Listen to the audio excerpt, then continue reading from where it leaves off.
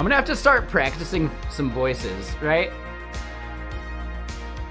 I could start reading some of the news in like Shaggy from Scooby-Doo. Like, hey there, zoinks, dude.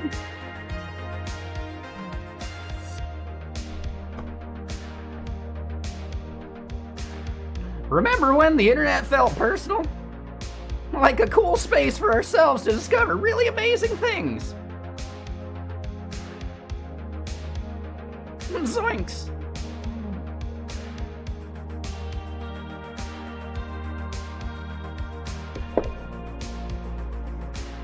So yeah, I'll have to start practicing.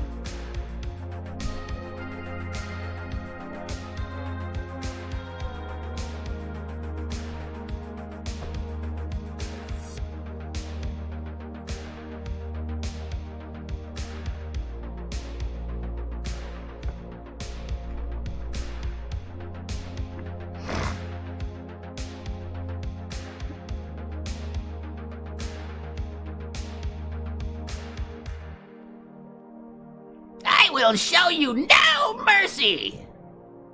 Is that a short joke?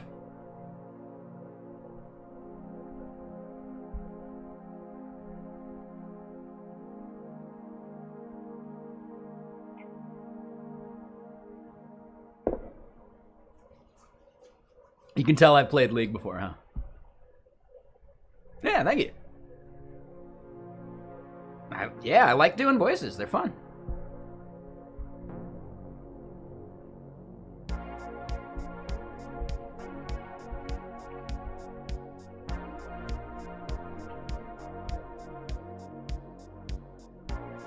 So, where did we leave off on Saturday? Yeah, to do, finish this function. When it's the biggest one, it's like the 80%. Oh, hold on.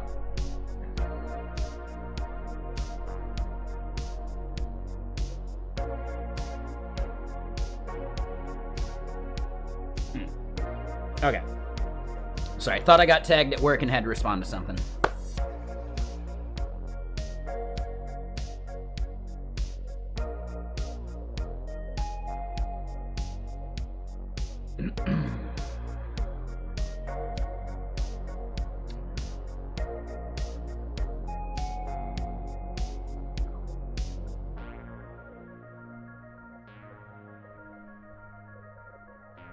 So we got our get, set, sync. Those are the main bit. Yeah, this part sucks. But I think it's just how we have to do it. Because there's no like polymorphic types or robust enums to save us. Right? In Rust, the enum situation here, or the enum situation in Rust, made our code just, I wouldn't say simpler, but it meant that we didn't need to have all of these other like groupings for these things, because we could just do a match on the type for it. But to do that type of like matching in Go would involve reflection, and you pretty much never want to use reflection in Go. Right? I'm sure there are edge cases to that statement.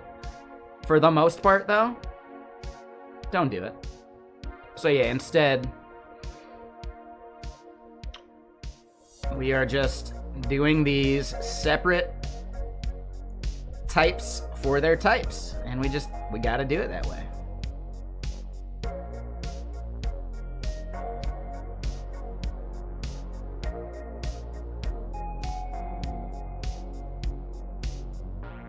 The first rule of reflection is that you are required to reflect on whether you need reflection.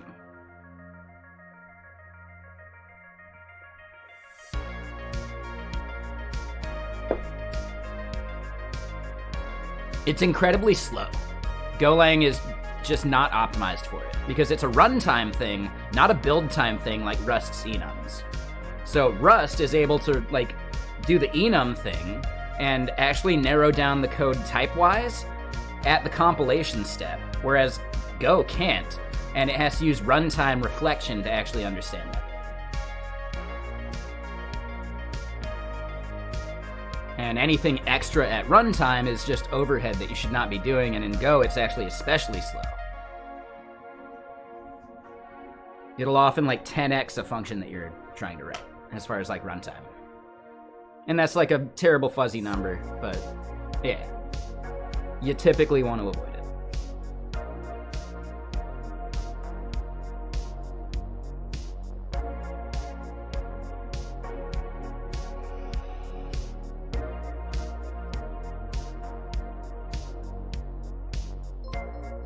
A funky pirate. You just blew my mind. Yeah, thank you for the follow. And hold on, we did all our shoutouts and everything, right? I'll do them again, because Luke's awesome. Anyone here who didn't come with the raid should probably make sure they're giving Luke a follow. Yeah, I remember we did that shoutout at least. We'll do the other two. Unless it tells me, hey, you can't do it too often. All right, yeah, there we go. So I was slacking. I think I forgot to do that shoutout earlier. So that's my bad. Sorry, Luke. And yeah, we were in the middle of our news crawl, and I totally forgot to ask him how the password salting was going. I haven't done any major APIs with Go for auth, or like in Go that needed auth. So yeah, what is like the recommended auth solution for doing password stuff in Go?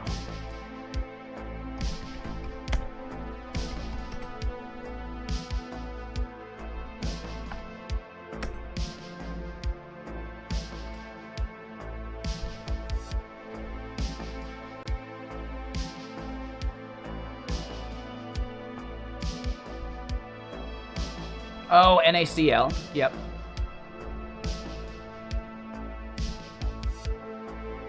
Okay.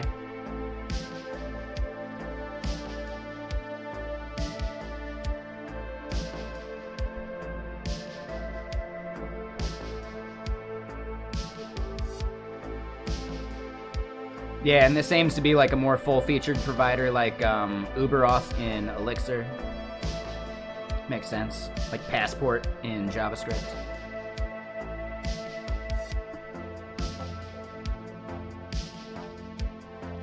I think it tries to do too much, though. Right? I'm not sure I want role-based access control fully rolled into my auth situation. I'd rather do that part separate, because they don't seem inherently tied together to me.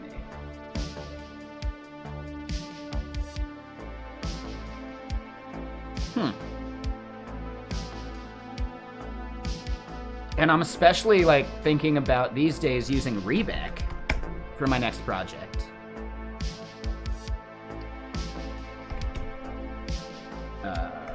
Right, so Reback versus RBack. Right, Reback is more about the relationship, whereas RBack is about the role. The most popular Reback solution is Zanzibar from Google, and there's open source versions of that. But I like the idea, because it's almost like rolling your own... What's the right term for it? It's almost like rolling your own policy engine, actually.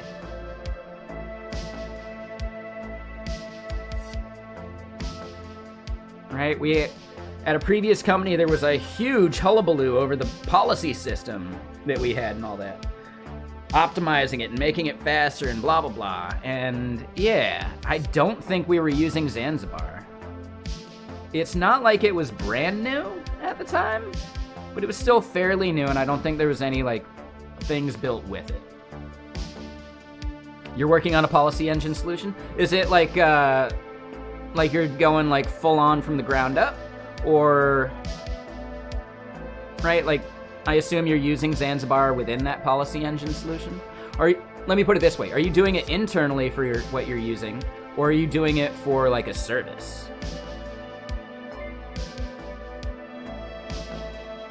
C17R just And a C17, Mr. Sir. So yeah, Funky Pirate, thank you for the follow. C17, thank you for that sub. 29 months, man. It's a long time.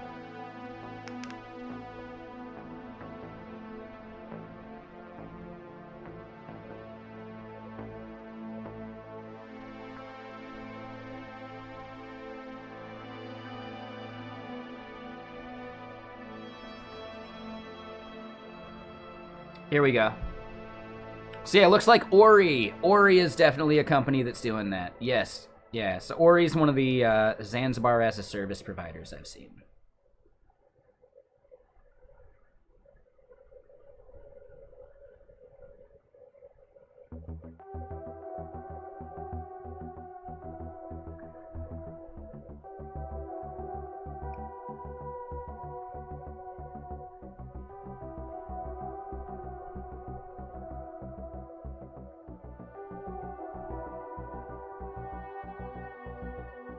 Got a new tattoo today? Okay. Nice. What's it a tattoo of? Ori's pretty good. Yeah, I've never used him before.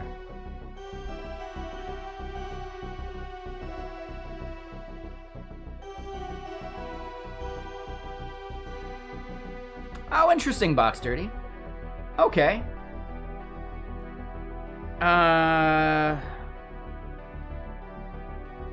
Did you guys evaluate... Fuck, I'm gonna forget which one of our tools does it. Polaris?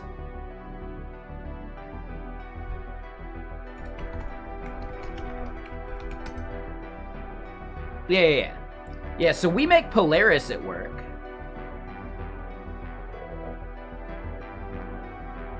Sorry, itchy ear.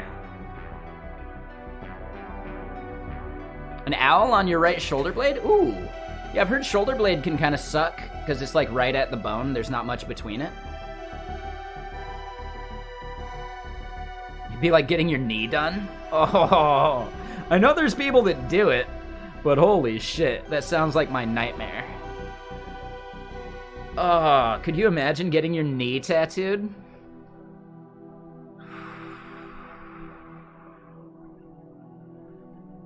It's not for me.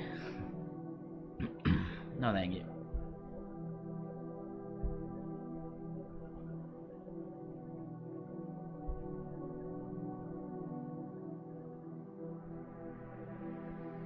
But yeah, I'm guessing Oppa, it's like, you know, the popular one, right? It's the big thing. I was just wondering if you guys even evaluated Polaris. And if you'd be willing to allow me to pass on any feedback you might have. Right? Not to say they need to change anything, but more just like, you know, what was within the decision process.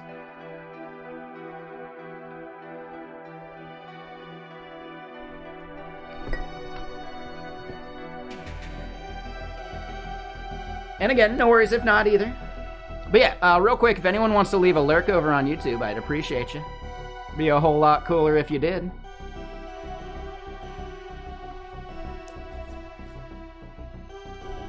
And yeah, you know what? Yeah, I stayed up late yesterday. I got a bunch of good work done. I'm having a whiskey.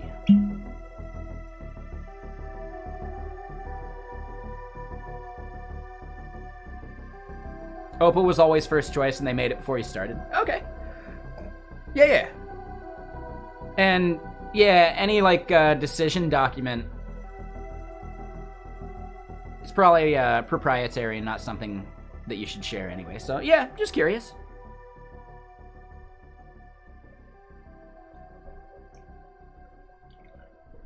If anyone would like to discuss that or chat or whatever, like if, you know, if you end up chatting with someone and it comes up, I could relay any feedback that they'd be willing to, you know, allow to be, like, relayed. So I still think our team would be stoked on, you know, that decision process and things like that.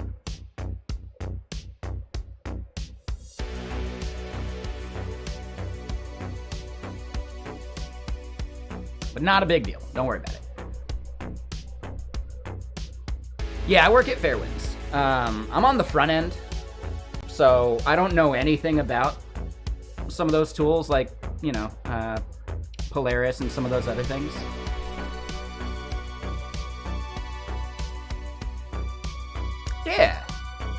Yeah, I mean, it goes for anyone that's doing any significant level of Kubernetes, etc. If you've looked at what we do, even if you're not using it, I could definitely pass along some feedback.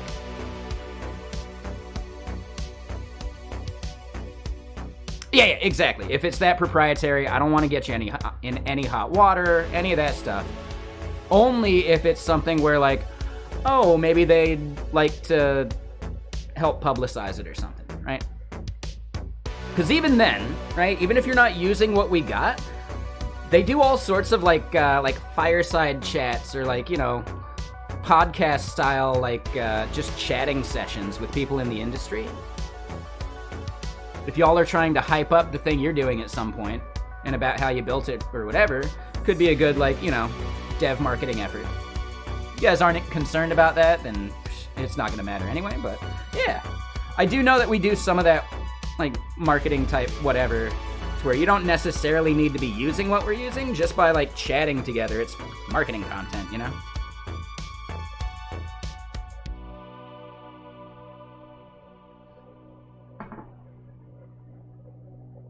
But yeah, I get it. No stress, no worries.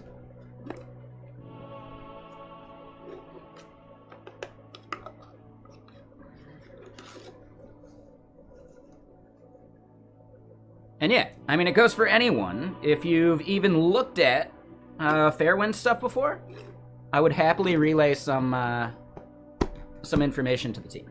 So, up to you. No big deal if not.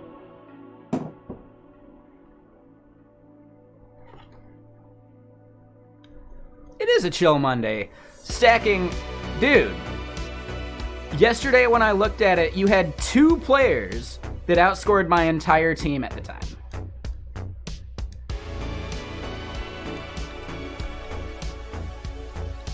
I'm sitting there happy that George Kittle got me more than 6 points for the first time. Meanwhile, you got 2 players that are like, fuck it, everyone take a break, we got this. So yeah, if y'all don't know, stacking is beating me massively in fantasy football this week. Yeah, I don't think I realized that Keenan Allen was on Miami as well. I thought it was just Tyreek.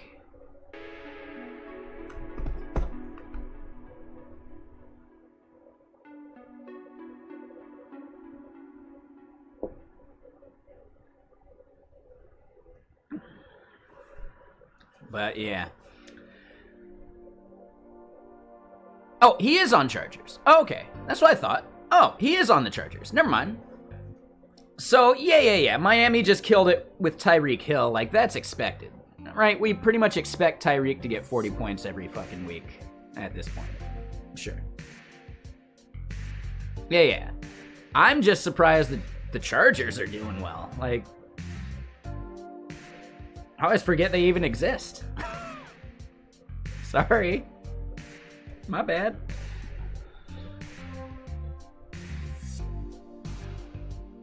I don't think I've ever met a Chargers fan.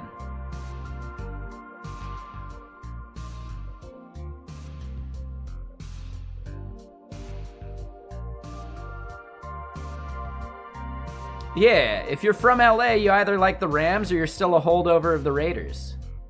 Even though they moved, you know?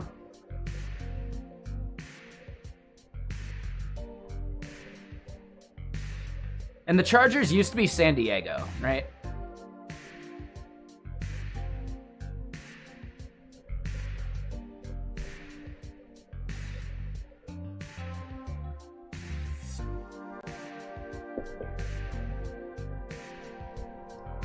And you might almost wonder, like, why does California get so many sports teams? Because 1 in 8 people in the US is Californian. That's how, like, populous that state is. It's fucking gnarly. 1 in 8 people in the US live in California.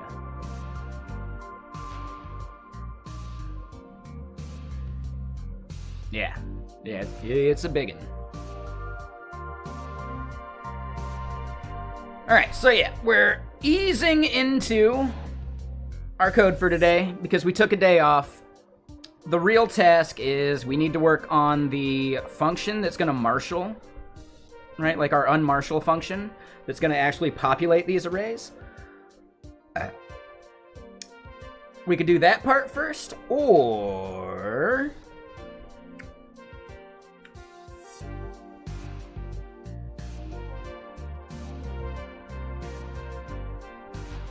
Oh, and you know what? That's why we had this group together as flags. Because this group is what gets actually destructured into that.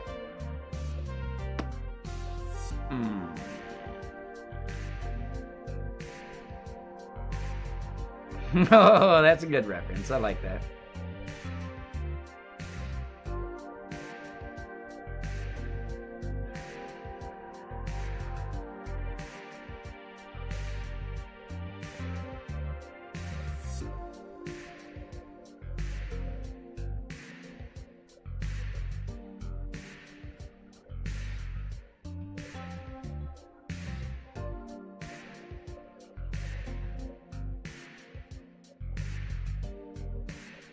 Yeah, I think all of these actually get embedded within a group.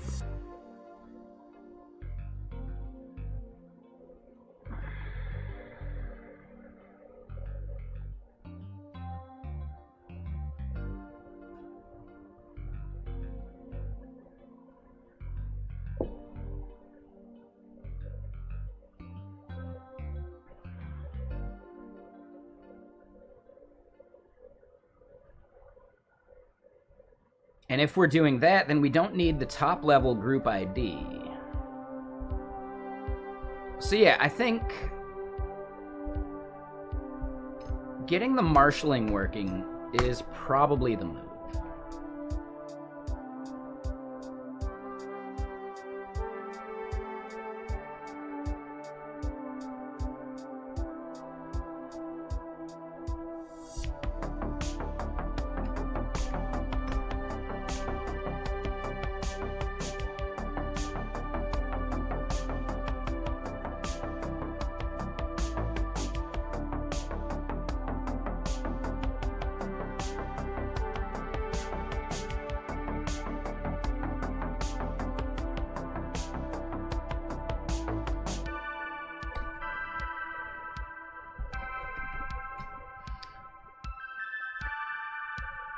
And you know what? Yeah, I think flags here goes away too.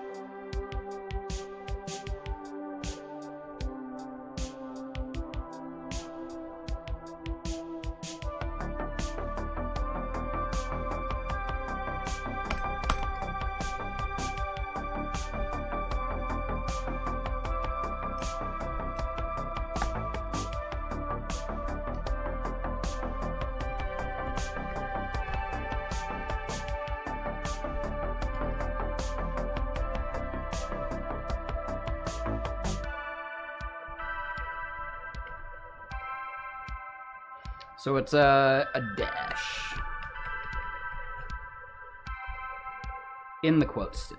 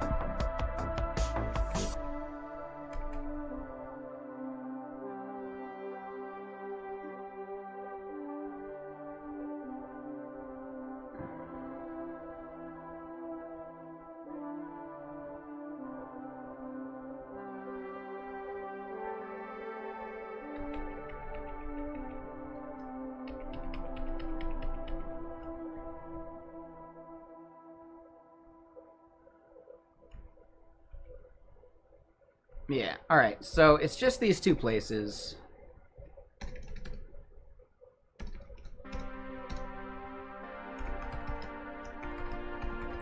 This is the fetched group.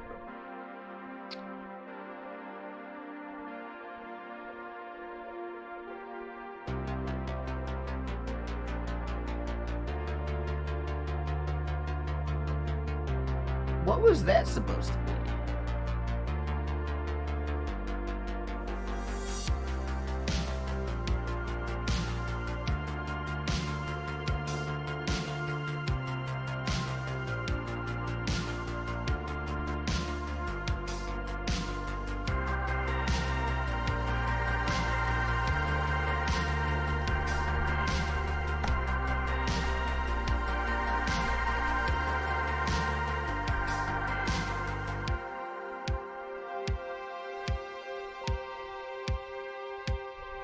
Hold on, let me go look at Json and Marshaling and go again. I think I've forgotten something.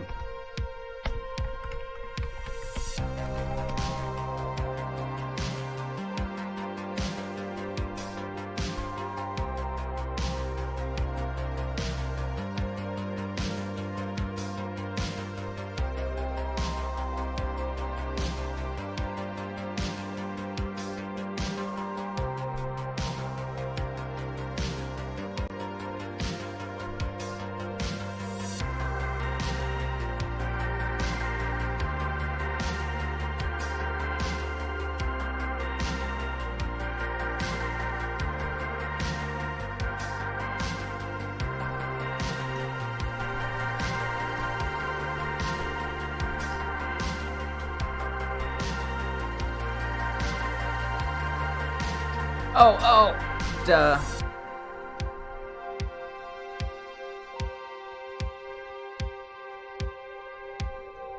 So, I did not create the var for that group.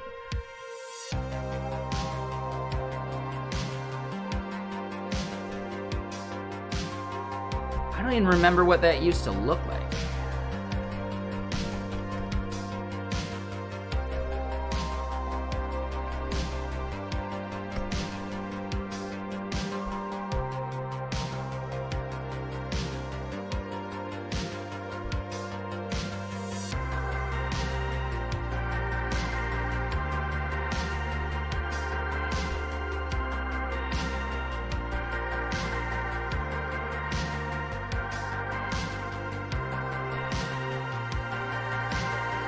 Oh, there it is.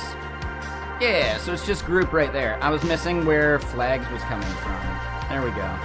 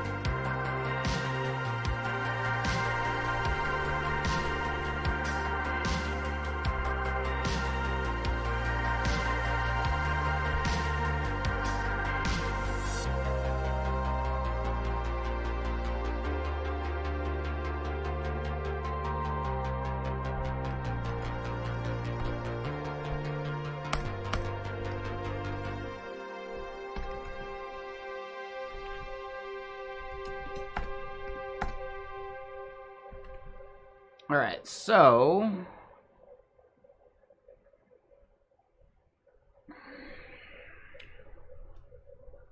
these all need to be capitalized.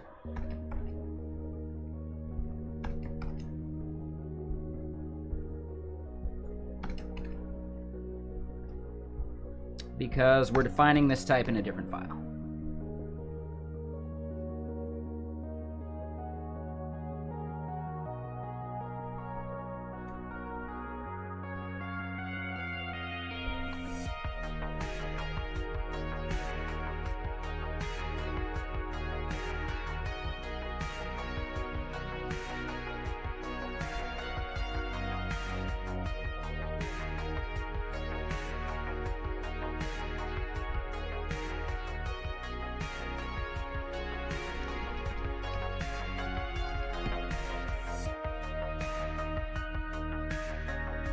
All right, so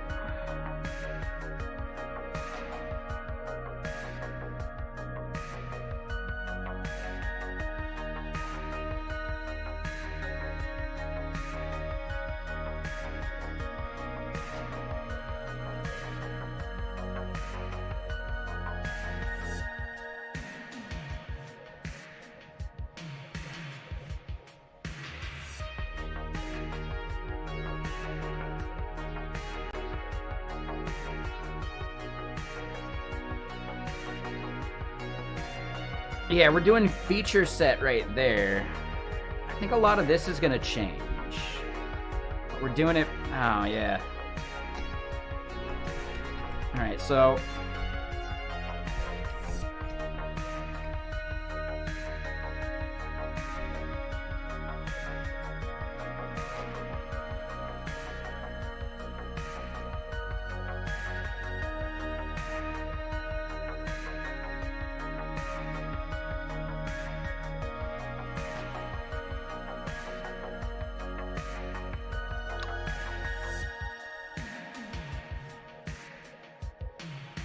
hold on, let me think about this.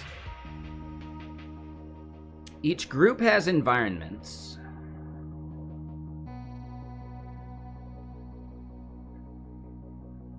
And each group has features.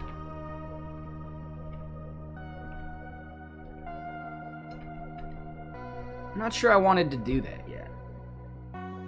Let me think about what we need to have happen inside of here.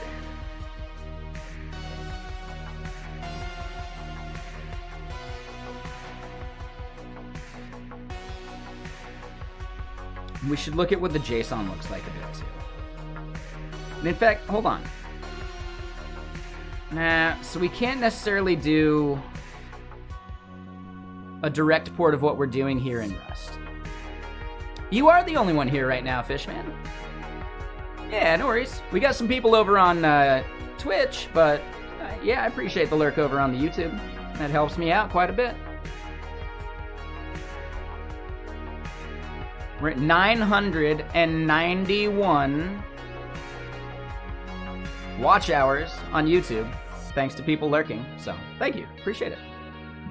Why wouldn't I notice you?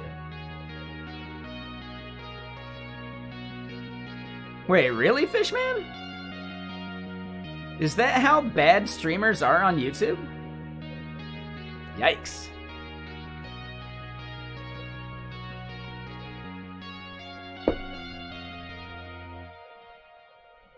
Interesting.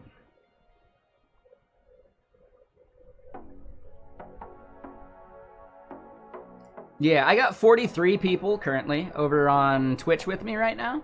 So, I'm kind of used to replying.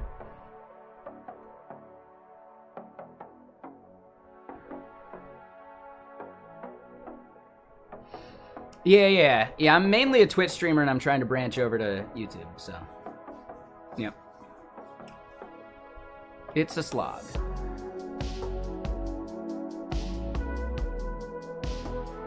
It's gonna take a bit, yeah.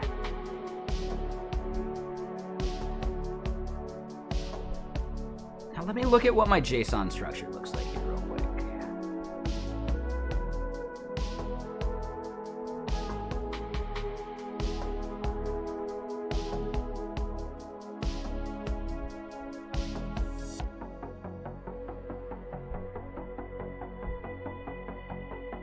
Yes, we end up getting features and environments.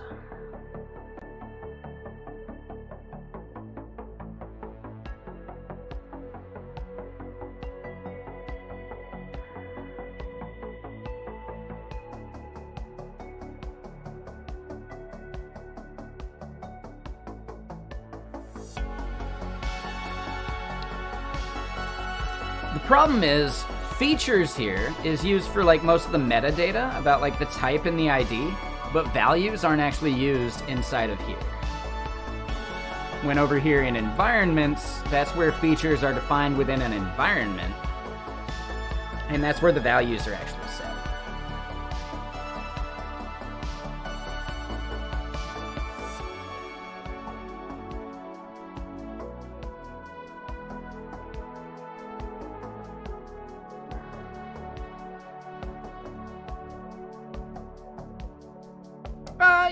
it's, you know, it's just code.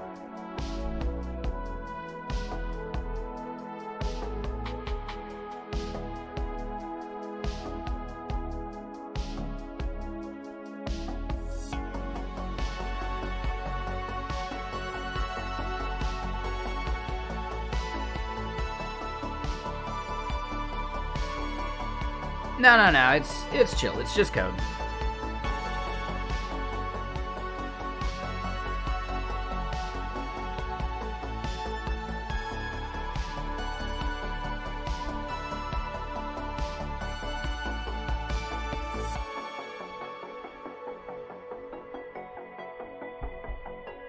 So we don't have feature sets because environment here is not an array.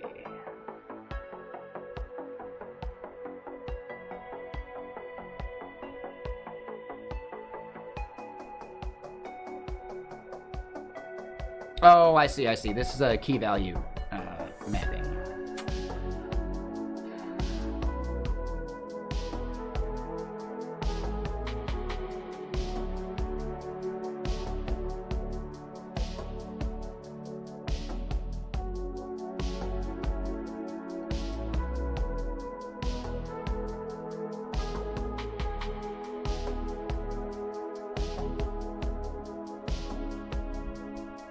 As we look at the ID, yeah, we've got feature ID there, but we end up needing environment ID too.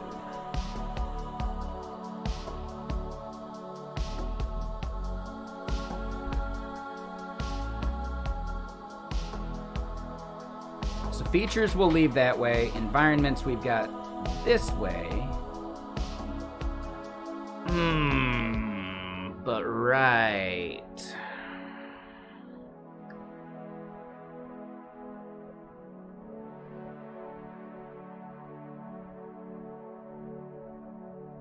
Take it easy, Fishman.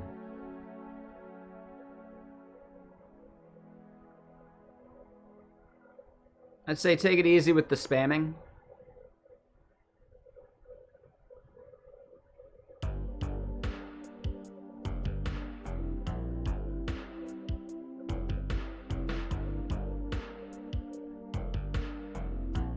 Yeah, take it easy with the spam. Thank you.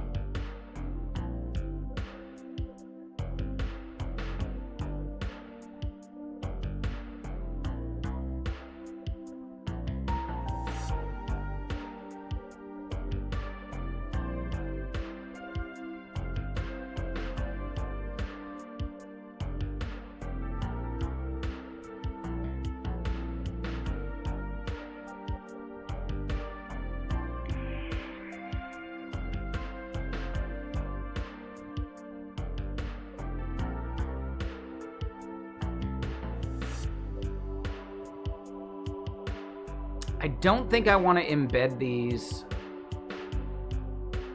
within the environment, right? It'll be part of the lookup. But I'm thinking this right here.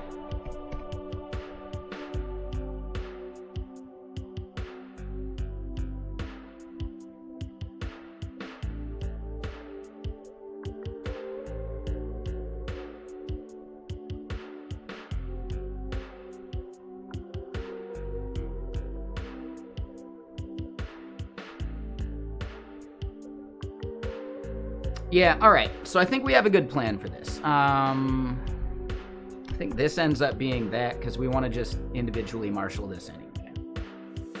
Let's go look at what's inside of an environment just to be sure.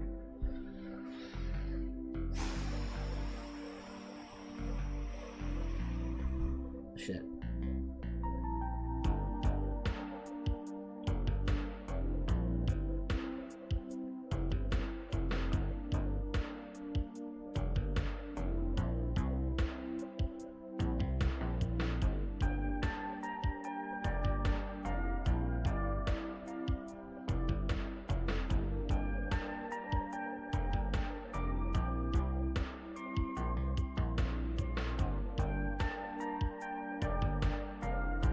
Here's the thing.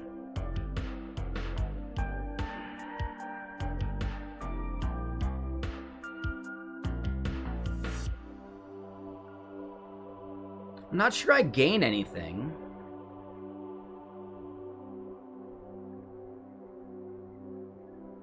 From moving features like this.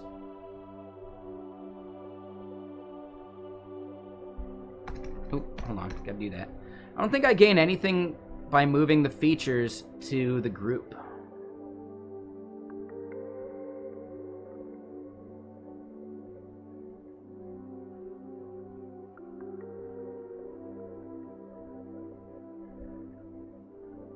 In which case, these are just environments.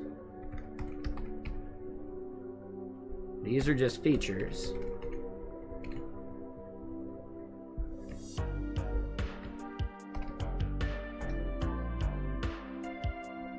And that now goes inside of an environment instead.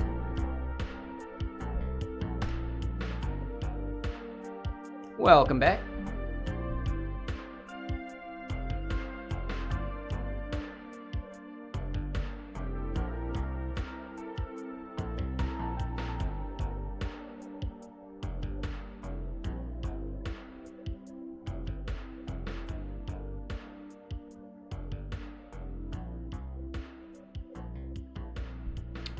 Yeah, okay. So at this point, this probably isn't even that necessary for the group, because we can actually just do it for the environment. And the rest is easy.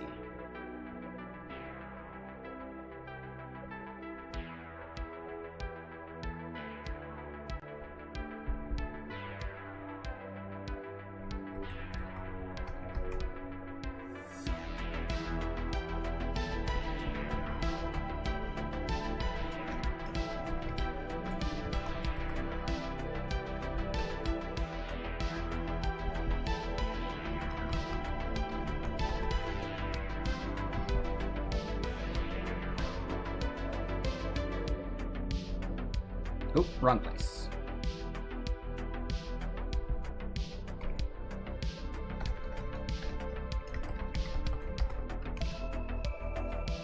And what's up, Jordy? How you doing, Mr. Sir?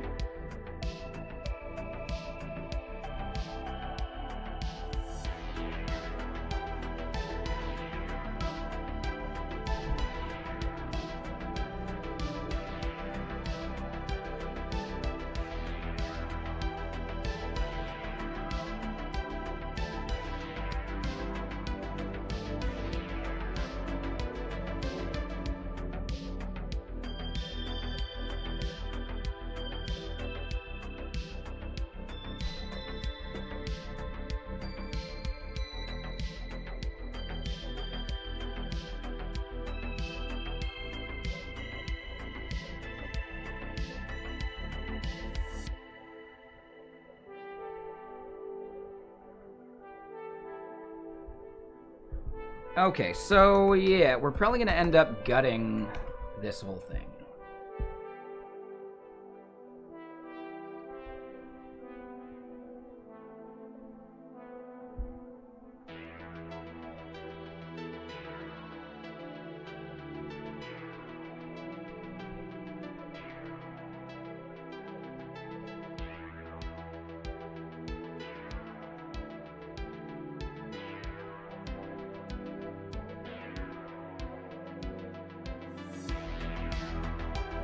Make a small raid?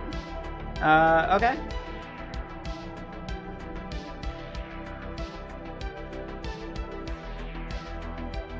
You don't have to do it. Yeah, I appreciate you just hanging out.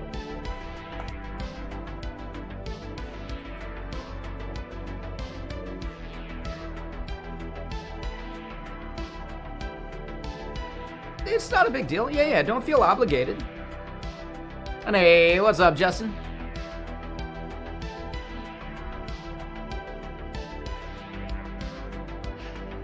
Justin, we know from Twitch.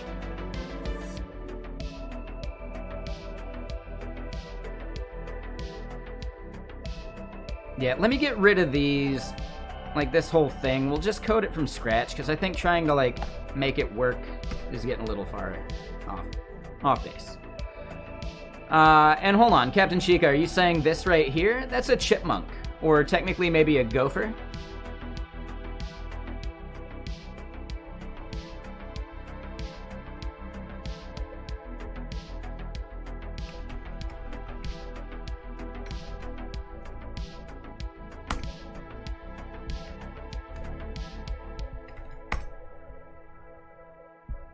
That's the extension that'll let you do it.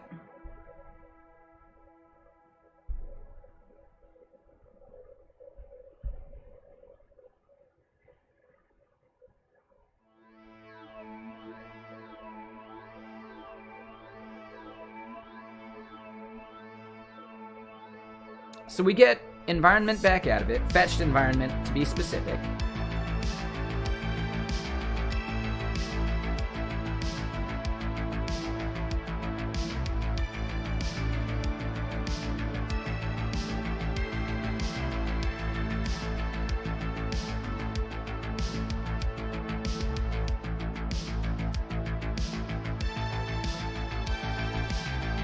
I'm not really sure I need fetched environment anymore.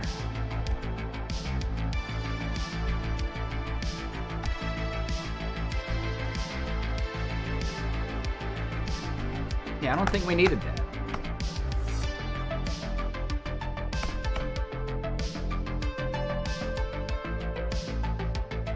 Thanks, Fishman. Cool.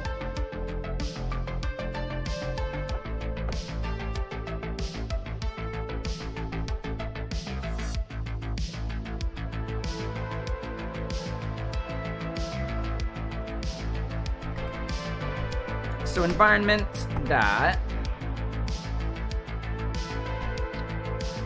features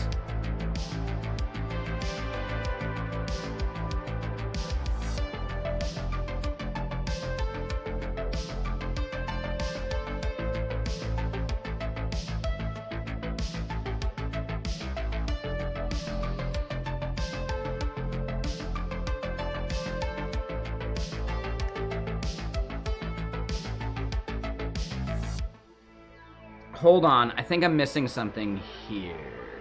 Right? Because I end up needing to save the raw bytes. Not the thing that we marshaled it into. Or unmarshaled, technically. Let me go look at what we got in our source code just to be sure.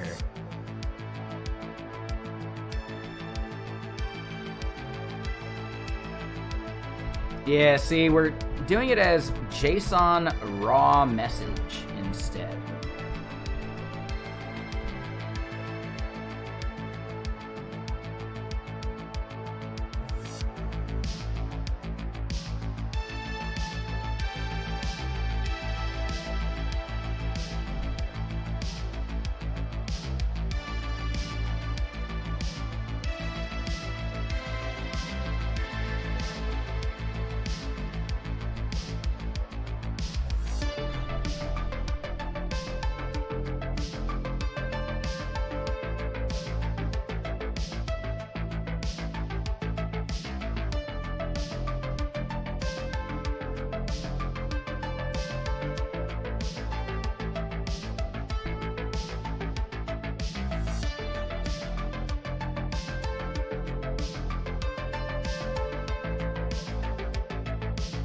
Yeah, Twitch chat shows on screen. Yeah.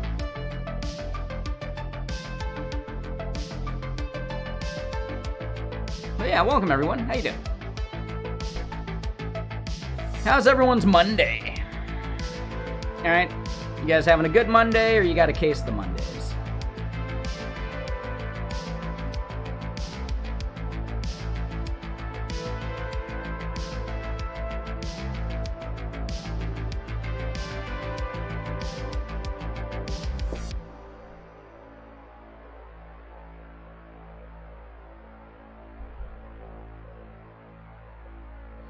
And that's how we want to do this. This is going to be the one that is that JSON raw message.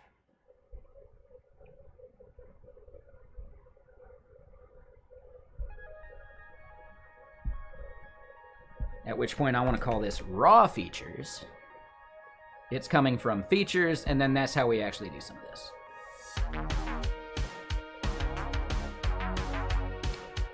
Decent Monday for Jordy. Currently doing an entire UI refactor on a mobile Unity project at work. Bit sticky, but peace and quiet doesn't go amiss. There you go. And is that because of the Unity stuff they pulled, like, you know, last couple weeks?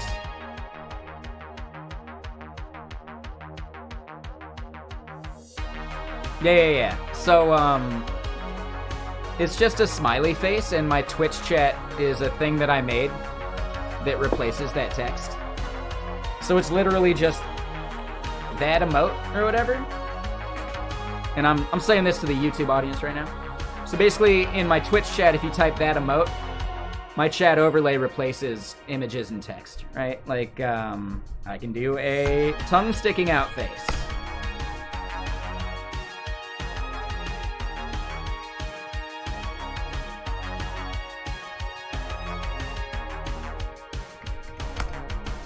Oh, see? So that's one of the original ones, right? And notice how, like, pixelated and gross Twitch's, like, standard emoji faces are? So yeah, that's one of the things where you can just have some better branding with Stream Pairing.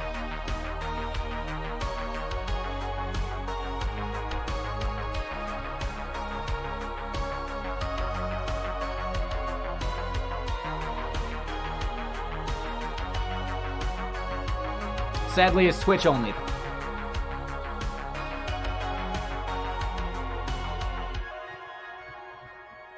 Thank you, Zivro.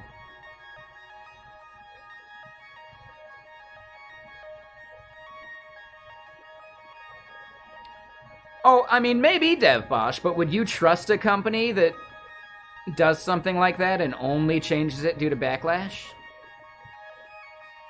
Would you actually trust a company like that? I wouldn't.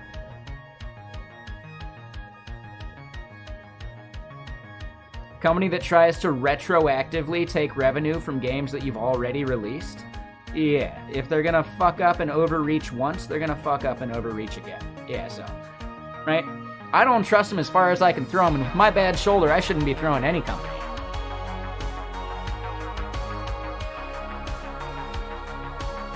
Yeah, Norwich Fish, man. Yeah, I swear. I think it's okay on YouTube. Sorry. Yeah, my bad.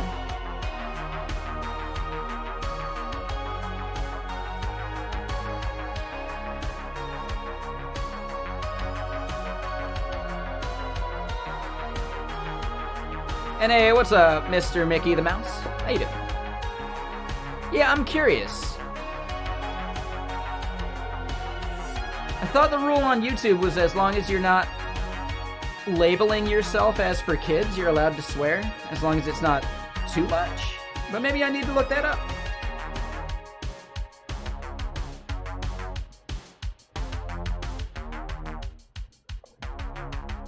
Yeah, I'd have to double check that.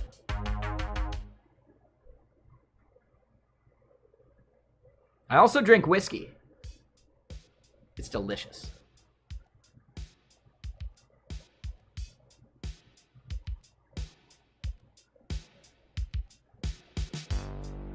Oh, of course, Zibro. Yeah, that's actually a really suspect bit.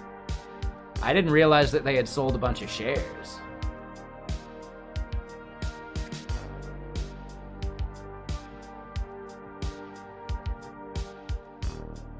Think they did it so they could pump and dump real quick, like an opposite pump and dump? Meaning they sell early, let it tank a bit, and then buy back a bunch of shares? Were they planning a stock buyback?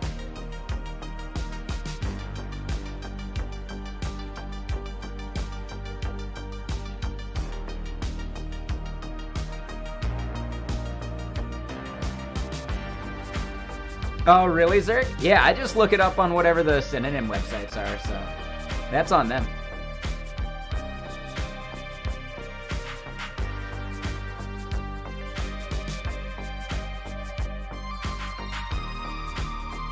Yeah, so Box Dirty, it might be considered insider trading if you can actually find evidence of collusion.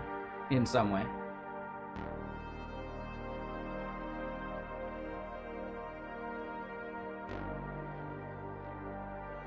But that's a hard thing to prove.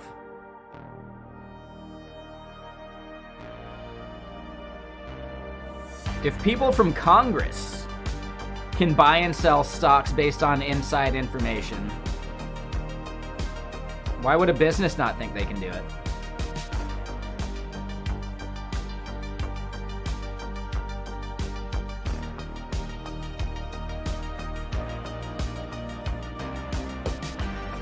Right? If you see Congress doing it, why would you feel worried about doing it as a business?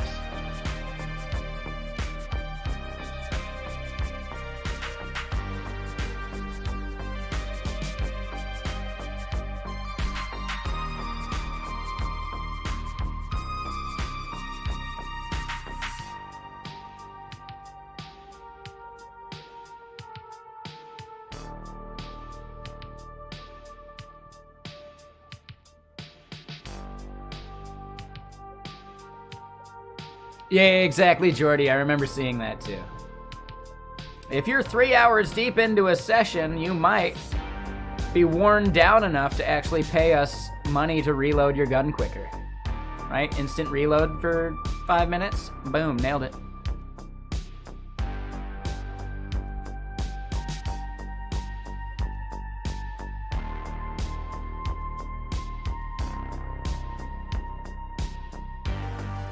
The font is Dorama Sands.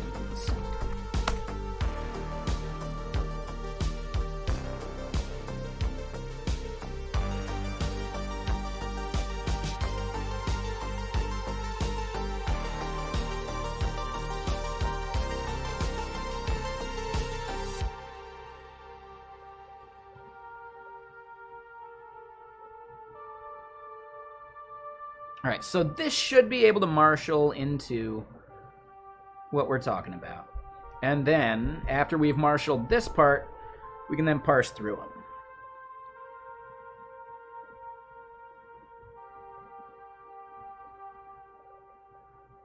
Yeah, so this is the way we want to do this part. So yeah, environment.raw features, we want to do a, what is it? For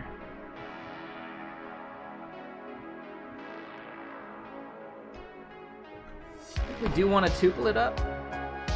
Environment ID raw environment.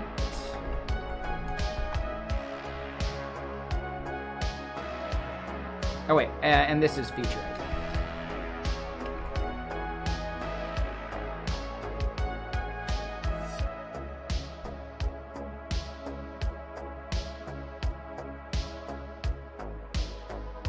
Oh, I didn't delete any Morse code message, but it just didn't show through, Fishman, so yeah, I don't know, man.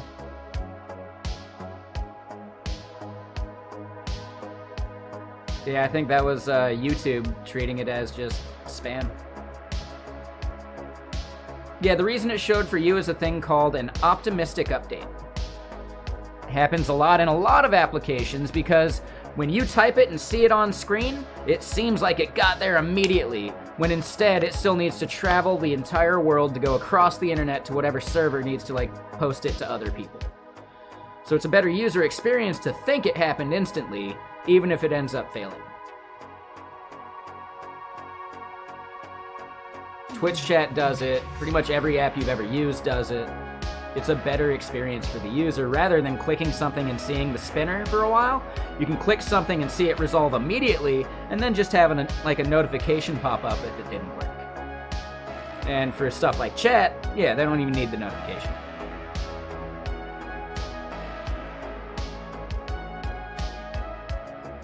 Yeah, Fishman, I think it's still gonna be caught as spam.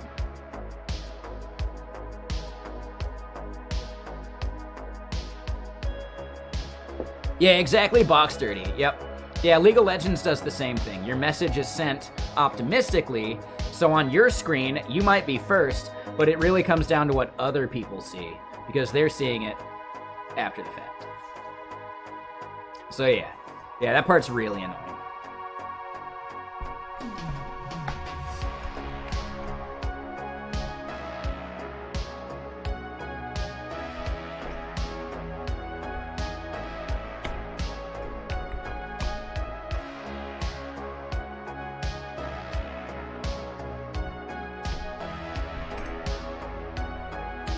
And I think I'm forgetting for loop syntax.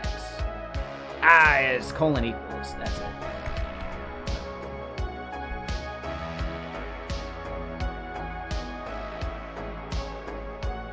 Yeah, so Fishman, YouTube considers it spam. Sorry.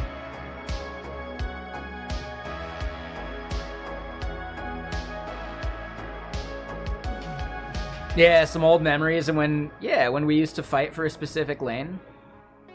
That's only in blind pick, and people still do it. But, yeah, for the most part, you just go to draft pick as quick as possible, so you don't have to deal with that. It's better to get auto-filled into a lane rather than have to, like, fight someone and have them throw the game because they don't know how time works, you know? They have no concept of latency. Like, you know, stuff like that.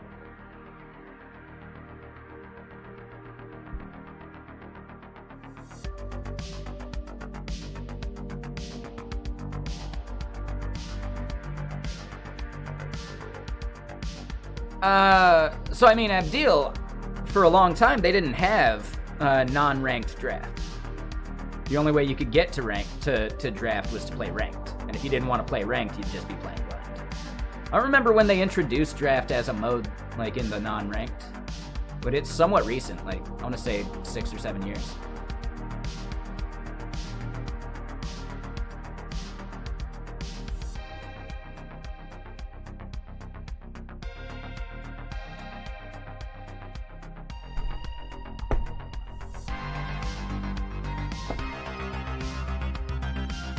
And yeah, as a support player, no one's ever fighting you for the role, huh? That's a good point.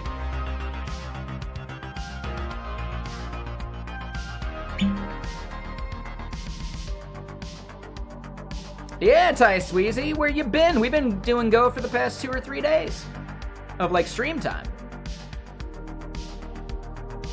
Where have you been?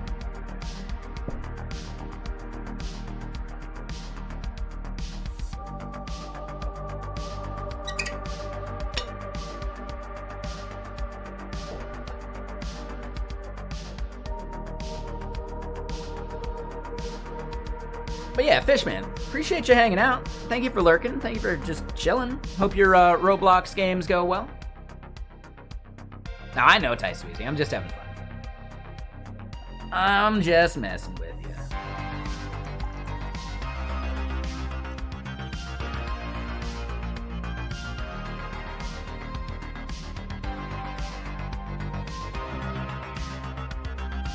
Yeah, thanks. So, Fishman, do you do any programming? Because if you enjoy playing Roblox, it might be fun to get into trying to, like, make Roblox games. I know there's some good streams that do that stuff. Might be worth watching those streams.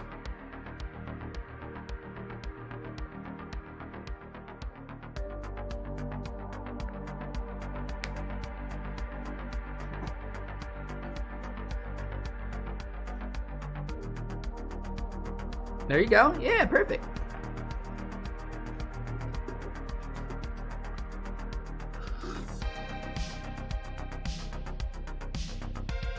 So yeah, that's one way to get into programming. There's some other ways too. If you want to get into like web stuff, some of the kind of stuff that we're kind of dealing with, not necessarily the main stuff of what we're doing today, but the the core thing of what we do here on stream, I would recommend Free Code Camp. It's pretty chill. Yeah, 1 second. Let me give you the link. Yeah, if you want to learn web dev stuff, that's a great place to do it. They'll start you out on HTML and CSS, which is nice because it's something you can do right in your browser. You see it right on your screen. And then they take you into like JavaScript and Python for like programming. It's pretty fun.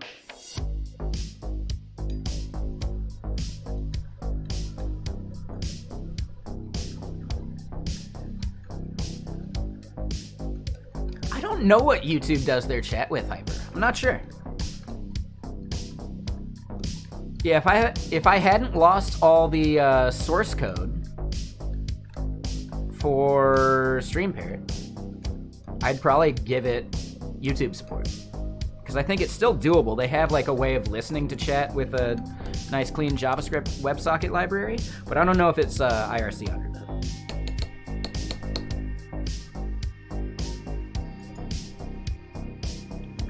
It'd be crazy to re-implement your own version of IRC, you know? Why? Why not just use IRC?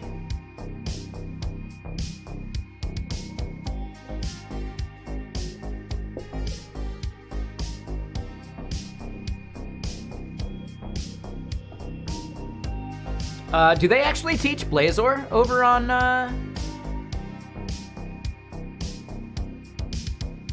Free Code Camp? Maybe they do on their YouTube? I don't remember seeing it on their website, though. I guess I haven't scrolled for a bit.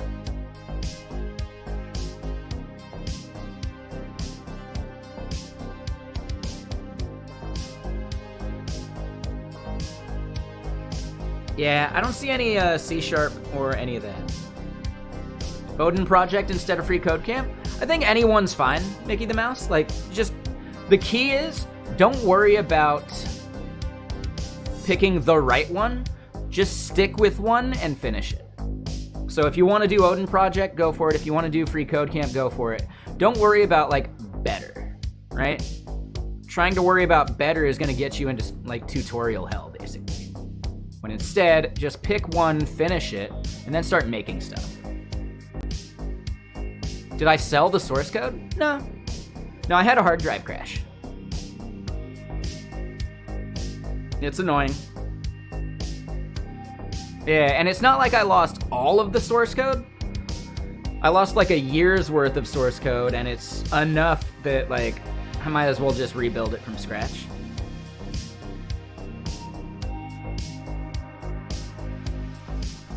Especially because I'd want to make it, like, serverless instead. Just for hosting cost reasons.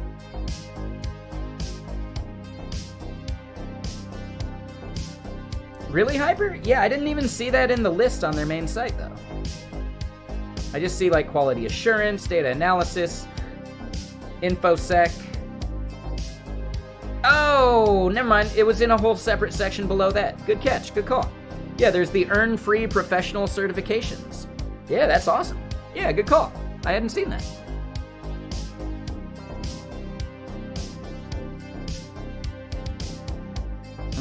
Yeah, Manny, it's pretty gnarly. It's kind of a bummer.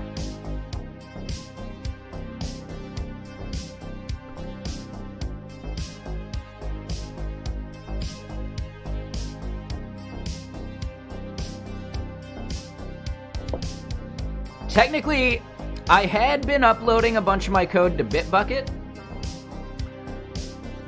but around the time my hard drive crashed, Bitbucket also had their major outage with Jira. And I feel like they might have, like, lost a bunch of my code. Because I could have sworn that I had updated more recently. Yeah. So, again, redundancy.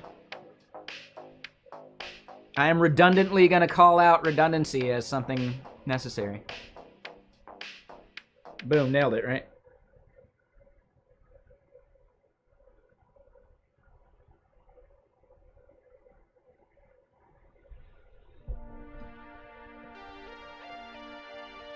Ooh, yeah. I'll probably go back and make battle boats again, too. Like, no problem. Battle boats will be an easy one to make. I think I'd end up going for, like, a web-focused version instead of, like, caring about only mobile. Which sounds easy enough to me. Like, I'd probably still do it with React Native. But I'd want to do some of, like, the modern, like, full-stacky, like, React Native stuff they got.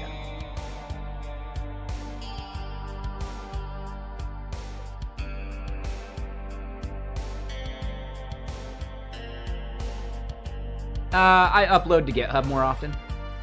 I'd like to create a site that mirrors my GitHub stuff to other providers.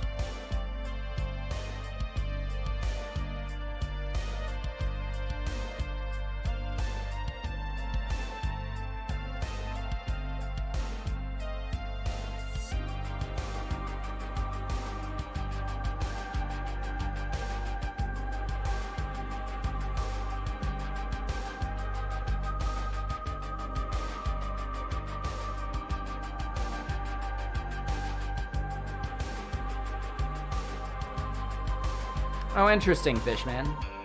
Yeah, that sounds shady. That's a bummer.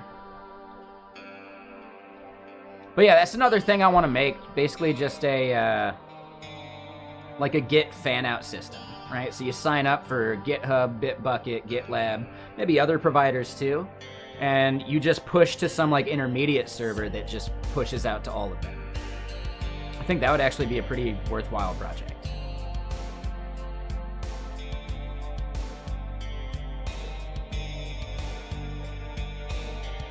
When I interviewed for EdgeDB, that was one of the things that I mentioned would be kind of a fun project to use, or to use EdgeDB for. But considering they ghosted me, I'll use PlanetScale.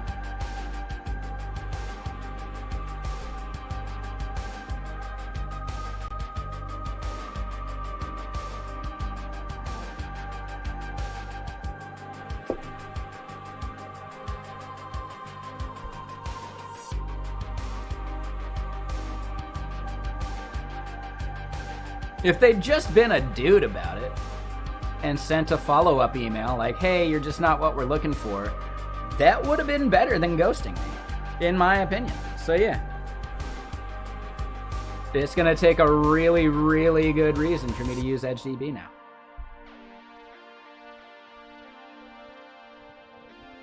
I plan it ahead on that one. Yeah.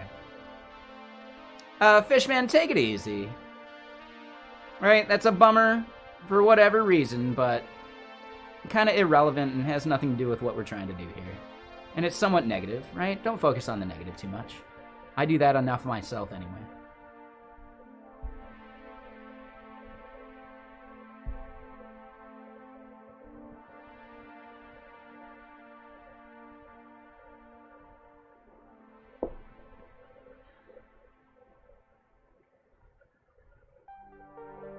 All right, so let's make this happen. All right, so we're gonna get the raw feature. It's just a byte array. We haven't gone through and marshaled that part yet, so we need to marshal it here.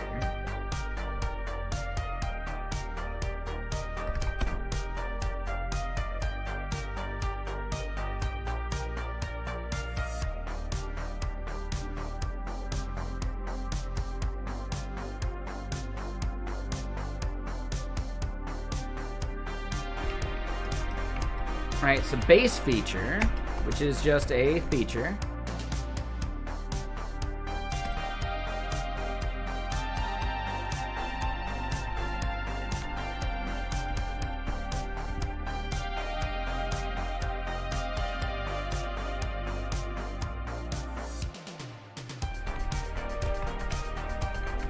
So json.unmarshal.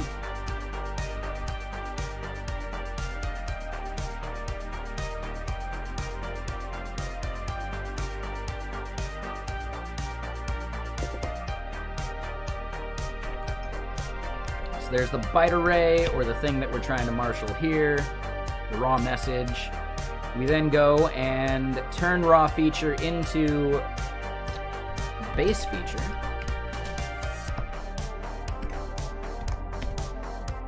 If error does not equal nil,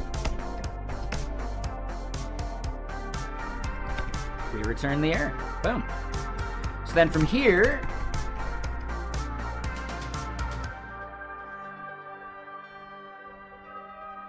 and yeah, Fishman, right? Appreciate you. Not trying to drive you away, just trying to point out, you know, some of that stuff's not important. It's their game. They can ban who they want from it. It's fine. But instead, you know, find another game. Make your own. Totally fine. I was just pointing out that you were getting a bit negative with your story there.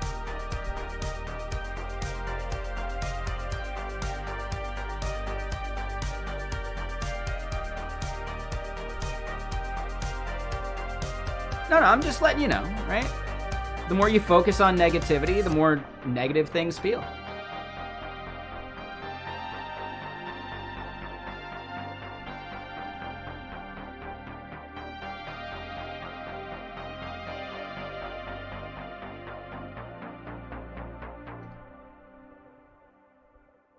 No, so many, I have YouTube going as well.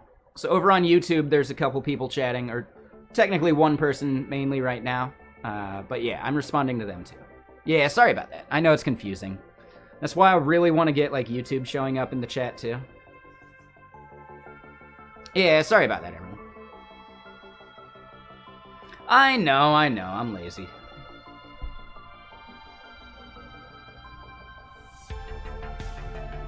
And yeah, what's up, Productivity for Programmers? Also on the YouTube.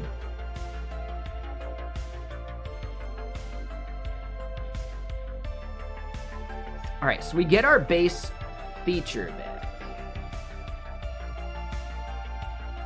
All we need to do is start putting these things into their proper array. Or technically map.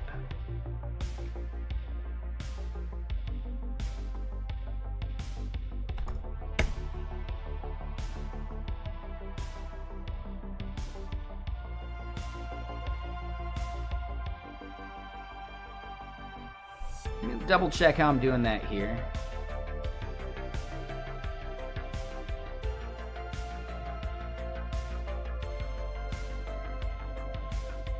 Yeah, we're checking for nil.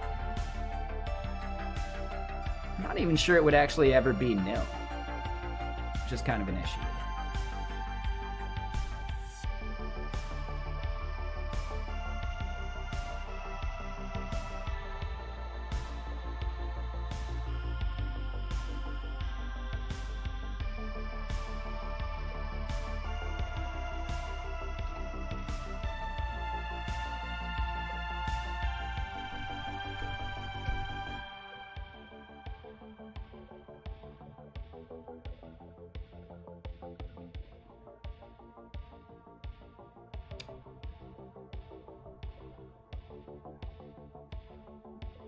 Yes, this is going to be a switch based upon base feature dot feature type.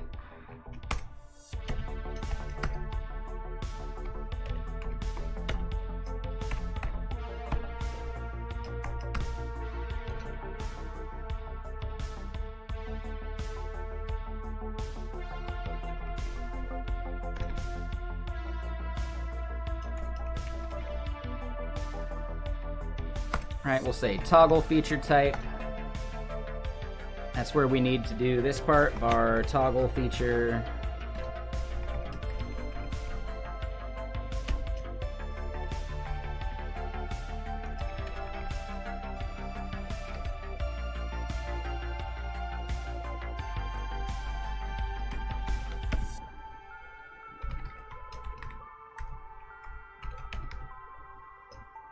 Right, so we'll do a JSON on Marshall. This is going to be on raw feature still.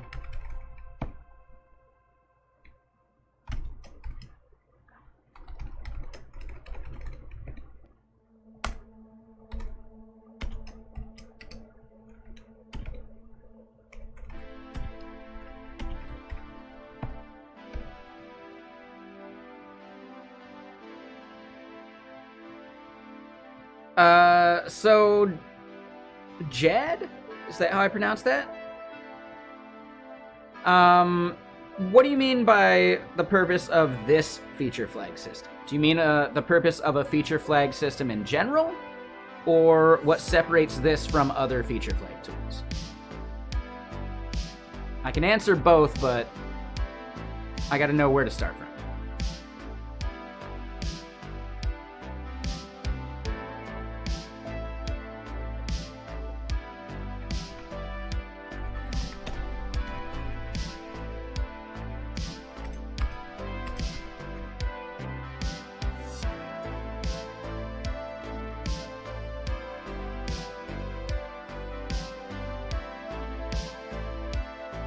You don't know how to pronounce it either? That's fine.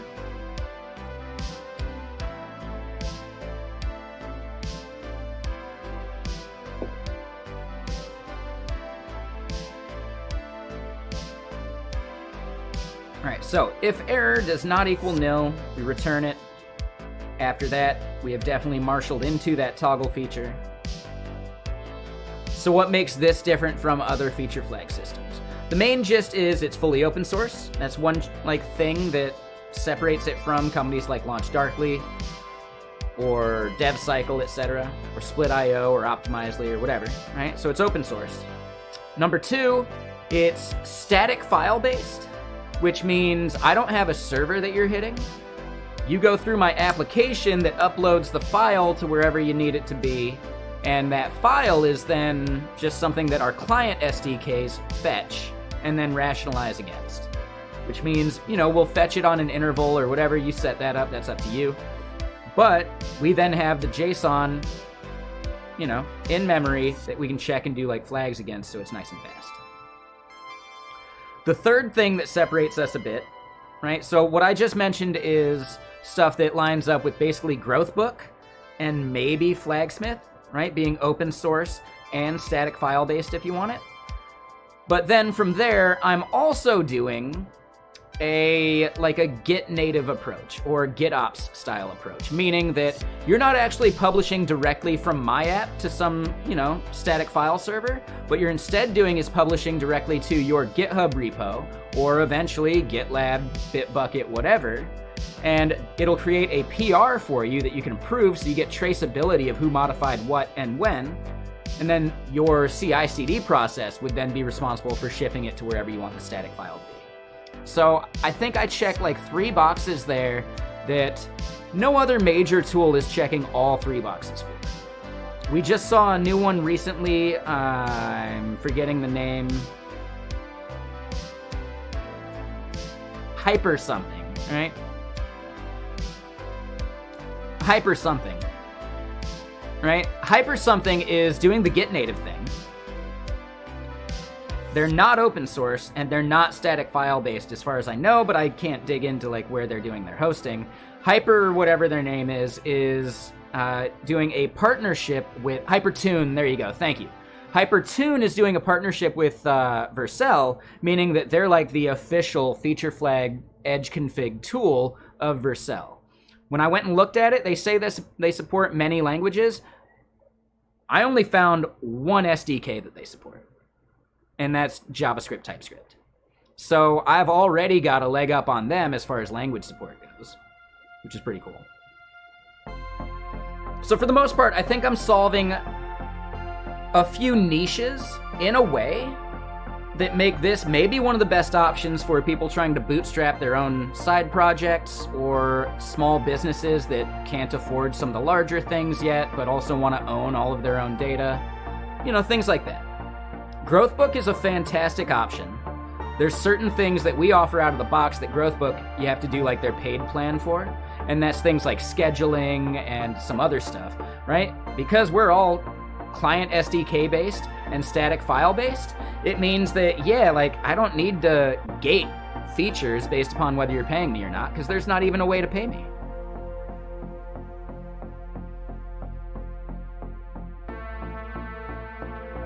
Ooh, so Darren, that is how Hypertune does their type safety. They're doing GraphQL, which is kind of like how you get your schema, and once you have that schema somewhere, you can use it within your code to get that full type safety. I'm doing it JSON-based, which I think is more portable from language to language, which then means that all I need to do is maybe have like a CLI tool to fetch the feature flags and generate enums or consts for someone to use. So yeah, I think still there's like a niche that I'm solving that Hypertune's not doing. Do they need multi-language SDKs? If they want to actually target anybody outside of the Vercel ecosystem, yeah. Yeah. Just because they partnered with Vercel doesn't mean that they can only serve Vercel now. So if they want to serve other wider-ranging consumers, they absolutely need more than one language SDK.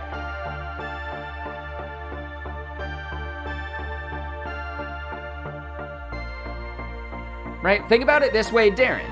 The SDK is there to give you auto-completion on, like, the IDs or the names of flags that you want to check and things like that. It's not even just like the type safety within your language SDK. It's about type safety within the schema that you've generated, because all of that stuff is like dynamic. So as an example, right, if we go look at the schema I've generated, these IDs are pretty much forever, but you can rename it whatever you want. But you could use either one to do the lookup.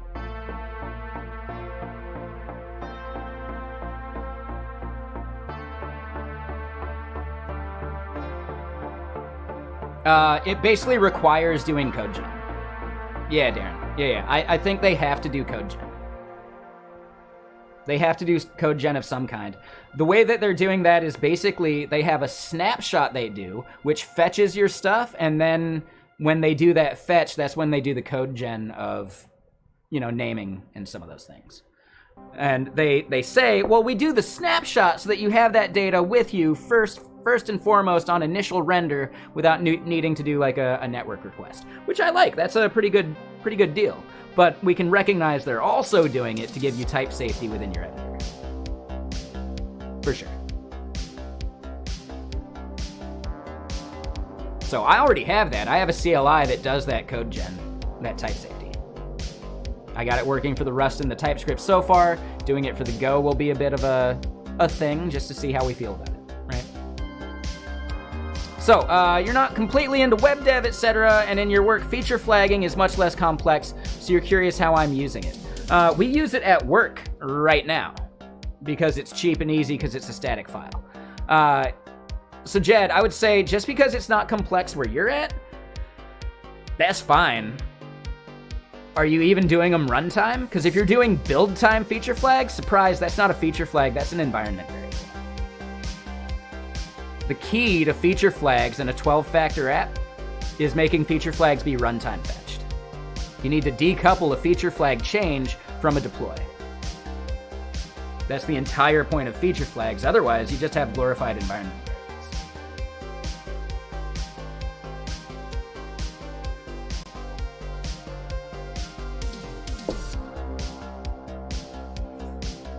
Maybe Fishman. I don't stream to YouTube, and I don't know. I got too many other games I'm playing already.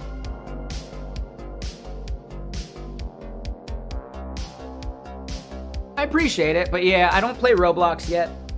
Probably not going to get started for a while. I got too many other games to play. I got a group of friends I'm playing Baldur's Gate 3 with. I got to finish Starfield first.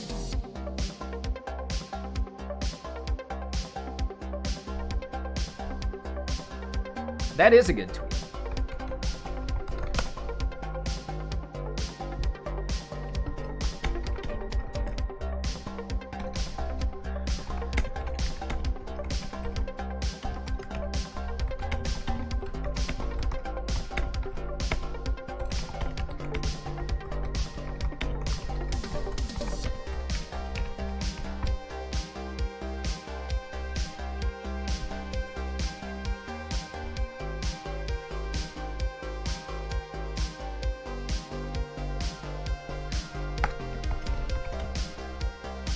Yeah, I'm gonna rephrase.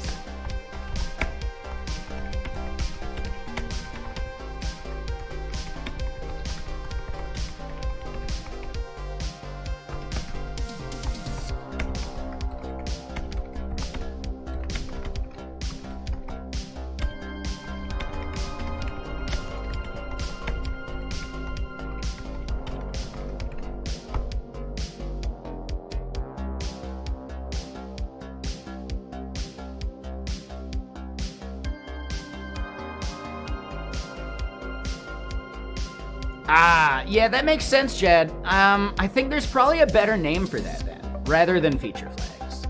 I feel like that's almost more like blue-green deployment type stuff.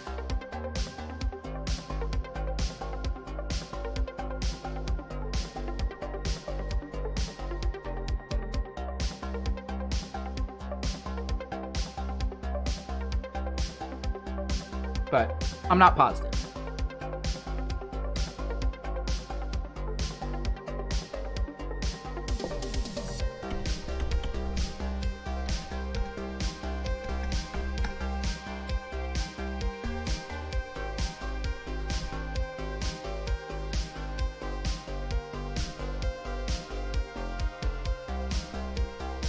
Yeah, that's a good tweet. Yeah, thank you.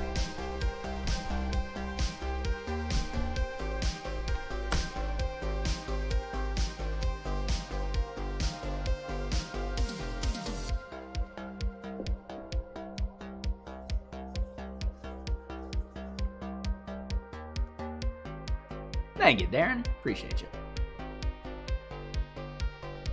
The inspiration for that tweet. Thank you, Mr. Sir. Oh, wait. And I remember what?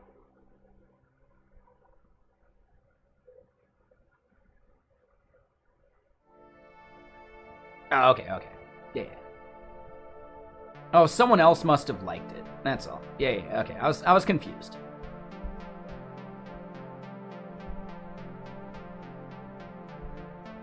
But yeah, good call. Yeah, that was a good tweet. I got Darren, my tweet consultant.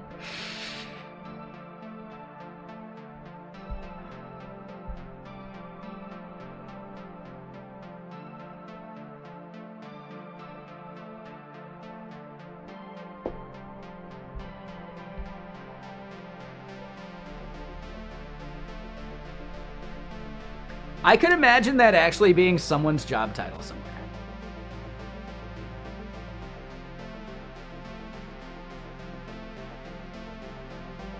What's up, Fishman? Did you mean to type that over into your game? Hey, Fishman, I think your chat's in the wrong place. I think your, text is not where you expected it to be.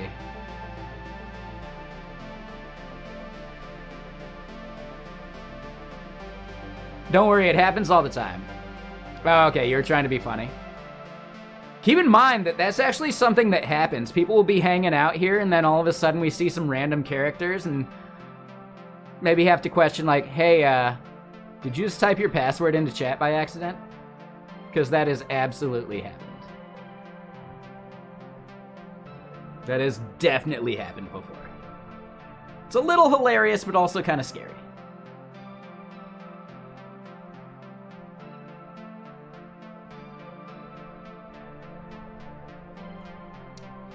Ooh, Hyper. I've definitely seen that happen. It's something you hit by accident with a key, like a key combination. Because I think it's meant for right to left language speakers.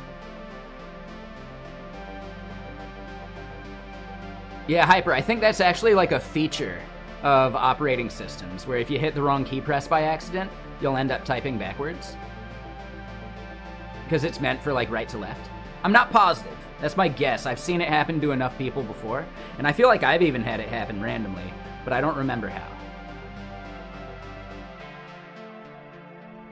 Yeah, no worries, Fishman. Real quick, I gotta use the restroom. So I'll be right back. I'll see y'all in a second. And yeah, we're gonna continue hacking out these, this unmarshaling function. Once we have the unmarshaling function done, then it'll make a lot more sense for us to do the should function to actually look things up. So, BRB, I'll see you in a sec. I gotta use the restroom.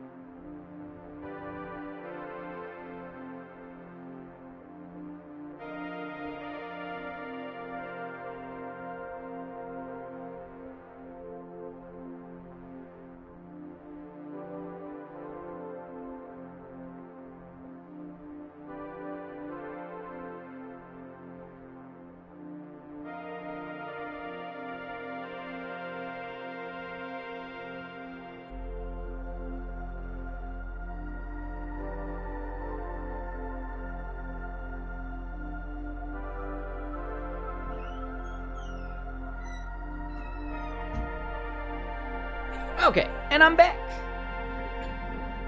Oh, yeah. All right. Let's pour another beverage.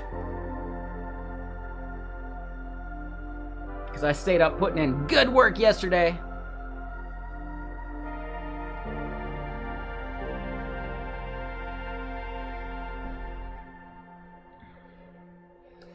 The drink is just the whiskey lemonade. I am running low on lemonade mix, though, which means it's probably just going to be whiskey and water here, I think after this one, which is kind of a bummer. Water? Like from the toilet? Yep.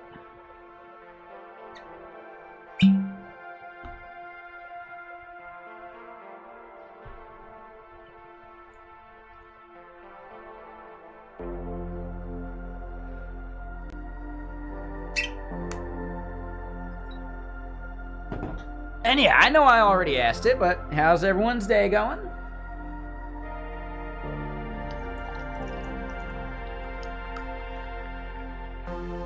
Hopefully most of y'all are having a better fantasy football weekend than I. I'm getting destroyed. I'm not even looking at the score anymore. It's just not worth it.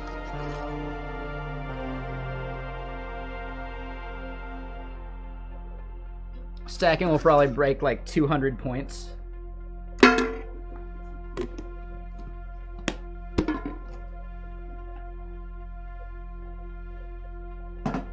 Shandy beer? No, I don't think I've never had it. I'm also not much of a beer drinker. If I was gonna drink some beer, it would probably just be like an IPA. Good thing you're not doing fantasy. I mean, if you'd showed up, you could have joined our league, man. That would have been fun. Oh, I don't even think you believe that, Hyper. I don't even think you believe that one. Oh, yeah, Ty Sweezy, like next year. We already started the league and, you know, draft and all that happened. But next year, yeah, just show up like a month earlier.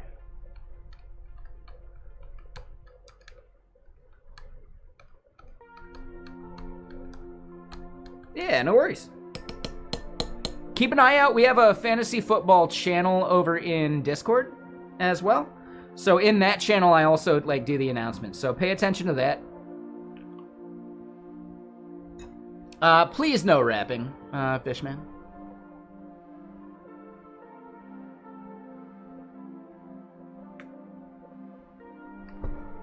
I don't mind hip-hop, but I don't need people freestyling in my chat. Unless you're quoting Scary Movie 3. I be rapping, I be rapping, I be capping, I be happening. Wing, bing, ding. Ugh. Bug, shug, wug. It's from a movie, Scary Movie 3, and yes, I remember movie quotes, like, really, really well.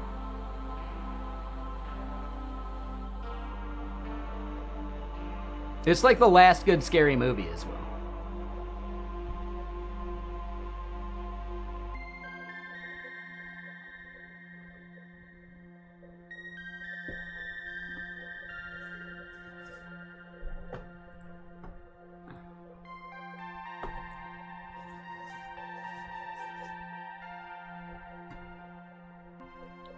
My favorite part of that whole movie in Scary Movie 3, I think, is the part where Big Pun is doing... Yeah, it's the one based off Signs, but also has, like, the 8 Mile reference. So Big Pun is rapping against Simon Rex's character, who was Dirt Nasty, if you don't remember that. Ooh, I think it's tough there, Gibson. They're totally different films. Right? But yeah, there's the part where, like, Big Pun is rapping against George or whatever, you know, like the 8 Mile like spoof part, and basically Big Pun's like, I'll kill you quicker than I died in Empire, which was a movie Big Pun was in. Yeah, they toss him out the window. All right, that's it. Last time I rapped. Yeah, it was good. It's like a theme, though. He gets tossed out of all sorts of shit, and he's like instantly back up and running. Like, yeah, it's a great film, actually. So, Lord Acid, I think the main thing is that they're just completely different films, right? Scary Movie 2 is the Wayans brothers still, right? And then Scary Movie 3 is when they basically sold the rights to, like, the Zucker brothers. And if you don't remember who or know who the Zucker brothers are, they were the guys that made Airplane, you know? They were the main guys behind Kentucky Fried Movie and Amazon Women on the Moon, right? So it's like just a totally different, like, vibe.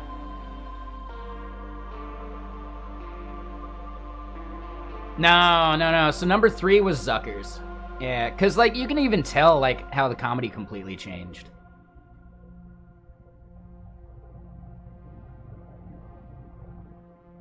Mm-hmm.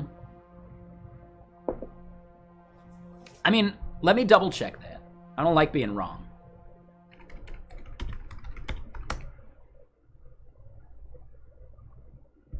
I don't like being wrong.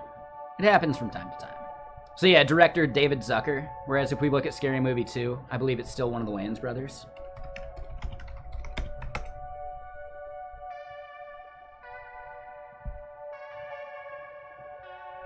Yeah, Keenan. Yep. So yeah, just like totally different, right? The writers of Scary Movie 2 were, you know, the main Wayans brothers.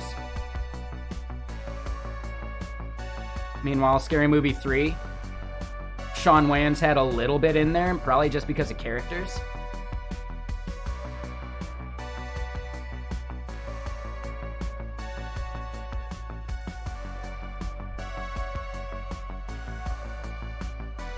Yeah, I think no matter what, Shawn Wayans would get writing credit for Cindy's character because she's from the previous 2 films.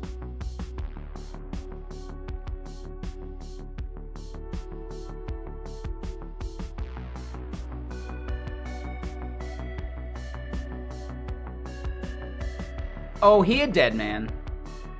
Yeah.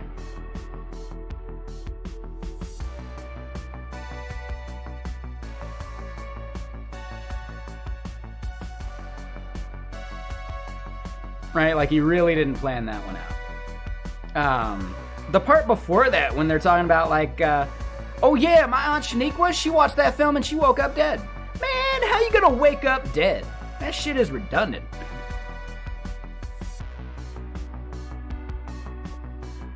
Because you go to bed alive, and the next morning, you wake up and you're dead. Like, I don't know. It's pretty solid.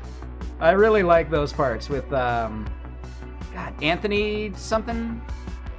And, like, before he was as famous as he is, the little guy. You know who I'm talking about, the little guy. Why am I spacing on his name? Something Hart. Kevin Hart. Yeah. Right? Kevin Hart before he was famous. Oh, you state dropping now. Just dreadful. And then he gets shot. Yeah, exactly.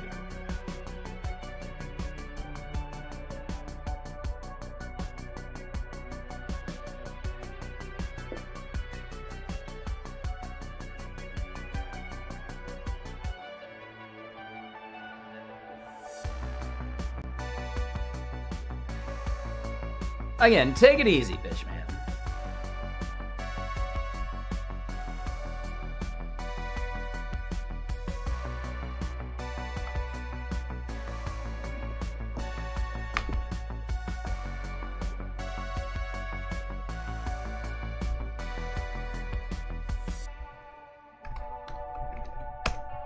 Am I famous now? Did I do it? Did I finally do the perfect tweet? We got 4 people in on it. I'll take it. We got 4 people pumped on it.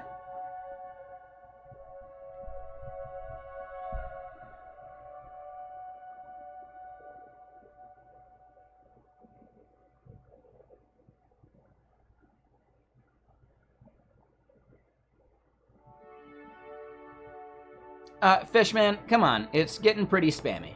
Chill, dude.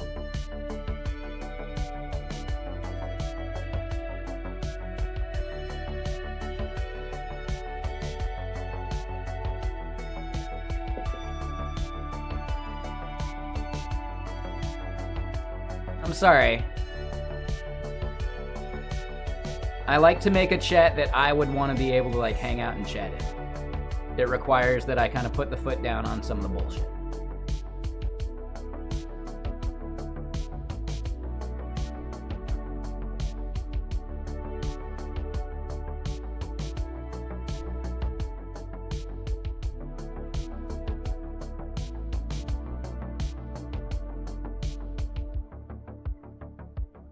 All right, so the next bit that we're doing here.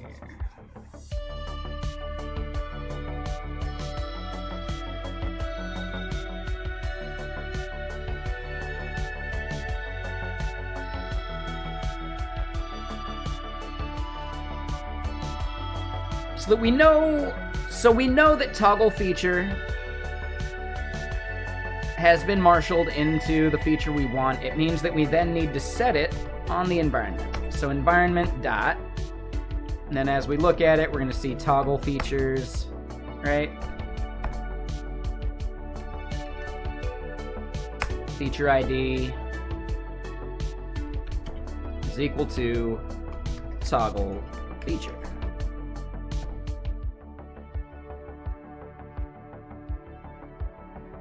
And Fishman, I'd say it's fair because I'd do the same thing to everyone, right?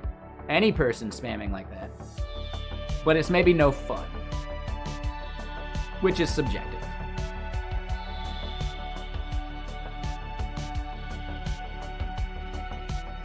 All right, so now we do the next thing, gradual feature. And we're just gonna go through the list and do this marshaling. Take it easy, you're good, you're chill.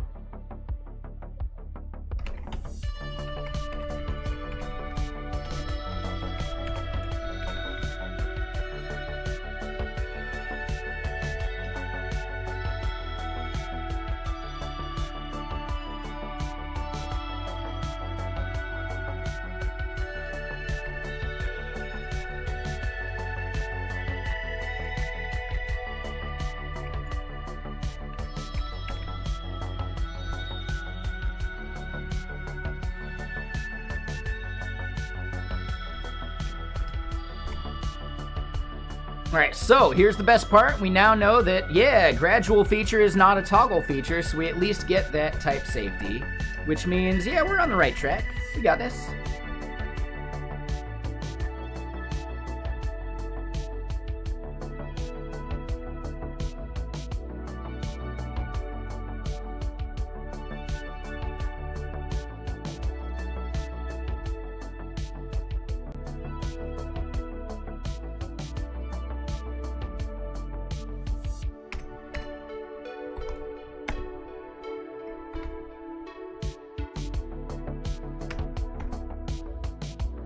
Hey, what up, Fabio? How you doing?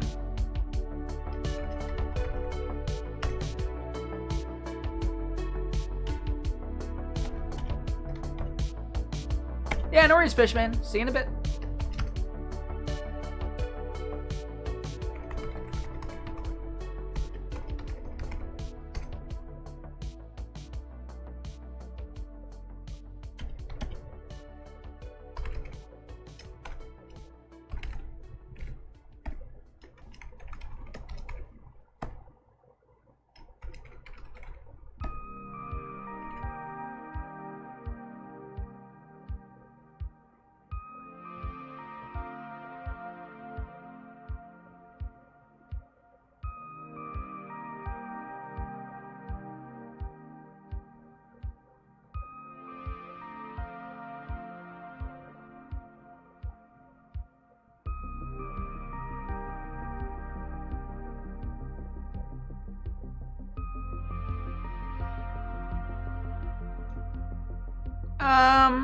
Yeah, it's C-like for sure.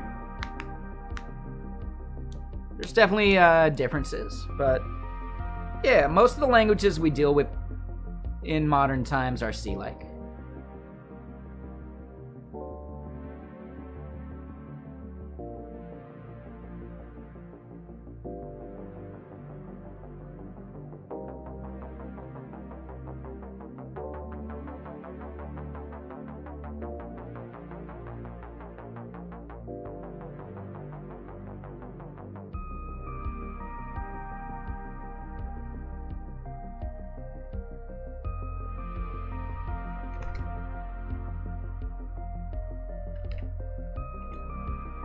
Alright, hold on. What am I doing wrong here?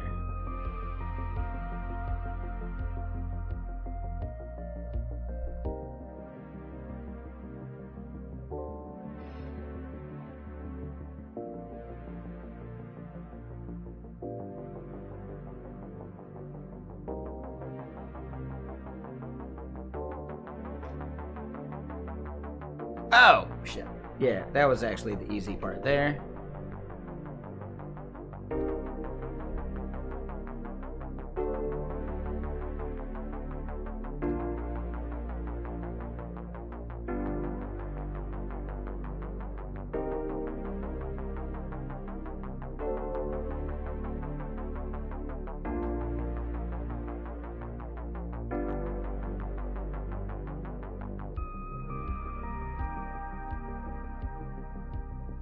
No, that's definitely not true, Chica, right?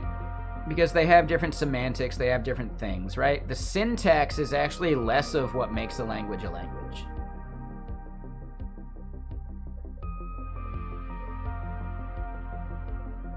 Right? You need to look past the surface level of syntax and actually dig at what makes a language a language. And there's so many other things.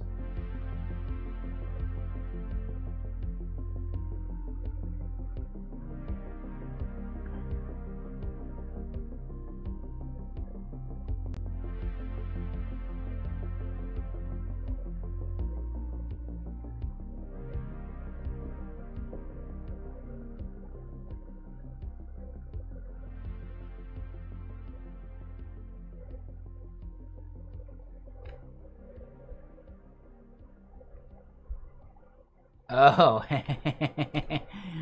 so it did have it, but I didn't save it. So now all that stuff's mine. This one right here.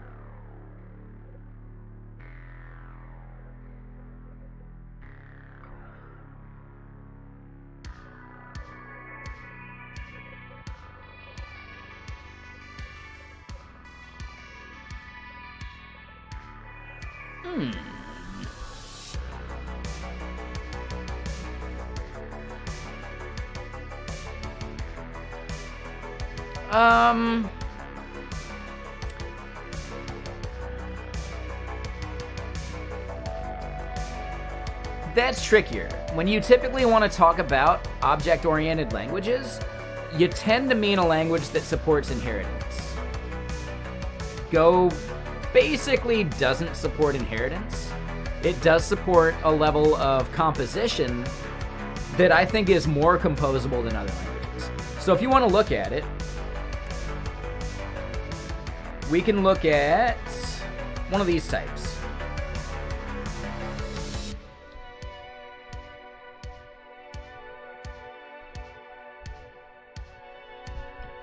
Let me move feature around so it's a little easier to like understand next to each other.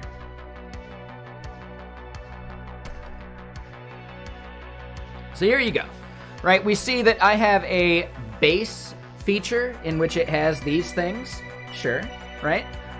But then I have a toggle feature that is gonna be all of that plus the value prop. To inherit those props, I simply compose my new type of an existing type and other values I want to add, which means there's no single inheritance. I could have like 3 or 4 different things I'm composing this type from, right? As far as like other types go. So in that regard, it doesn't have inheritance. It only has composition. And in many cases, when you're trying to discern if something is object-oriented, inheritance is a big part of it. Now, that's not always the case, but it's one good way of looking at if something is truly object-oriented, because truly object-oriented languages tend to support inheritance. With no inheritance, I would say Go is less object-oriented than other things. I'd say it's closer to functional. But you do still have the idea of types or structs that have props, and then you implement methods for them, but those are like separate from the object itself.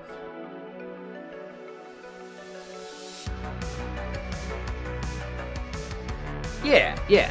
And I'd say that's a good thing to actually enjoy and like.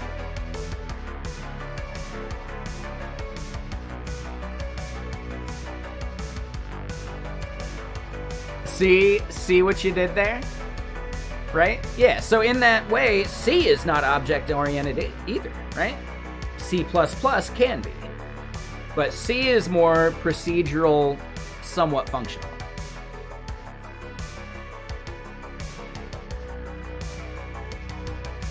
And again, we're not trying to say if one is better or worse than the other, because that's fucking meaningless. Instead, just recognize the differences and whether you want them or not with what you're trying to do. That is far more useful than trying to worry about better. Right? Does it check the boxes of something you need? Well, then sure. It's better for that use case, maybe. But better in general is such a meaningless thing to argue.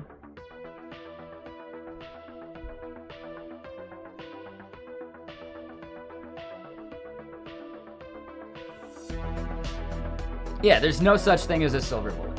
Well, hold on, Derizzed. Are you not aware that C# is actually a ++ and another ++? Yeah, look at the C# logo. It's a ++ on top and a ++ on the bottom, and they just happen to line up and make a pound sign.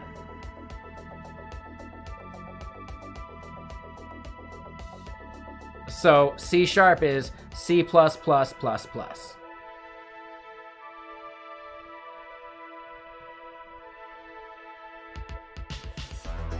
That's actually part of the marketing. That's why they named it C#.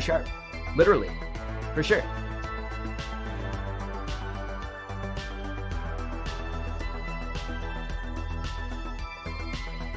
Yep.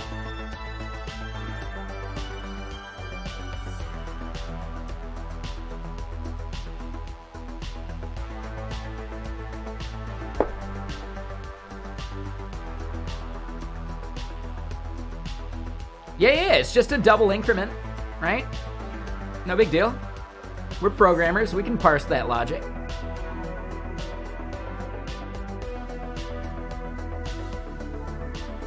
Do we need to play the Power Thirst video? We're gonna play the Power Thirst video, screw it.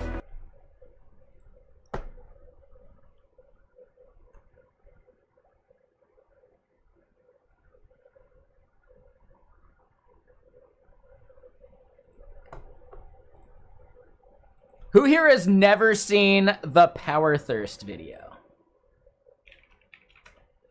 It's been a while since we played it, so I'm okay with it, right?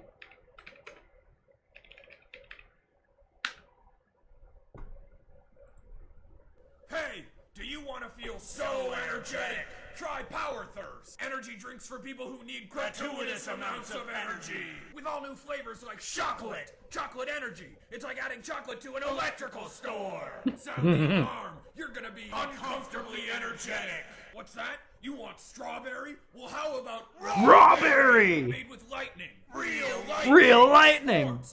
You'll be good at them. It's an energy drink for men. Energy. These aren't your dad's puns. These are energy puns. Turbo puns. Science, energy, electrolytes, turbo lights, power lights, more lights than your body has room for. Fast Mother Nature will be like, slow down. So fast Mother Nature will be like, slow down. So much energy. Just running all the time. Power running, power lifting, power sleeping, power dating, power eating, power laughing, power spawning babies. You'll have so many babies. 400 babies. Give chocolate to your babies and they'll be good at sports. Make your babies run abnormally fast. They'll run as fast as Kenyans. People will watch them running and think they're Kenyans. They'll race as fast as Kenyans against actual Kenyans, and it'll be a tie and they'll get deported back to Kenya. Don't gamble on your energy. Snake eyes. Try Power Thirst, the energy drink that will make you sword. It's so good. Oh, it's so good. Oh, I love that video.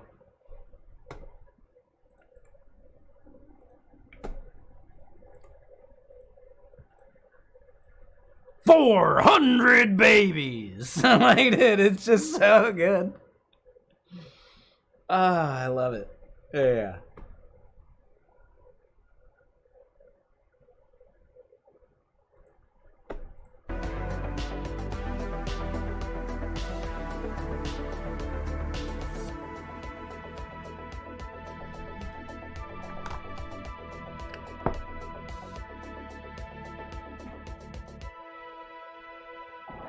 These aren't your dad's puns. These are energy puns. Turbo puns.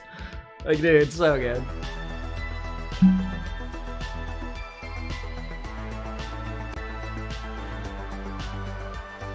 I get it, Chica, but just remember, those are not productive conversations, right?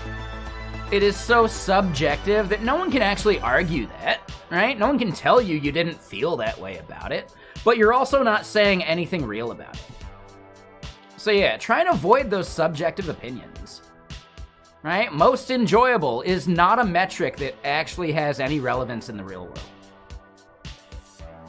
Learning curve has no relevance in the real world. My learning curve for a language is not the same as your learning curve for a language, and they'll never be the same, right? So stop judging those things based on it. In many cases, the one that's more user-friendly is the one that you learned second, because you spent the time learning the paradigms of the first. So yeah, I would say, Captain Chica, if we can be objective about our opinions, I know, that's almost an oxymoron, but if we can be more objective about our statements, we'll have better conversations.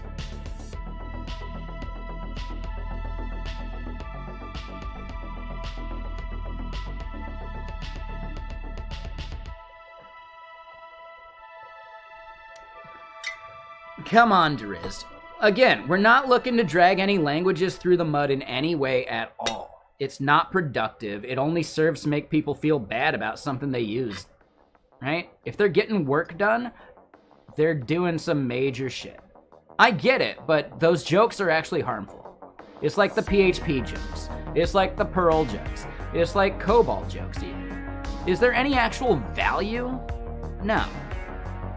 All it does is serve to separate us when we're already on a really small team. Software developers is a really small team. You don't need to create a team within the team. So yeah, like, I really don't like language jokes like that. They're not helpful. If you have to say it's just a joke, it's not a very good joke.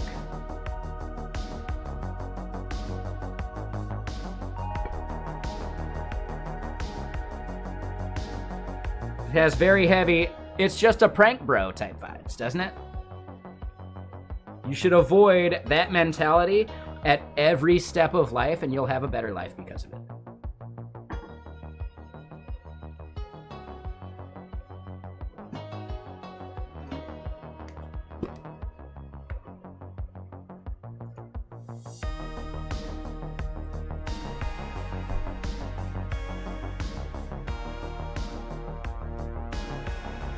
No, Drizzt, I'm saying software developers is a small team. Why are you trying to pick a smaller team within small teams to try and separate languages? I think you're missing the entire point, dude. Software developers in relation to the entire world is already a very small team. Why are you trying to pick smaller teams within the small team you're already on?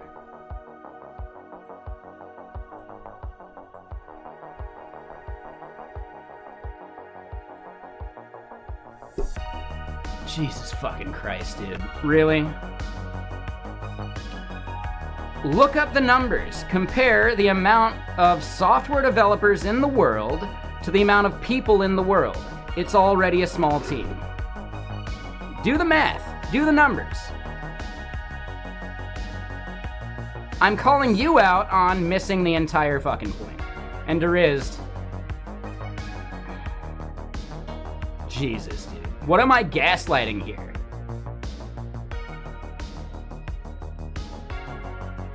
I could look up the numbers right now. I believe you pulled 10 million from nowhere as well. Like,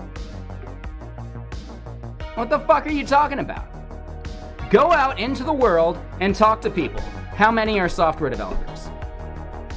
A very small percentage. That's the reality of it. It's already a small team. Why do you need to create smaller teams within small teams?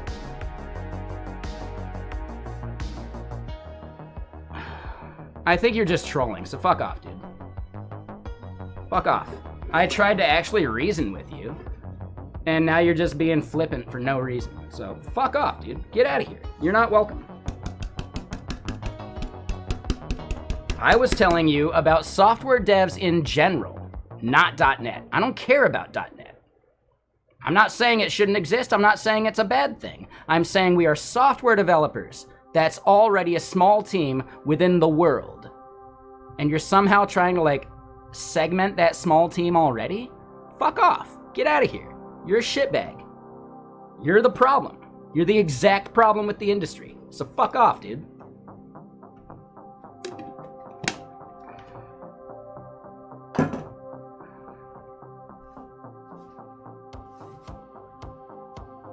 The fact that you're calling that wokeness kind of actually, like, shows your true colors, doesn't it?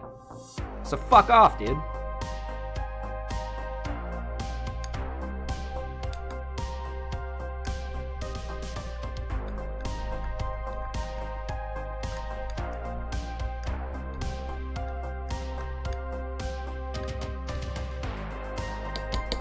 I won't let you disparage any part of the software developer community, and I'm the one being woke?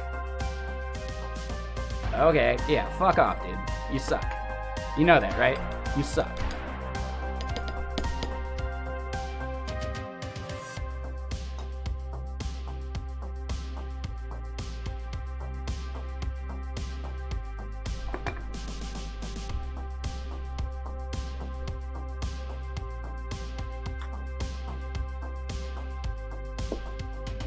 No, he just wanted to get on some fucking bandwagon because he wants to talk shit about languages.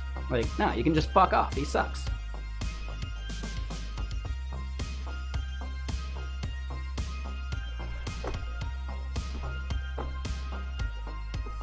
And he's tagging me on Twitter for it.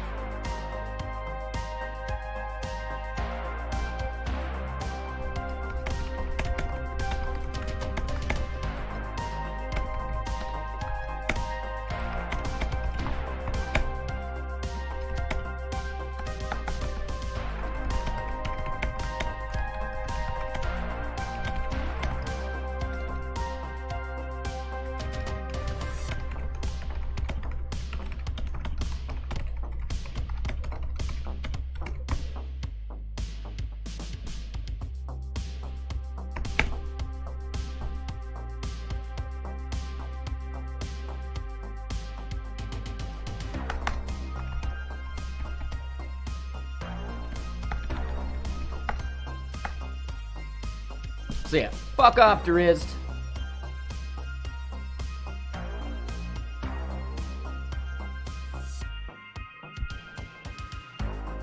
Yeah, right. We already see where this dude's fucking, like, you know, platform's coming from. No, he fucking sucks. What a dickbag. I talk a lot about game dev, UI platforms, and sometimes I just scream into the digital pillow X now. What a fucking dickbag. Goodbye. Hold on, let's see what his shit reply was real quick.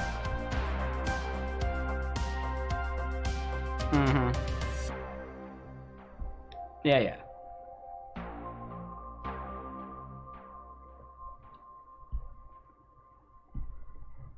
Blocked.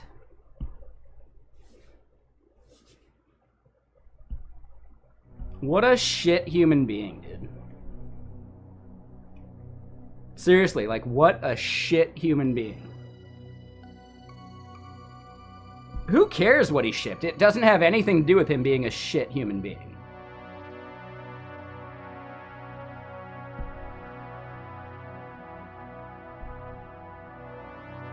Someone puts a foot down on their boundaries in the chat that is theirs, not his, and oh my god, wokeness is killing the world. No, fucking stream yourself, dude. He'd get canceled in a week. Exactly. He'd get canceled in a fucking week.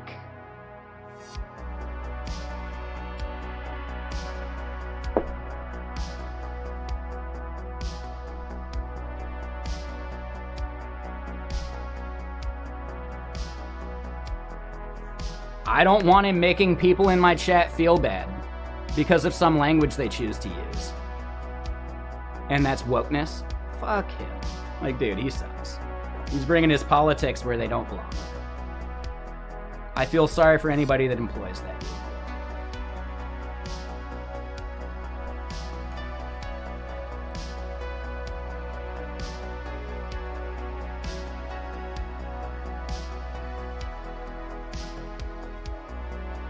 I gave him the benefit of the doubt until I realized that he wasn't even trying. Like, he was trolling from the start. He gets one bit of pushback and, oh my god, anti-woke mode engaged. Yeah, you can fuck off. What a dickbag.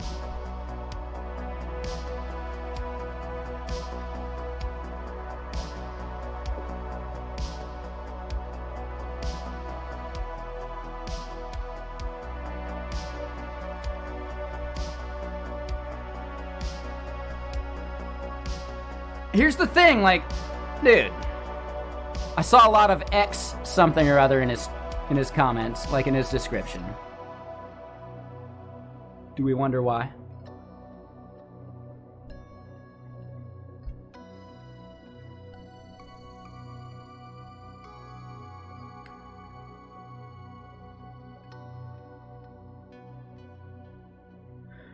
Oh, he's not actually that anonymous. Yeah, he actually outed who he is as a human being.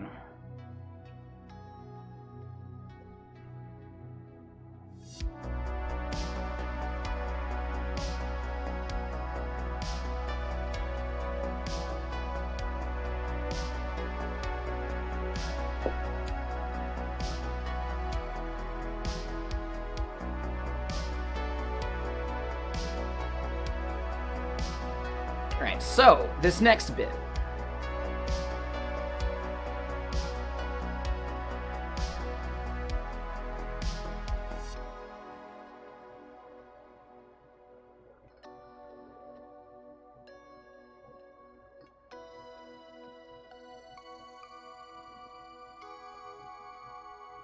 Oh no, we get them all the time, Ty Sweezy.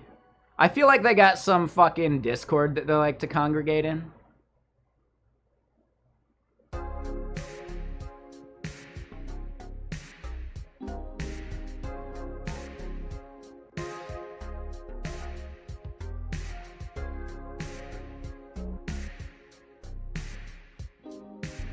Yeah, it's real easy, you know.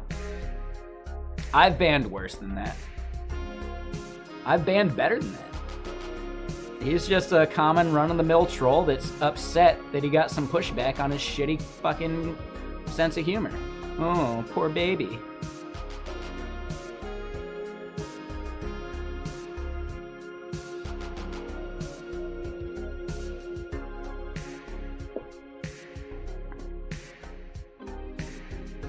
Poor baby. Wah.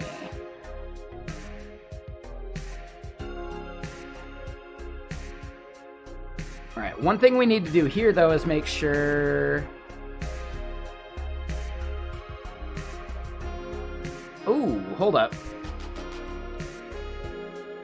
Oh, I forgot to fix that part.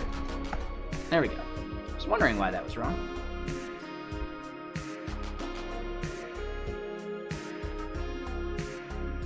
Now, we could tell he wasn't arguing, like, genuinely. Because when I called him out, he thought I was saying something against .NET devs. No. .NET devs are a slice of devs in general. Of course he's gonna bitch about me on Twitter. Of course he is. Oh, no, we already shouted that out, Manny, for sure. Yeah, he's already blocked. He knows he sucks.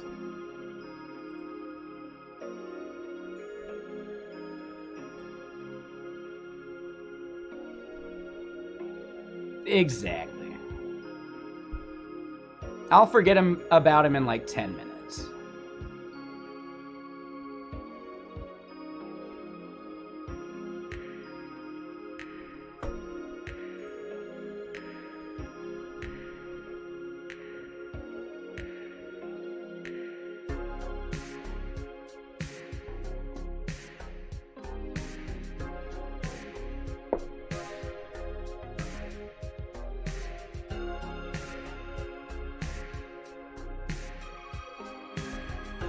Oh shit, new duck! Hell yeah, dude! Nice! Is that in relation to the job that you didn't want to mention yet? Oh, I probably would laugh at his GitHub profile. I don't even need to look at it, but feel free to send me a link.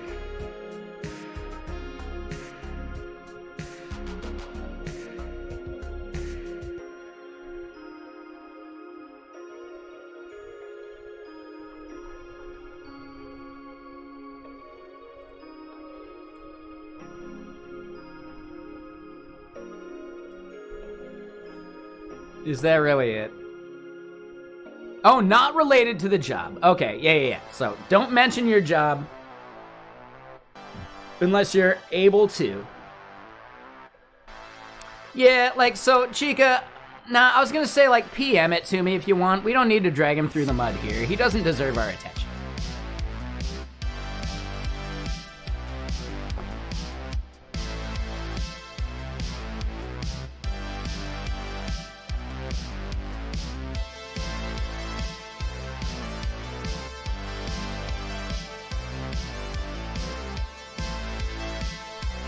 Previous manager at a company that probably fired him because he's a shitbag to work with. Right?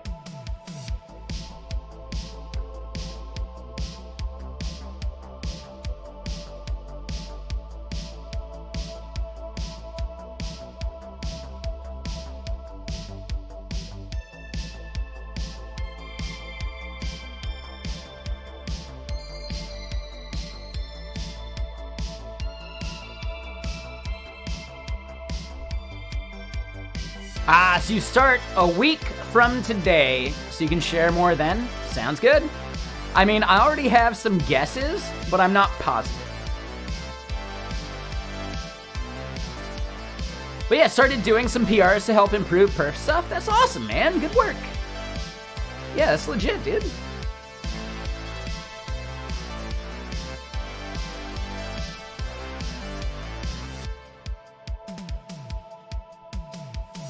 File system functions, right? That's one of the things that Bun does more performantly based upon like the sys calls that he makes. Are you like following some of Bun's like patterns? Are you looking at Bun for like how to do some of that more? As long as it's open source. I mean, that sounds amazing, right? Yeah, legit, dude. Right? A rising tide lifts all boats. It's really cool, actually.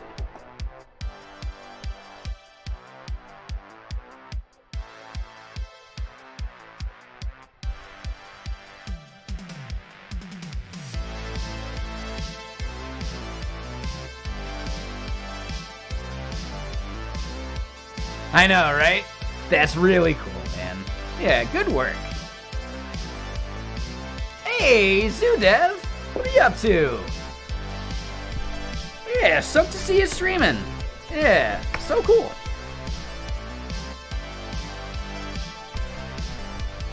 What am I working on? I'm working on shouting out ZooDev.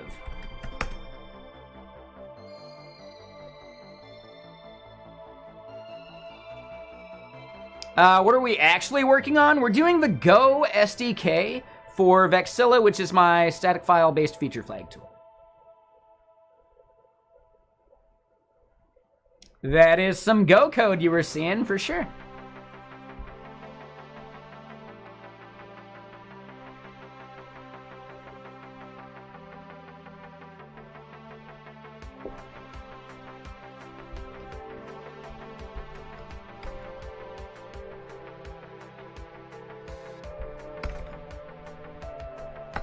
But yeah, what were you specifically doing today? Meme to app. Wait, I'm canceled? Did I get canceled? Shit. Just because I wouldn't let someone make jokes about VB.net in my chat? Aw, bummer. Whatever. Sorry, that's like a recent meme.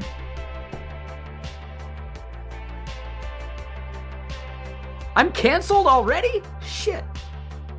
I didn't think I even got started yet. Oh, Drero. No. The drama was just a really terrible human being. Because I wouldn't let him talk shit about VB.net devs, right? Flippantly. He accused me of wokeness. So I think we already know how shitty that dude is as a person, right? Like, wow. Oh, and yeah, hold on. Hold on, 1 second. Yeah, 1 second. You already got canceled from here, too. No, I'm kidding, by the way. I'm sorry. All right, which one was this? Interesting that your link was x.com and my link was twitter.com.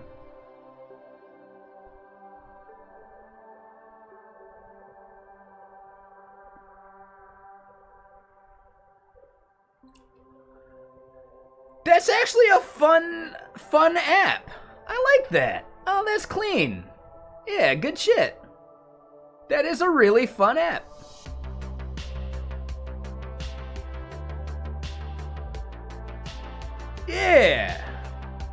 Yeah, good call.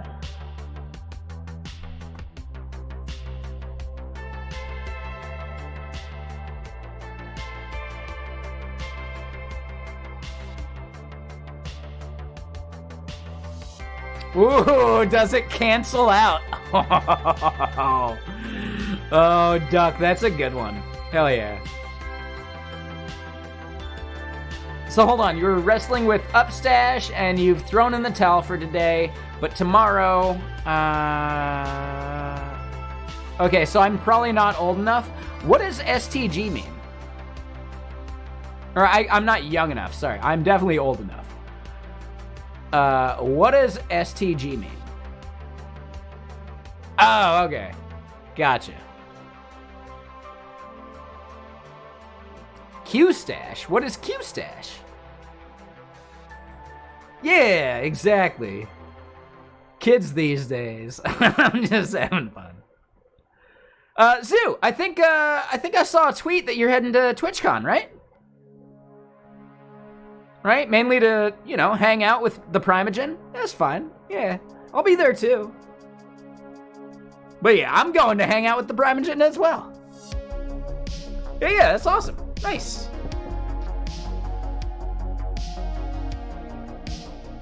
Oh, yeah. Yeah, no worries, Chica. Yeah, we're trying to plan something. I think, like, the major plans have fallen through, but, you know, it just takes money. I think Prime probably has enough. By the way. Yeah, there you go. Exactly, eCask, for sure. Oh, Drero. Yeah, it's a really good time. Yeah. I'd like to make it to TwitchCon EU.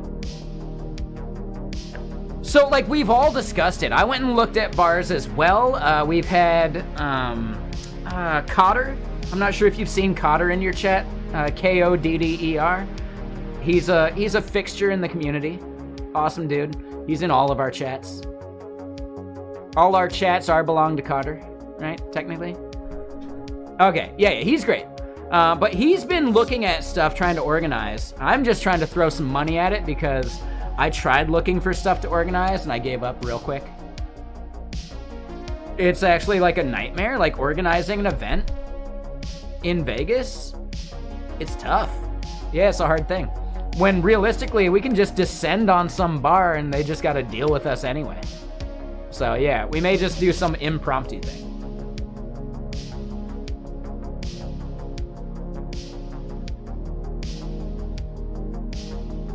But yeah, I was trying to kick, you know, a significant sum to the event. And I'm still planning on doing so if someone finds something, but yeah, no big deal.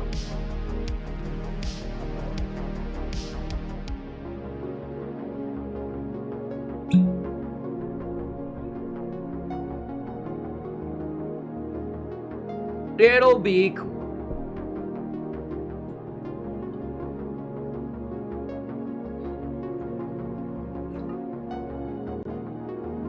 Yeah, it's fun. And keep in mind, like, there's no requirement to, like, drink or whatever.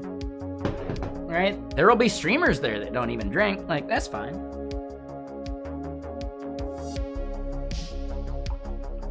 European get-together? Yeah, I'd like to try and make it to TwitchCon EU at some point.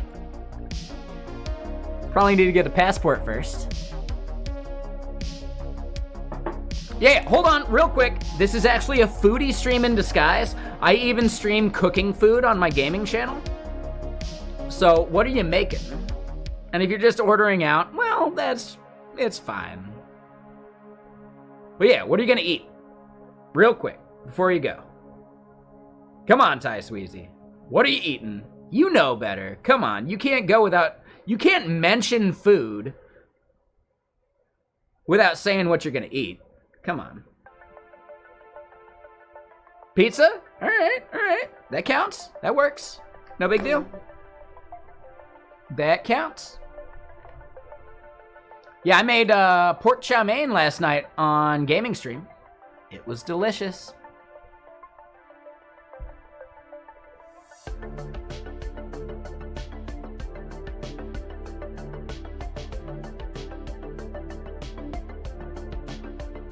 Oh, sick.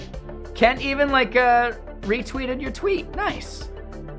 He's not a fan of me, but that's because of some, you know, it's because of me, so yeah. I still think it's great when he streams here on Twitch. Today's National Quesadilla Day? Oh. Okay. Probably not gonna do it, but that's fine.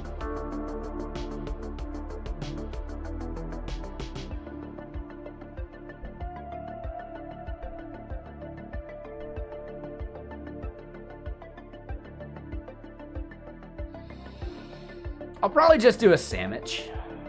I could be convinced to do chicken tacos, though. If I was gonna do chicken tacos, I need to get the chicken thawing right now, though. So probably not.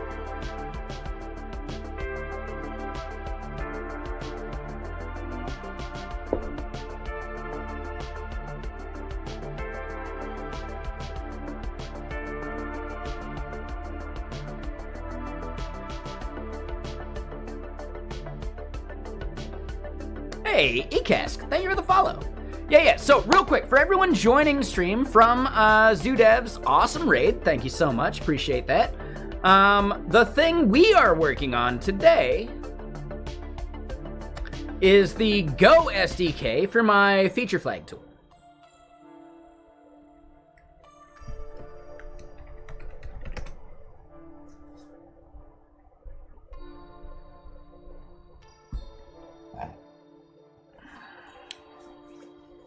So yeah, this is the old Go SDK, and I'm just checking on how I did some of this stuff just to make sure. And we are currently rebuilding the Go SDK for version 1.x of Vexilla.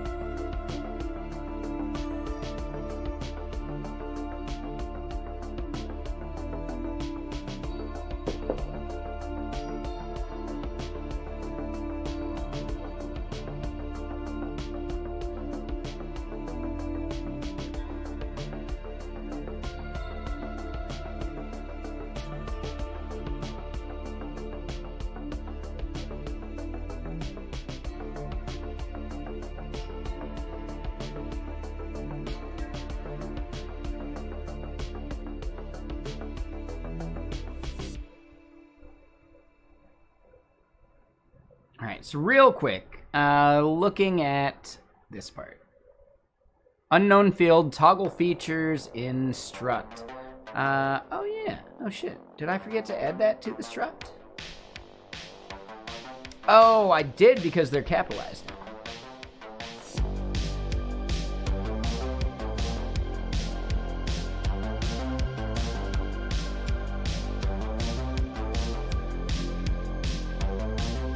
Yeah, no matter what,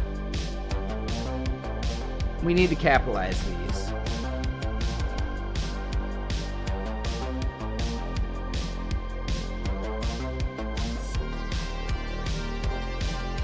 Hold on.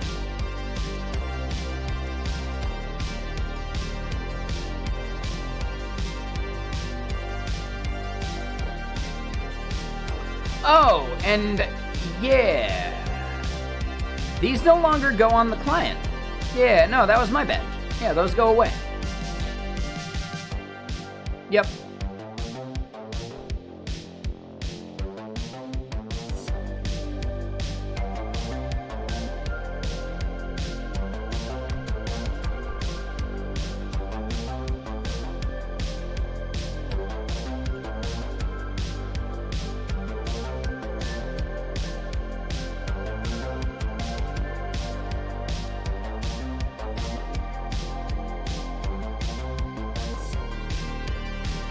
Yeah, okay, so because we modified how the client ends up working,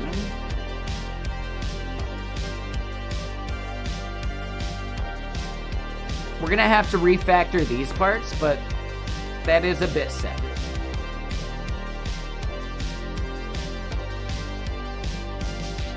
I might need to think about that a little more, actually. I'm sorry, SWD, we need English only. Yeah, no offense. If I can't read it, I can't have it in my chat. No, you're good, you're good. I just didn't know what it said and it shows on my screen and I'm responsible for everything I show on screen. Right, as a streamer, so. Yeah, no worries. But what were you saying there? I'm guessing that was Russian?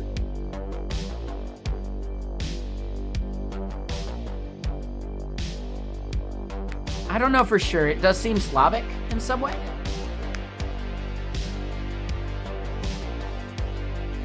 But yeah, feel free to rephrase what you were saying. No problem. No big deal.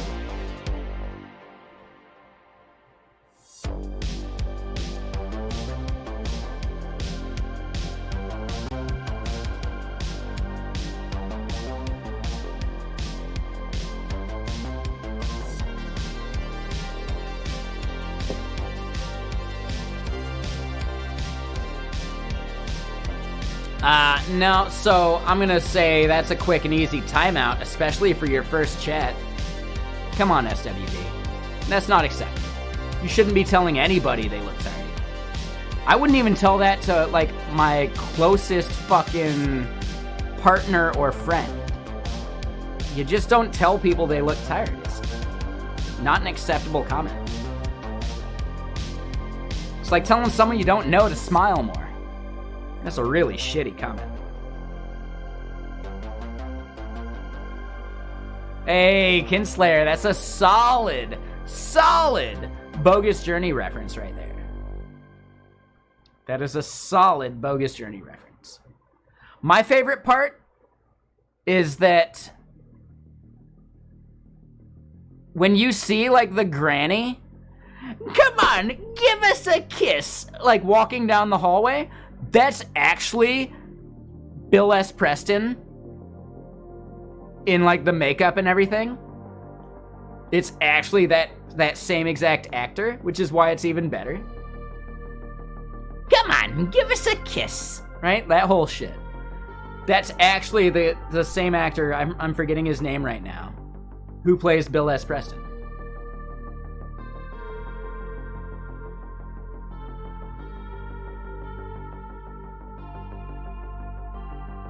Something Winter?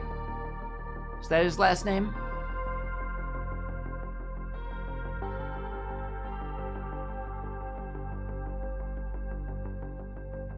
I can't remember his first name for some reason.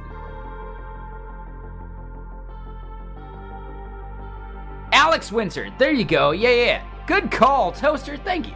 Good catch. Yeah, good catch.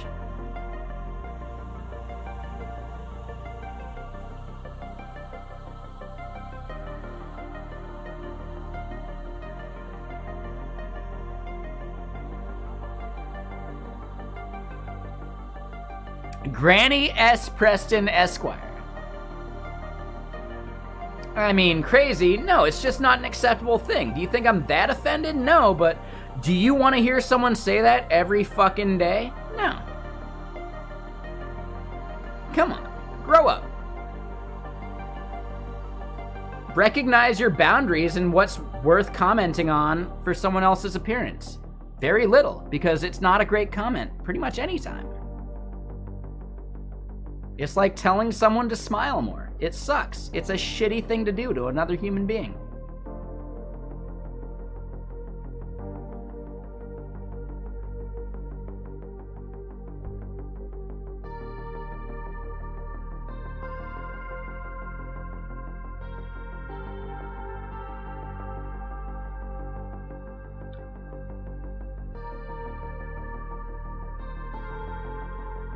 Get down and give me infinity. So Hyper, again, still kind of a shitty thing to tell another person. Like, stop smiling so much.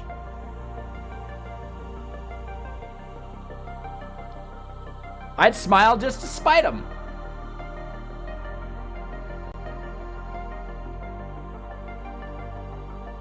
Yeah, Sheaves, like, we dealt with that earlier, right? We put down a foot and said, like, no X versus Y, like, no disparaging other languages because we're all developers here. And as developers, we're already a part of a small team. Why do we need to create sub-teams within that team? And someone accused me of wokeness for a statement like that, just because I don't want to fucking segregate ourselves. Can we understand that that person's actually just a terrible fucking human being? Yeah, totally. And we deal with those types of devs every fucking day. They suck.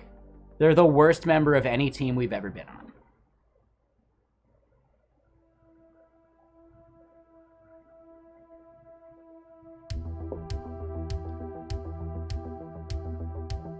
Right? Can you imagine? Oh my god, I can't shit on people? Oh, the wokeness. Right? Like, dude, what a dickbag. Right? And it's still like, it's forefront in my mind, but they still just suck. That's the craziest part. And then they had to go ad hominem attack in the same fucking, like, sentence. Like, it's just, man, they got issues they need to work out, but they won't. And that's a bummer. I know I got some too, but it's not about me putting my foot down for X versus Y.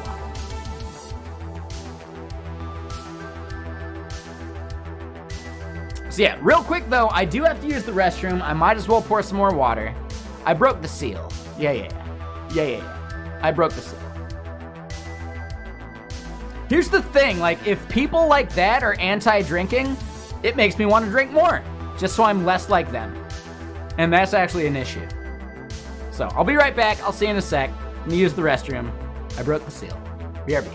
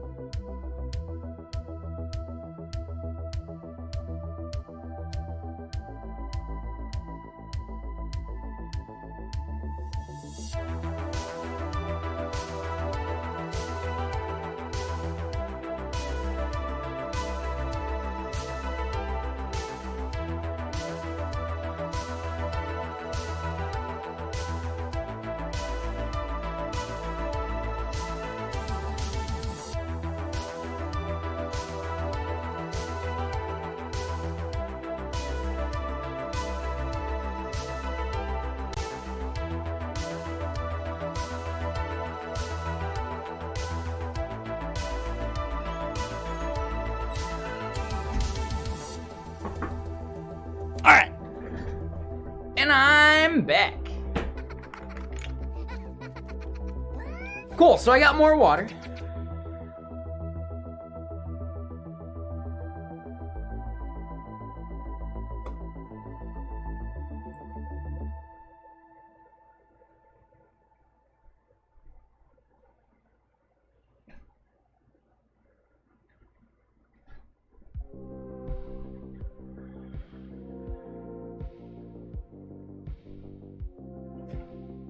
Hold on. I'm gonna screenshot this fucking dude.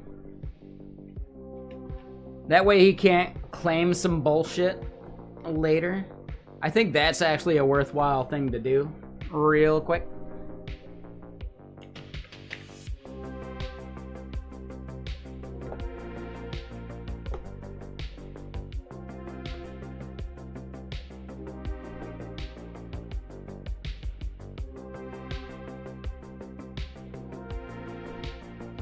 Right? That way some asshole like that can't walk it back. I'm here as much as I am. I can't walk anything back. All I can do is add context.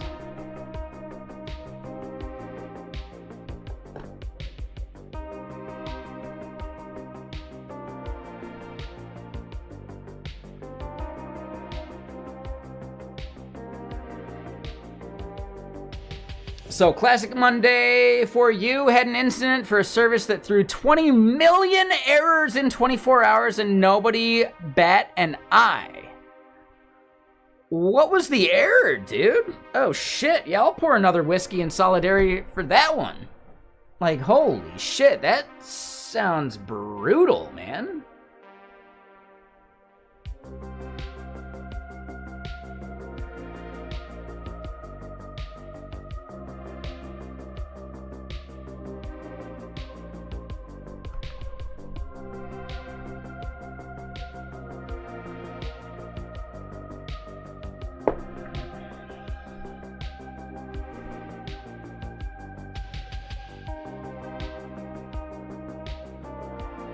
Dude, this dude's getting ratioed hard.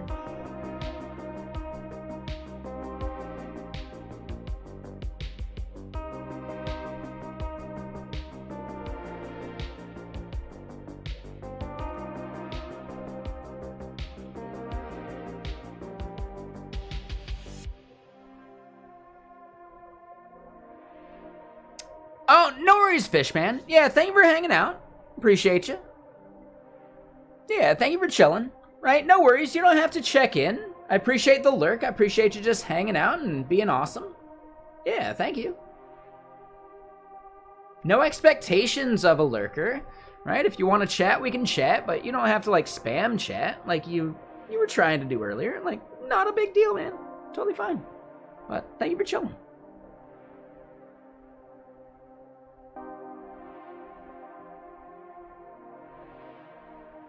What up, Widgeler? How you doing, Mr. Sir? So, the feature we're working on, Cowboy Bebop, is basically not the heaviest, not the actual heaviest part of the app, like, of the SDK. The heaviest part of the SDK is actually here in this should function that we need to finish, but the heaviest part is actually in our serialization of JSON data, right? Or like deserialization of JSON data into the data structures we need. And we're currently working on that part.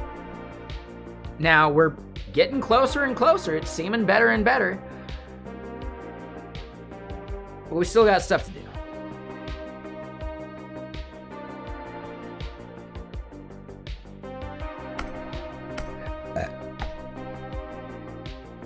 How much code have I even done? I'm not keeping track. It's not like a score or number that matters. I am making solid progress on what we're doing. If you want to try and quantify it, I'm sorry, like, I don't give a shit. I'm making the progress that needs to be made in the moment that I'm making it. And that's it. That's totally it, man. You can't actually, put a time limit on dev. And if you think I'm not getting shit done because I'm ranting and talking about random people, that's actually part of the process. I'm letting my diffuse thought process, the background part of my brain, kick in. And using your diffuse thought process is easily 50% of dev. Easily. Focused thought only gets you so far. Weaponizing diffuse thought is actually how we become better developers. Letting your brain actually convince you could have done that thing better while you're just sitting there trying to go to sleep. That is the diffuse thought process kicking in.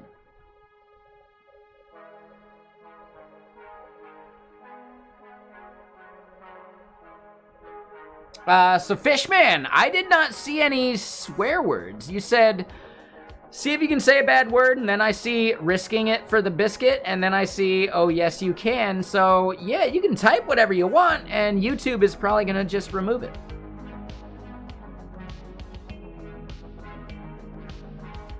Yeah, if you're a software developer and you haven't been doing something like washing dishes or doing your laundry or folding fucking pants or t-shirts or whatever, and had that moment of like, oh shit, I just figured out the problem I had, and you go and just like fix it, and oh my god, it fixed everything.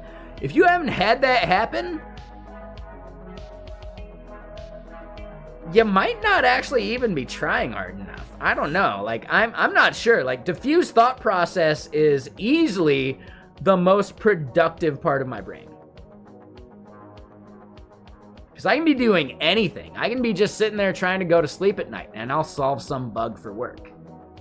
I could be sitting there driving into work and solve some bug for work.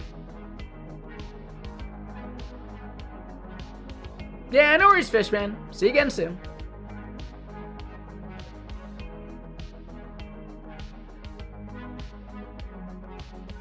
Yeah, those moments where you just solve something randomly and it's not even what you were doing. I've done that while gaming over on Gaming Stream. I'm sitting there just playing some fucking Starfield or some bullshit, and then all of a sudden, oh shit, that's the fix. And then bam, like, woo, right? If you're not weaponizing the diffuse thought process, you're disregarding, I really think, easily 50% of your productive power as a dev. Your brain has the foreground, right? The main thread. And then your brain also has background threads. And those background threads are going to resolve whenever they resolve. Use those background threads. Put them to work. And streaming is a really good way of doing that, because you're going to do some work and then you're going to rant and chat for a bit, and then you're gonna do some more work. During the ranting and chatting phase is when my diffuse thought process is kicking into overdrive, right? When I finish for the day and then go play games for like 6 hours over on the other stream, and then start streaming the next day, somehow I thought about my problem without having to think about my problem, because I have a clear path forward all of a sudden. Like, there is so much about making sure that you leave yourself with a problem at the end of the day rather than solving every problem and leaving at a clean slate. Never leave work at a clean slate. Let your background thought process kick in. That's probably tweet worthy as well. We'll do that tweet later. I'll schedule that tweet. Oh shit. Oh shit, I can't schedule a tweet right now because I don't have Twitter Blue. So yeah, I conducted an experiment just to see if Twitter Blue was worth it. And a bunch of the features that Twitter Blue offers are absolutely worth it, right? Being able to undo a bad tweet real quick without having to delete it. Oh, that's awesome, right? Being able to edit a tweet within an hour of making it. Oh my God, that's awesome. Like, dude, being able to schedule a tweet. Ooh, that's also pretty awesome. So there are major features with the Twitter Blue checkmark that if you're tweeting on a regular basis, especially for like business reasons, right? You know, like if you're a content creator or a brand manager or whatever, right? Like some of those features are totally fucking worth it. But again, you got to do like the cost benefit analysis and whatever.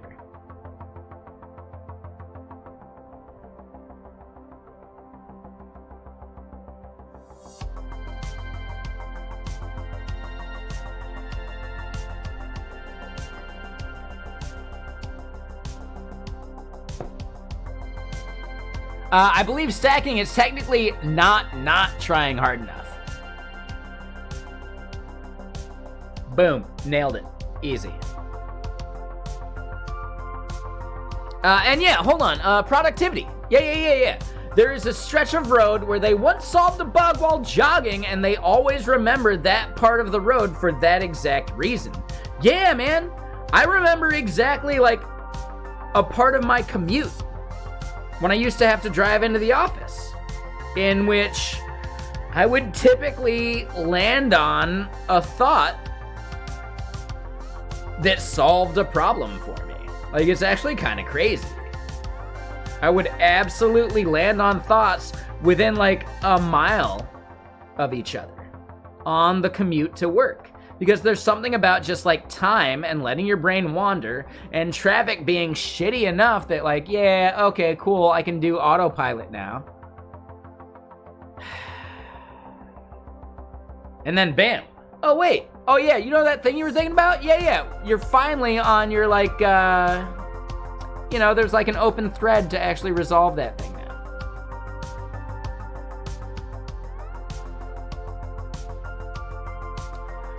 Yeah, stacking, that's actually a very important thing. When you kick into autopilot is when your diffuse thought process starts actually resolving some of these threads. Autopilot is like literally the thing. And when you're driving to work, autopilot kicks in. I think we've all been there fully fucking sober, like no booze in our system. And we've driven something that we've driven like 100+ times. Some route, some path, some stretch of road, and your brain actually turns off during that. Doesn't mean that you're like, oh my god, they're gonna wreck any minute. No, like your instincts and fucking other shit kicks in, but your conscious thought is doing something else. And I know it's a little scary, but that's actually the power of it. Your brain saves you from the minutia. It saves you from the repetitive task. I do have to point that out, 100% there, cowboy, because someone would say, were you just drunk? No, I'm saying in this hypothetical, an actual like real scenario I've been in, totally dead sober, right? When I'm driving to work in the morning, I don't have booze in my system, okay? Now, granted, I don't have to drive to work in the morning, so sometimes I might still have booze in my system from the night before. When I'm like, you know, heading into a stand-up or something. It happens, man. It totally fucking happens. But in like the main case, alcohol is not involved in your brain saving you from a monotonous task. Because the monotonous task would actually really destroy your ability to want to do anything related to it, right? If it's so monotonous, your brain will actually try and save you from that. When instead, your brain is saving you from it by simply digging into the thoughts you had hanging. Washing dishes, doing laundry, all of those things, driving to work in the morning, all of them are things that you can basically do on autopilot.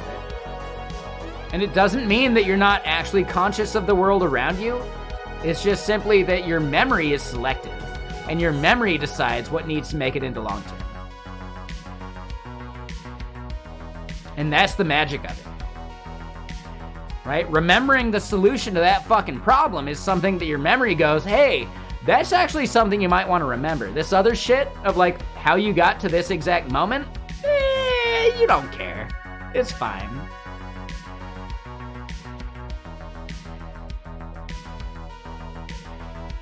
Oh, Tobbs! Yeah. I saw that stupid tweet too. I replied to it. Fuck yeah. Like, what a fucking idiot. Yeah, just the worst human being. Like, what an asshole. What an asshole. He didn't even phrase his tweet in a way that would actually make me look bad in any way I consider it looking bad. That dude actually just sucks. Like, that's even better. That's even better. Oh, it's not famous. Yeah, we had Derizzed, who I guess was some previous, like, product or project manager for the .NET something or other at Microsoft. Can we recognize why he doesn't do it anymore? He accused me of being woke because I wouldn't let him throw VB.NET developers under the bus with a flippant joke. He accused me of my wokeness, rather than him just being a shitty human being.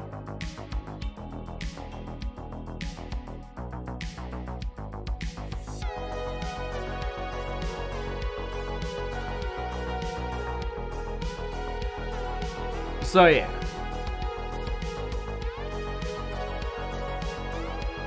No, it's not woke. He wants to shit on people for no reason and have no repercussions for it. And because I put my foot down, that's woke? No, that's me being a human being, and that's him having no fucking conscience. And I didn't even ban him immediately. I tried to make him see reason, saying like, hey dude, all these things just serve to divide us, right? You might think it's just a joke, it's a shitty joke. Any joke that you have to actually qualify as a joke is a really bad joke. Hey, that statement you made that actually throws people under the bus, oh, you're just kidding? Get a better sense of humor, man. Yeah, I don't tolerate people who tolerate, oh, hey, it's just a joke. It has very strong, it's just a prank bro vibes. Yeah.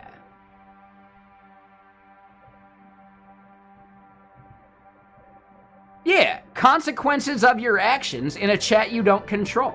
Like, it's so fucking easy and simple, man. Oh yeah, he actually said I was gaslighting people somehow. No, I'm not. I literally said what you can't say here. There's no gaslighting around it. It's not allowed here. See, stacking, that's actually a thing that the fucking right crowd, this anti-woke individual, would probably use as a thing for some reason. Like, no. Right? It's fucking ridiculous how some of these right-wing individuals, anti-woke motherfuckers, try and like take terms that are used to describe them and turn them around in some way. The dude literally tried to fuck around and find out, but it's a term that he would use to describe me banning him, probably. Oh, I know, exactly, Tobbs. Yeah, he tried to say that's the only thing that he said. Like, no. I could actually reply with his entire fucking chat.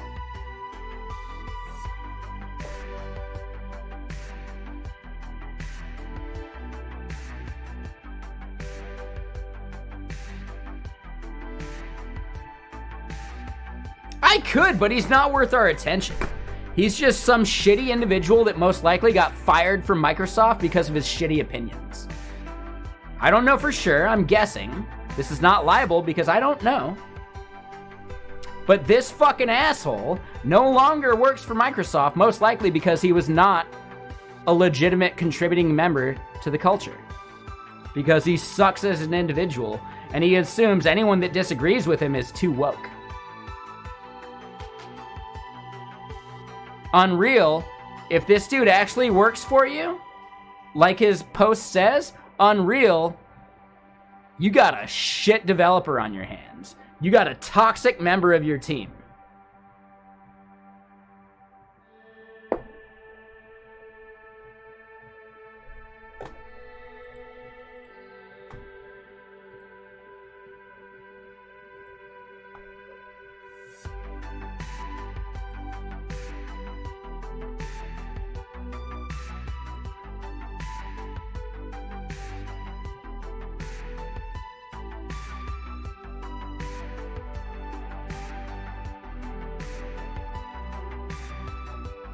Yeah. I think it's actually worth calling out.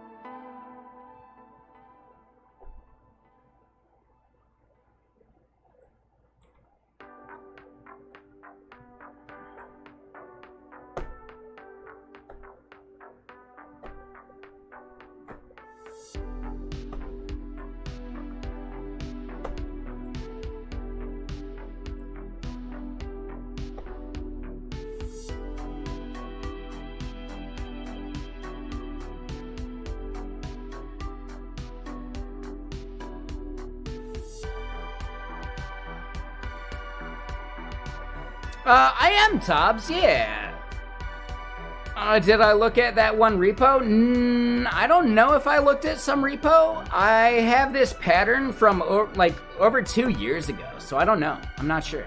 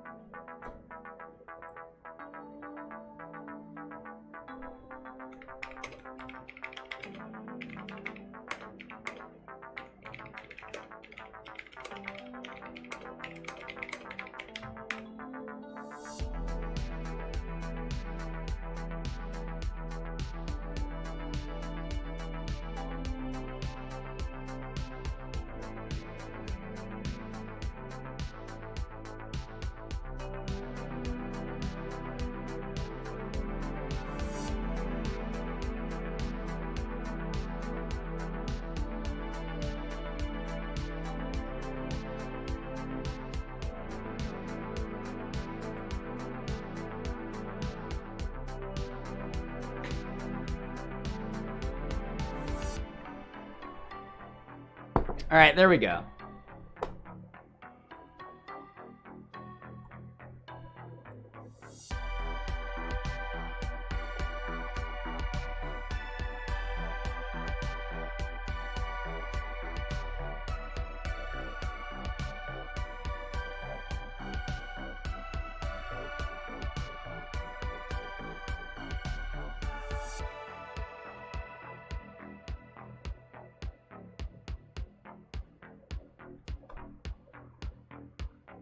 Oh, I assume you're talking about the exact tweet.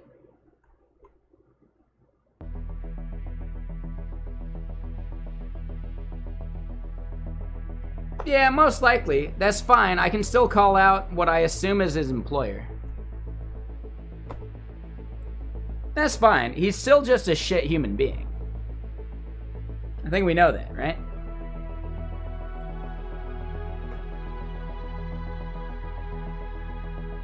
He's still just a shit human being. And it's actually really easy to just screenshot and call out and move on.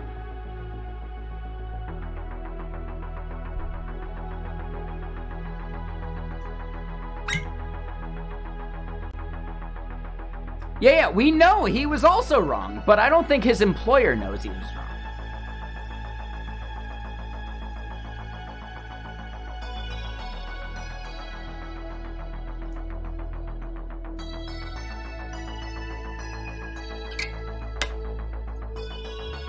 Unreal is based right here in fucking Bellevue. Right? If he's going anti-woke, he's going anti-woke with the wrong fucking company as his employer if he actually does work for Unreal. Yeah, the company he works for also has a conscience.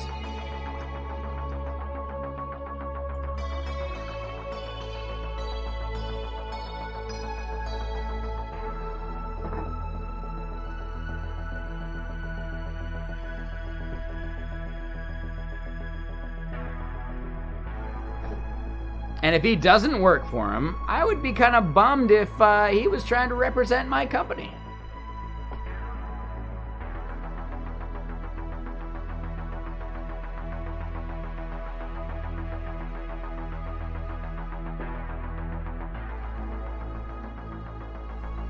And yeah, real quick, productivity. Yeah, that's actually an issue, for sure. Right, no way to jot down your idea because you're driving and fuck.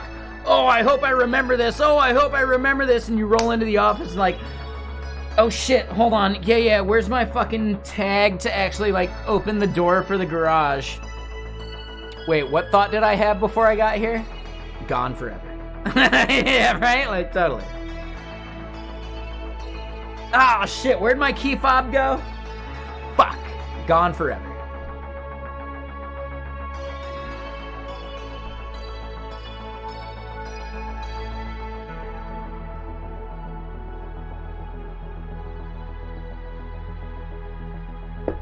Exactly, Gerard, for sure.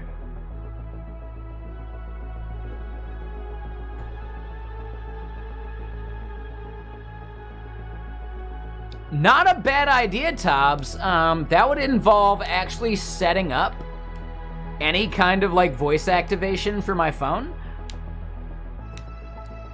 No thanks, you can't make me. Not gonna happen. Nope. Big old nope.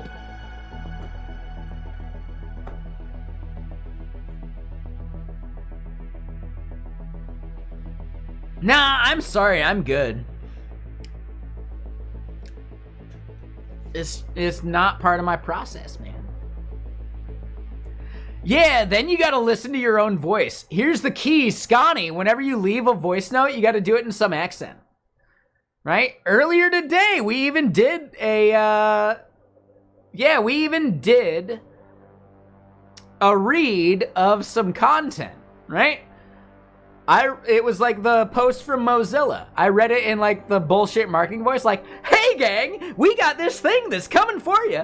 And then someone was like, well, yeah, now do it in like a German accent. And I was like, oh shit. Oh, hi, what's up? Like, dude, I'm fucking it up now. I was like in the moment and I fucking nailed it, right? Like, oh, I'd like to say, like, here's the thing we're looking at. Like, I don't have the text in front of me, so it's not gonna fit.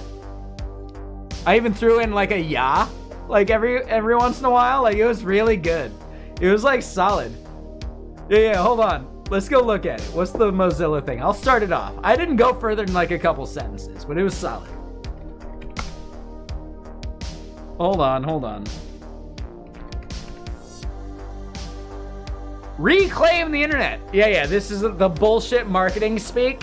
Yeah. Oh, hey, remember when the internet felt personal? Like a cool space for ourselves to discover really amazing things? The web allowed us to tell our stories in new ways, learn from others across the world. Like, right? Like, dude, it was actually really good. I'm actually really proud of it. This extraordinary power is what sparked Mozilla's commitment to a healthy internet. Yeah? I know, I fucking nailed it, didn't I? Come on.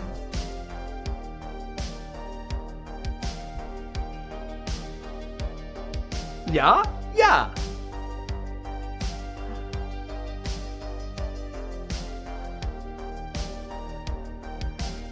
Remember when the internet felt personal? Like a cool space for ourselves to really discover really amazing things. Right? Like, I can totally do the claptrap version too. Right? I'm trying to get better at voices, man. This is just practice. Y'all remember when the internet felt personal?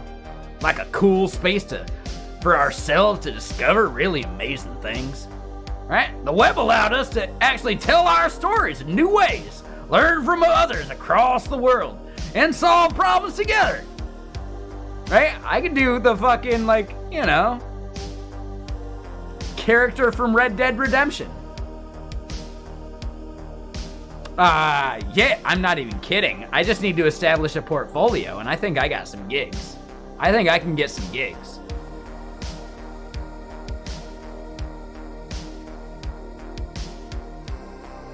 I think I could get some gigs. Right before AI takes that shit over.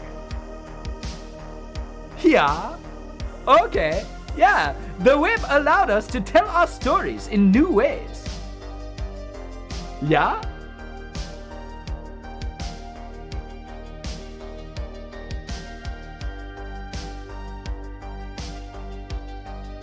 I'm not saying it's an accurate German. I'm saying there's at least some person that speaks German that has totally talked that way to the majority of us in the world, right? We've absolutely heard a German with that accent before, right? Yeah? That's all I'm getting at. I'm not saying every German sounds like that. That would be ridiculous. But we've all met a German that does sound like that.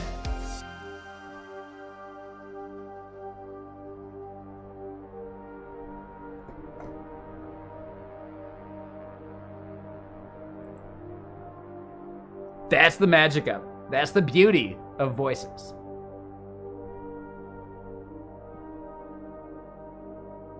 If you asked me to do any other accent, I'd have to actually like practice and like, you know, rehearse a bit. For some reason, I can do like the bullshitty German just fine. I could probably do like a bullshitty, like, you know, like uptight British person. Not too bad. But it would be way different from like, you know, a Cockney or like a Irish kind of British person. Fishman, no, like we didn't see your bad word. Like Twitch scrubbed it, for sure. Sorry, we didn't see it. You see it because of optimistic updates. For sure. The way to actually double check that is to launch a second window and see if your chat makes it through on the second window. I'd bet money it doesn't. And that is how you learned about optimistic updates today. You're welcome. You're willkommen. Yeah? Yeah.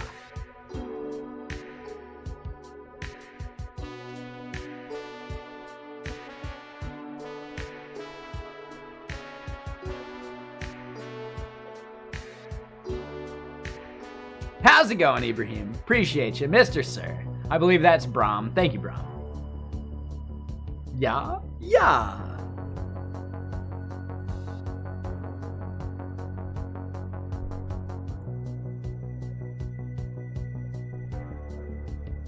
Yeah. Oh, do not tempt me with the good time. Right? The key is actually to like a bad German accent. Anything that starts with TH, just pronouncing it as a Z. Yeah, for sure. Right? That is their problem. Not mine. Shit. Und the Scheiße. That is not my problem, it is their problem. Scheiße. Like, yeah, right? How to code like a pro? Master accents for other countries. Okay, it's probably not the way to go.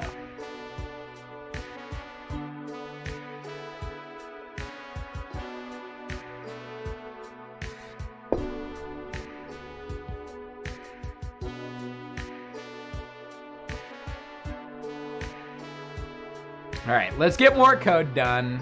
Yeah, I know, we're chilling. But yeah, death score. Are you actually looking for like some other stuff? Attempted an Indian accent, got sacked. 10 of 10 of advice. I mean, you don't do it at work, but there is somewhat of a like quintessential Indian accent. It's a little tougher, right? I think the key is like, don't make it negative when you do it. So I am saying, right? Nah, like, yeah, I think it's tougher that way, right? I was going into like an older version of like the Indian accent. That's like the Ben Kingsley, like Gandhi version.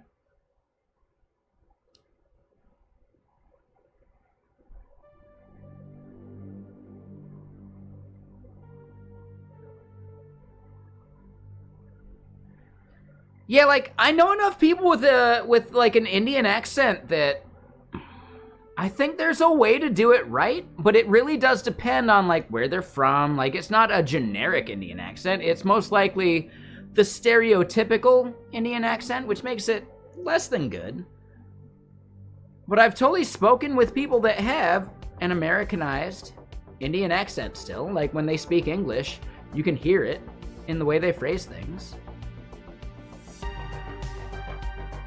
I don't see that as something that is actually worth, like, sacking someone for, like, firing. Right? The way that it would be sackable is if you made it, like, offensive from, like, what they're actually saying. Not the accent itself. Right? If you used a bunch of fucking, like, prejudice with your phrasing, right, of the thing they were saying, like, come on. That ain't right, you know? Scottish Indian? Yeah, I have no context for that. I only know stereotypical Indian, and I also only know, like, American. Not American Indian, like, that's Amerindian, but, like, Indian mixed with, like, an American accent.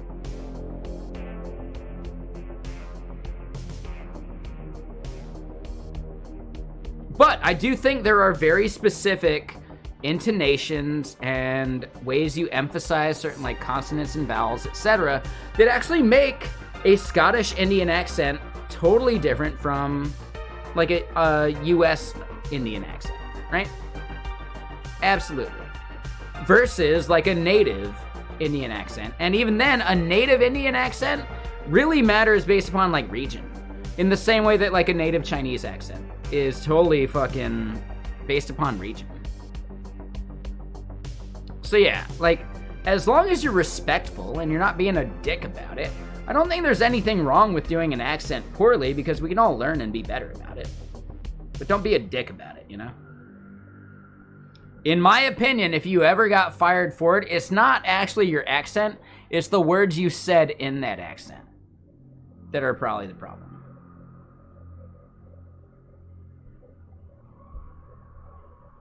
Accents are a thing. To ignore them is ridiculous, right? I don't think there's actually anything prejudicial about trying to do accents properly. And I think it actually is more respectful in that way to recognize that they are distinctly different.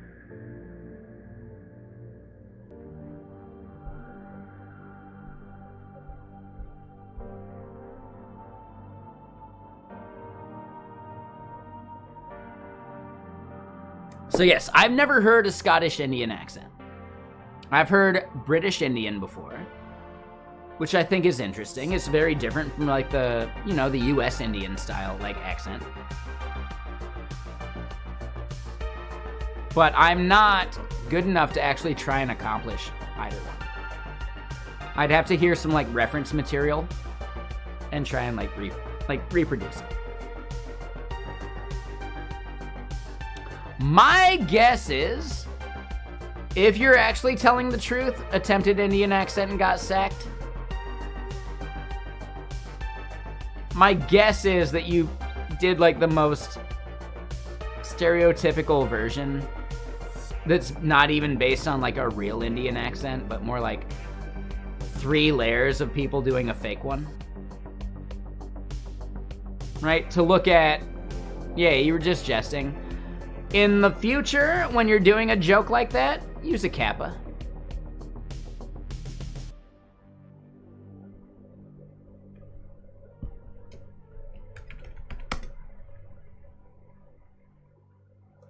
This is the internet, man. We don't know you're being sarcastic unless you make it really obvious you're being sarcastic.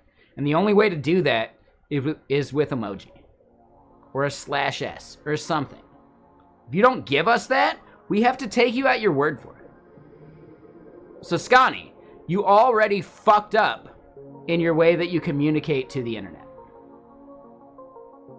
I would suggest you recognize that. In the future, use a /s or a fucking kappa or a smiley face wink emoji or whatever, right? Like, dude, right? Tongue sticking out wink emoji. Sure. But without any of those things, we have to take you at your word. That's how the internet works, man.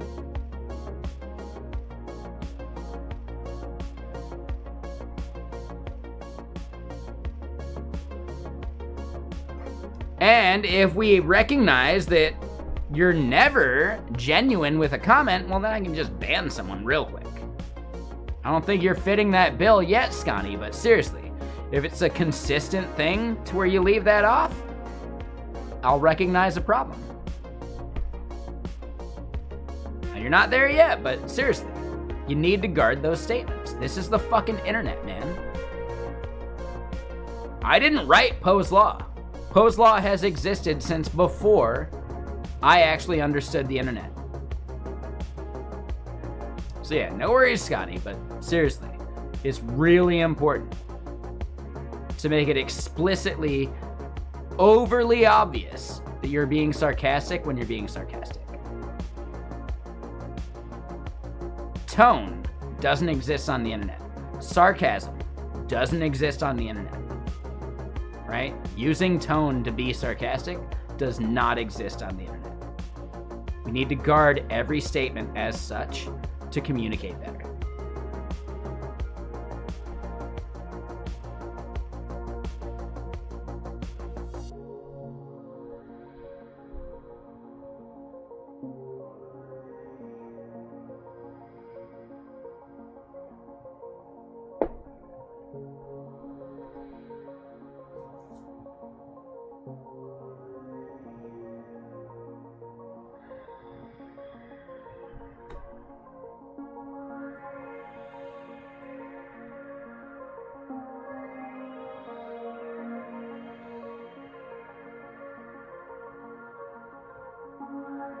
All right, so next feature. Yeah, gradual type. This is where we end up digging into like way other types. So if we were to do a selective,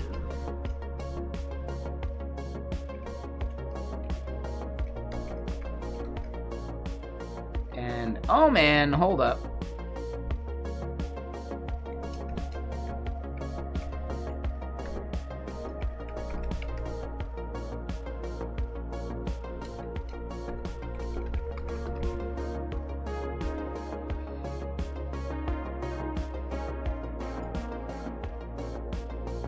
Oh, and you know what? Hold on. Yeah, we gotta delete all of that because realistically, within a selective feature type, we have another select to do.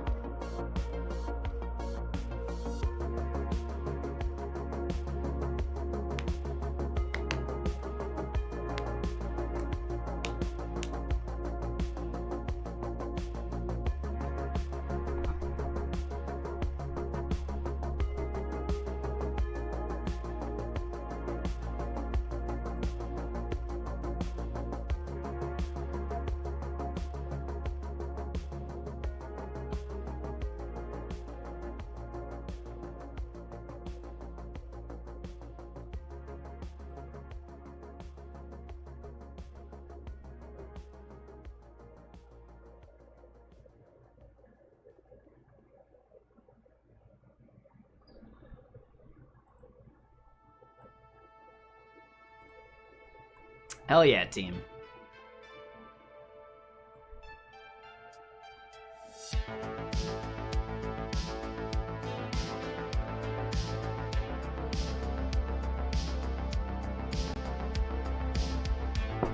And again, Scunny, no, I appreciate you. Thank you. Yeah. Right? Again, true nemesis. It's not easy to know he was kidding unless he makes it obvious. So in the future, I believe Scotty will do better. So we're good. We're set.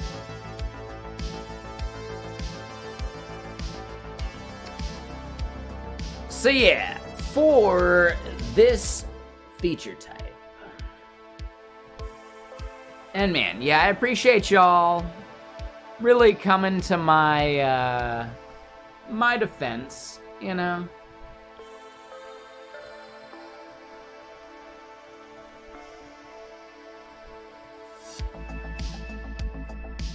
Right, just recognize how much the person that started that whole thread fucking sucks. And we never have to deal with them again. It's awesome, actually. It's kind of cool.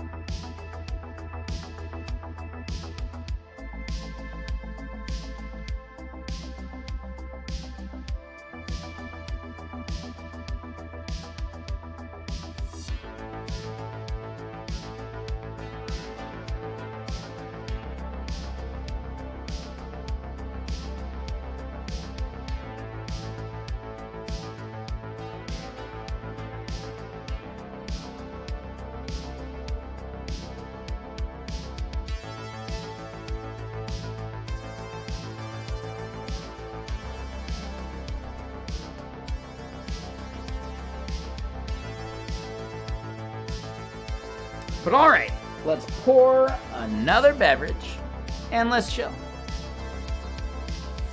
And yeah, hold on. Who retweet or who actually shouted out his, like, you know, trolling tweet? That's from like a month ago, man. Right? So we can just recognize that this dude's just a troll by nature.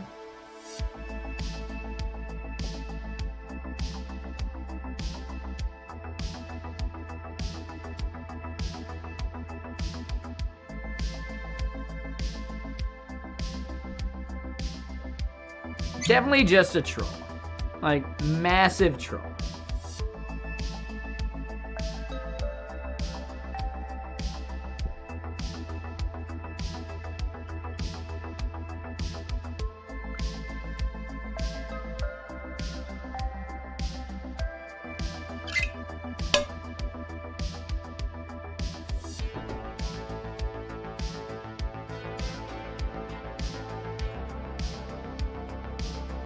Pour another beverage, though, and let's do our thing. The fact that I can drink as much as I do and I'm still a better person than that dude, that's kind of interesting. Like, I still have more of a conscience. Huh. Huh.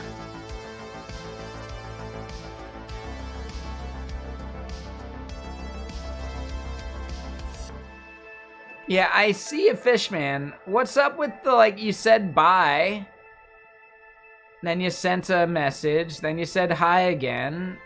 I don't know why the first message got deleted, and then another bye. Fishman, you trolling too?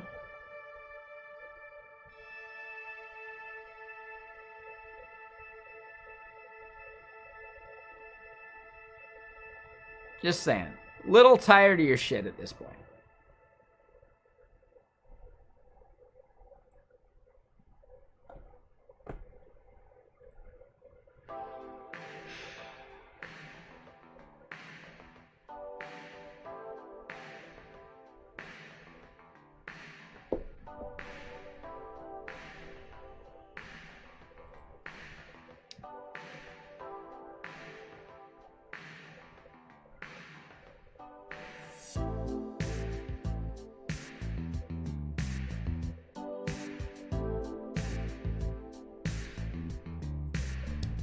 So hold on, who here knows, like, the YouTube etiquette, right? If I want to, like, ban someone so they can never chat again.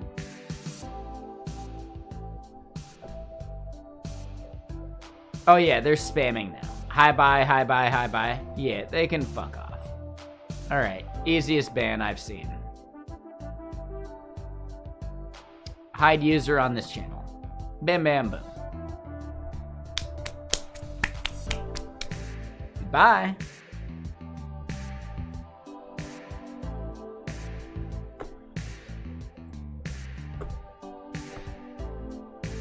Dude, some people, man, it's like they have no conscience. fucking weird.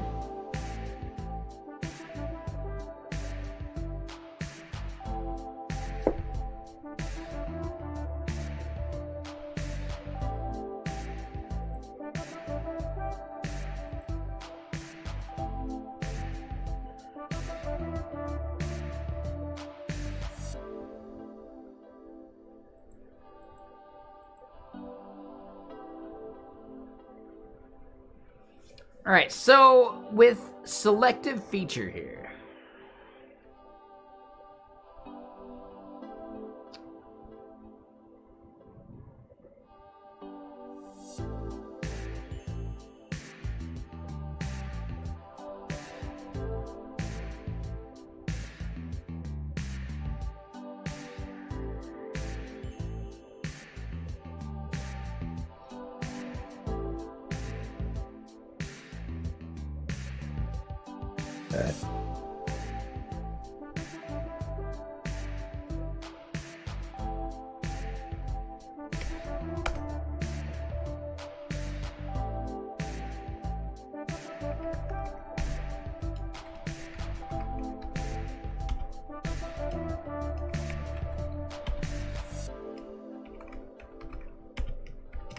so what we end up needing is an intermediate feature, right? Oh, hold on. Yeah, feature doesn't have a value type because that is unique to these.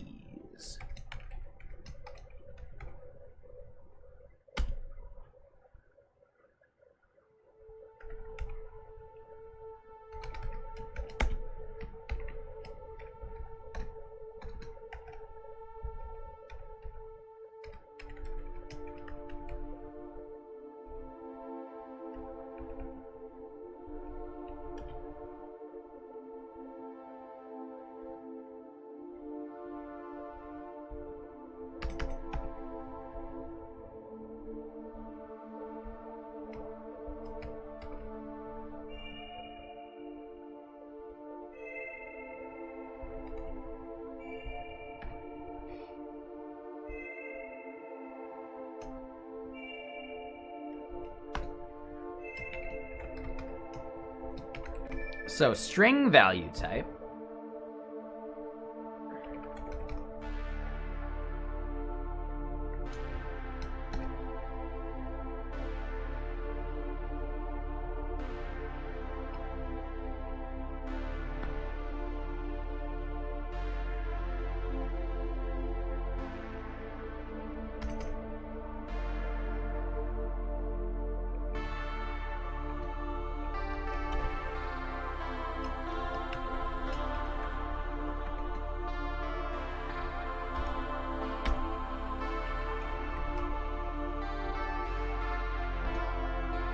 All right, so type, value type, string, right? String value type is then value type.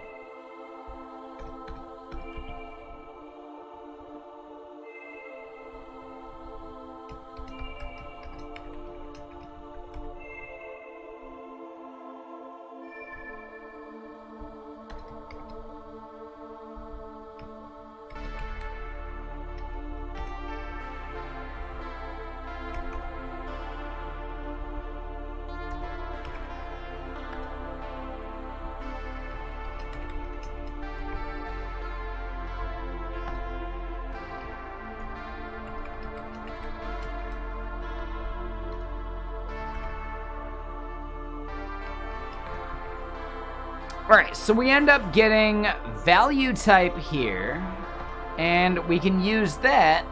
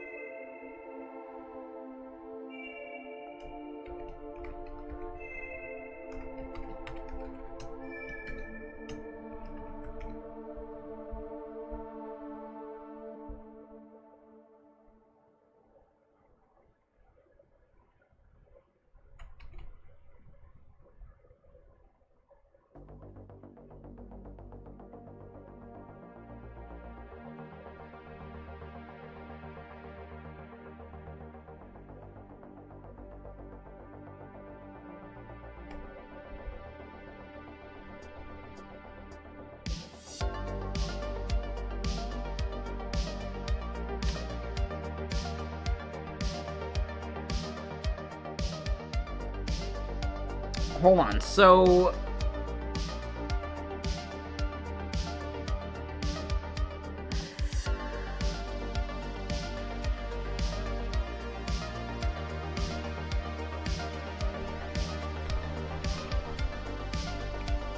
I think we need to do that.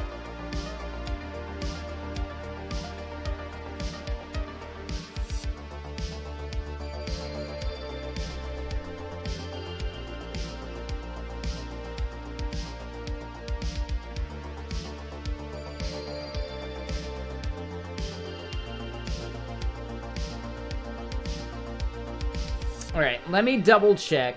I'm actually kind of hoping DL Mulroy is looking for Wednesday to do his magic.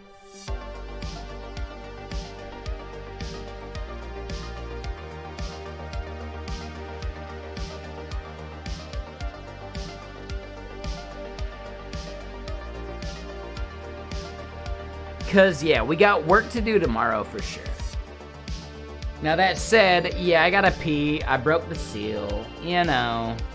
I don't even have any, like, salt to, like, retain the water. So, yeah, I gotta go use the restroom, like, now.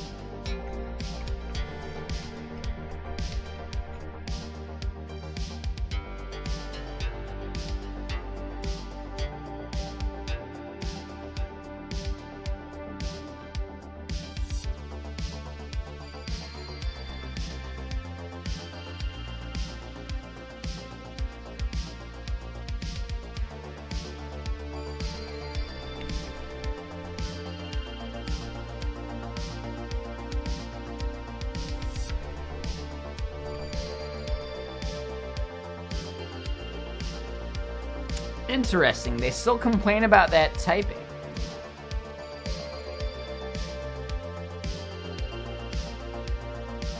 Alright, so I need to use the restroom. I'm not sure what the fix is for this right now, but yeah, let me go pee. And yeah, we got more stuff to do. But yeah, let's go look at this. So, BRB, see you in a second.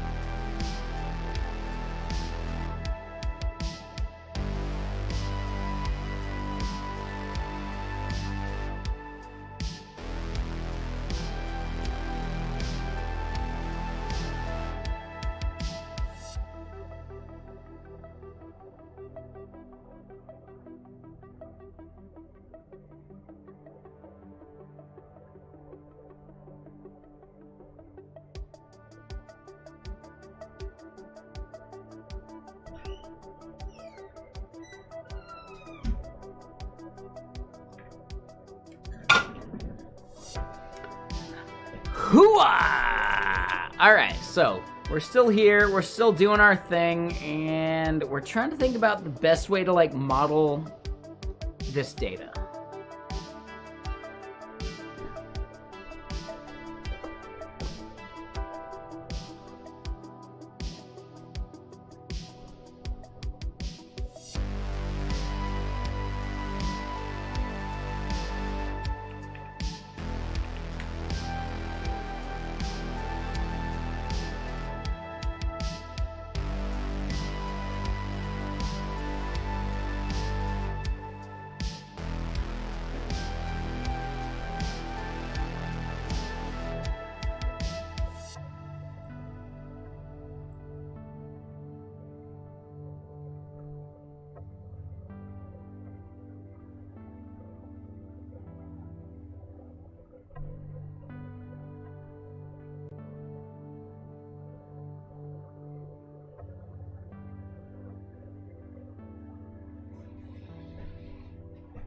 And holy shit, dude, I am getting beat by stacking in our fantasy football league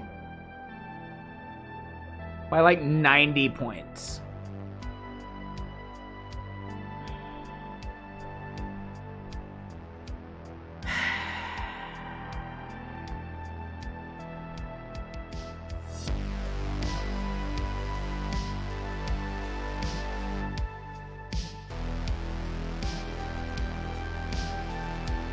Stacking. Well played, Mr. Sir. All I'm trying to do at this point is to not lose by as much as I have.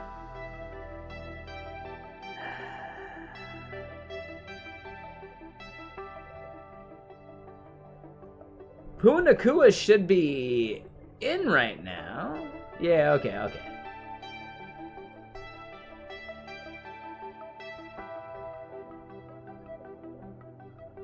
They're in their second and third quarter, and I got 4 and 5 points out of the people I got. Yeah, stacking is taking this win. I'm not mad. Okay, I'm a little mad. No, it's fine. It's no big deal. We chillin'. Big chillin'. Let's actually look at what we're doing here. And yeah, like the whole value type thing.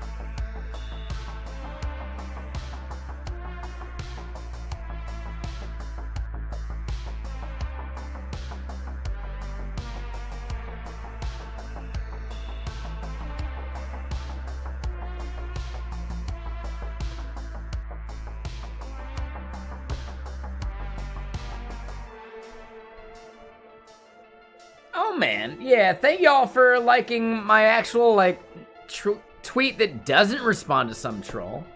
Yeah, this is the tweet that matters.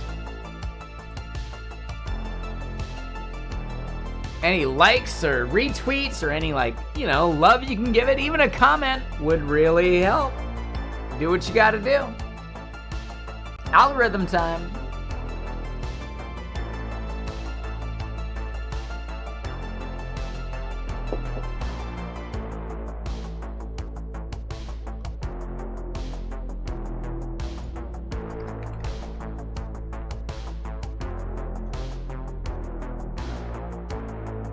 Okay, so whether I scope it to value type or just leave it like as a generic value type, they still don't like this one.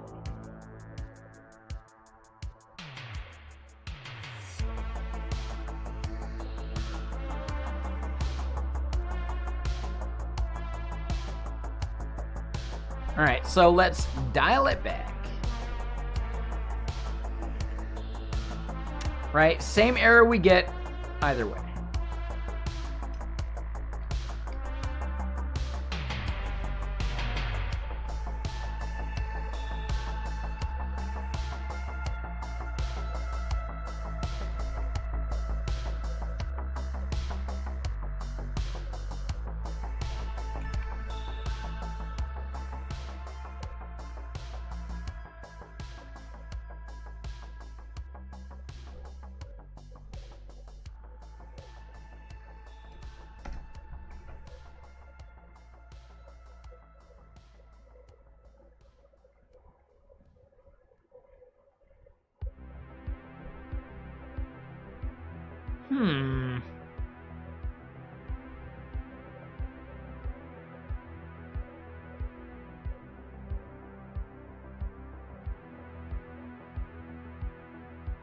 I'm not actually sure what this error is trying to tell me.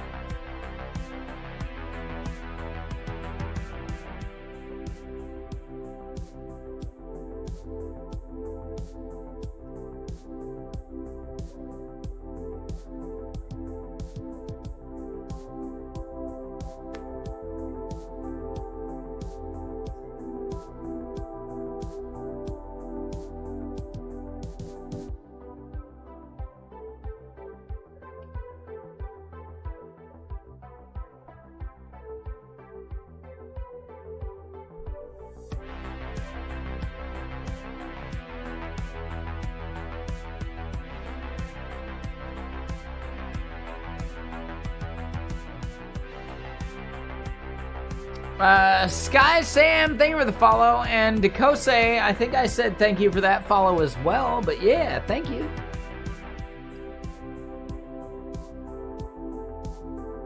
Man, I am out of lemonade mix,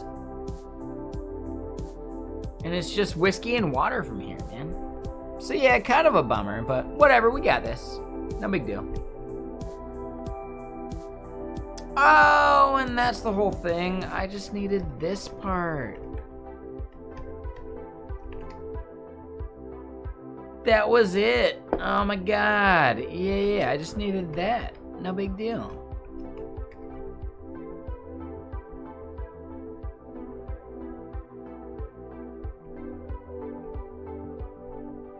I forgot the quotes, man. There we go.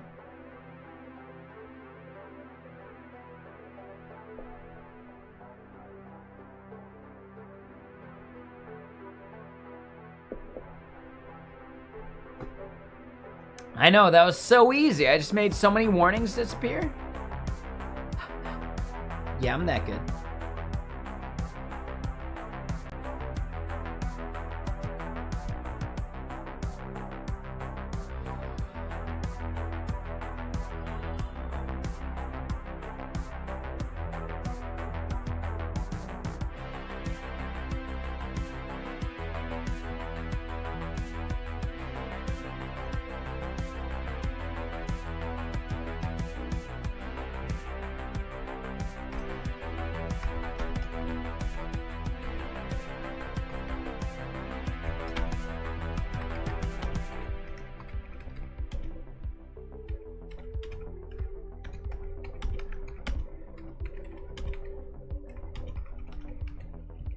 All right, so yeah, I'm gonna leave myself a to-do for tomorrow because you know what? I kind of want to eat a sandwich and play some video game and pass out real early because I stayed up way too late last night. But I think this is a good spot to leave off on.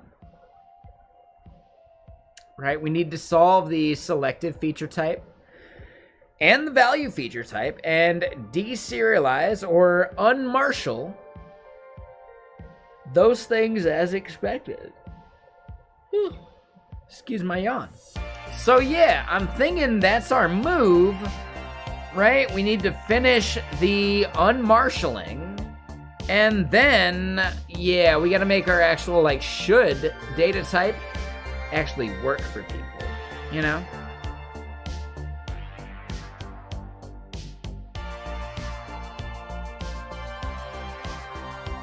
But I think we're close. Yeah. We're like halfway done with our unmarshal like function.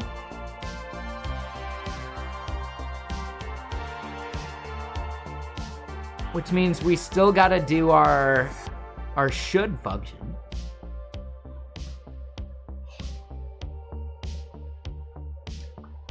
But yeah, once all the data is there, like testing this is gonna be like super fucking easy. So I think that's our move. That's what we do. I go make a sandwich. I play some games here on stream, on the gaming stream. And we come back here tomorrow. Same Chris time, same Chris channel. And we knock out the rest of selective and value feature types. Which is basically like assigning some values, most likely like value style. And then from there, we implement our should function that actually cares about all the stuff that we have just deserialized today. So yeah, depending on what DM Mulroy is trying to plan, I'm hoping DM Mulroy opts for like Wednesday, because I think tomorrow we can actually knock this one out of the park and write our tests and be done.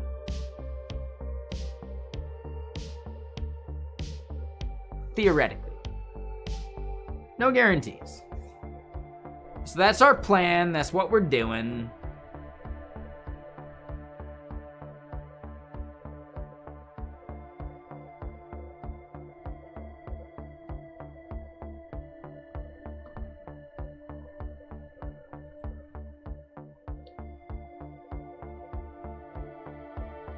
Who is streaming right now?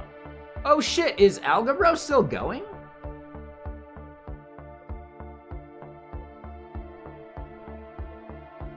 So is DM Mulroy. Algebro's still going. He's probably gonna go raid someone else anyway. Like, he's going way longer than he normally does.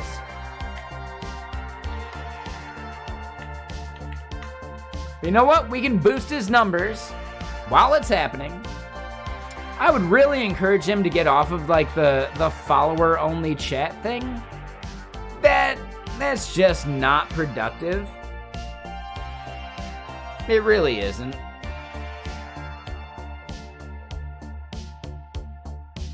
But, you know, he can do anything he wants. It's his chat. It's his thing. It's no big deal. Someone gifted me a sub over there, and I should probably shout him out and say thank you, like, as we get there. No big deal. But, yeah, so we're going to go say hi to Algo Bro. He's killing it, doing his thing. You know, I'm doing my thing, but, yeah. Oh, shit. Oh, damn it. You know what? Oh, damn it. No, I'm sorry. We're actually not gonna raid Algo Bro because I fucked up. Oh, wait, really?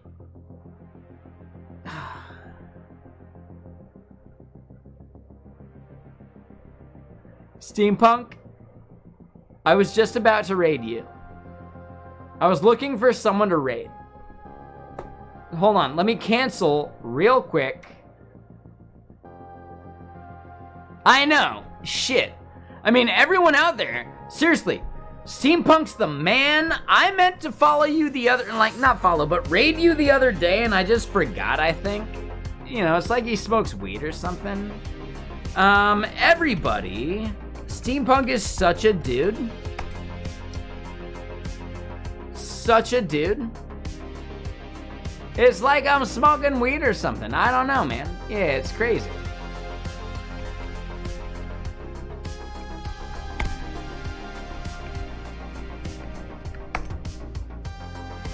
Everybody watching me right now should definitely follow and hang out with steampunk programming. Like, dude, yeah, the game you're working on, Black Ocean, that's like the piratey, like, thing, right? Right, the thing we made, like, a meme website, like, marketing-wise for years ago.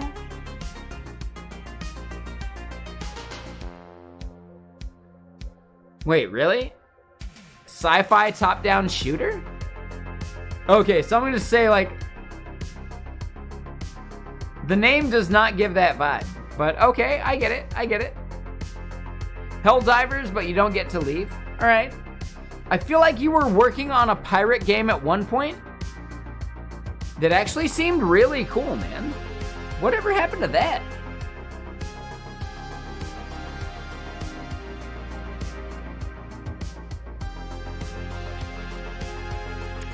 Yeah, like 4 years ago. You mean the last time you streamed?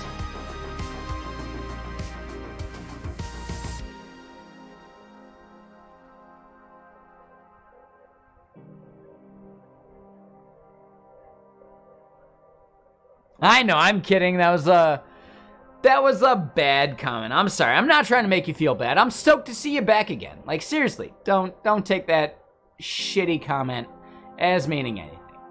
Dude, I'm stoked you're streaming again. So, Black Ocean, or hold on, is that the name?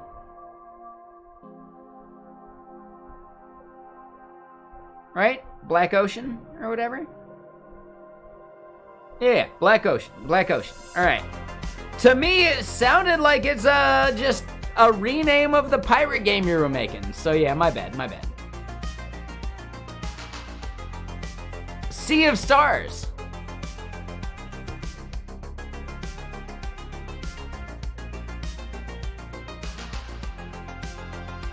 Right? Do you have to go so dark with it, or it could actually be like uplifting, like Sea of Stars, man?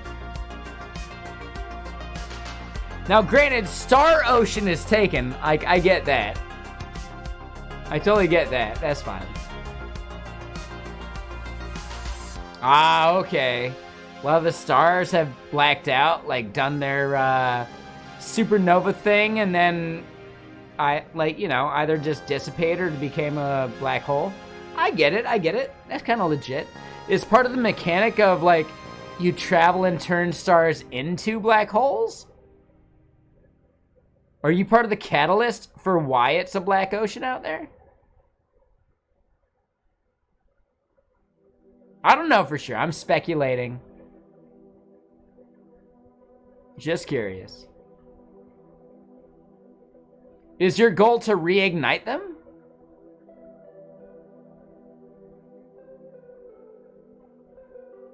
Okay.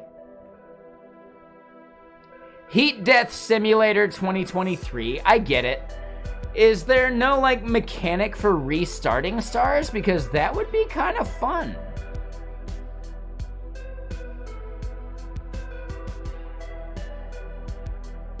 Could you research some technology eventually that helps you restart stars? And yes, I'm like, spoiler alert, come on, man. Chris, what the fuck? Why am I shouting out stuff that is, like, core to the game that you haven't even talked about yet? Because I care that much about the lore.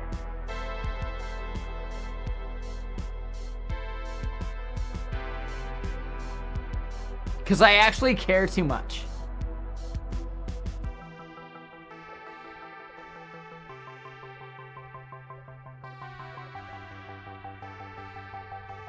Woe is me, I care too much.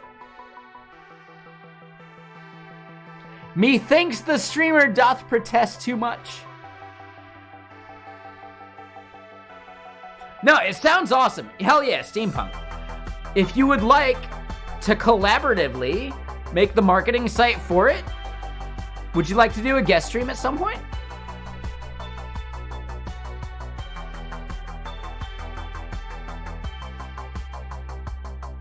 Yeah, that'd be fucking awesome, man. So yeah, throwing it out there as an option for you. You know, do whatever you want. But when you're ready to, like, start publicizing and, you know, doing some of that shit, just set up the bare bones site in general. Oh, that was a burp. Yeah. Dude, I'd be happy to help in some way. Like a minimal way, right? The marketing site has nothing to do with the actual app. But it's still kind of useful, still kind of necessary. And, yeah, we can help you figure that out. It'll be an entire fucking process, but it could be a thing, man. And I would love to help support.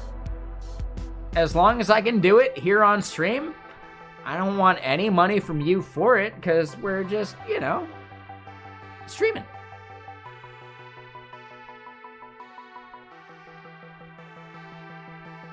Yeah, man. Yeah, if you're trying to seek like a publisher and investor, like, oh my God, like totally. You need a marketing site, bare minimum. Absolutely. So yeah, let's plan that out tentatively into the future. I have a cal.com link that you could book, but we're not at the point where booking any of that time would make sense. So instead, you can keep us up to date and let us know when it's time for it. Right? We good? Hell yeah.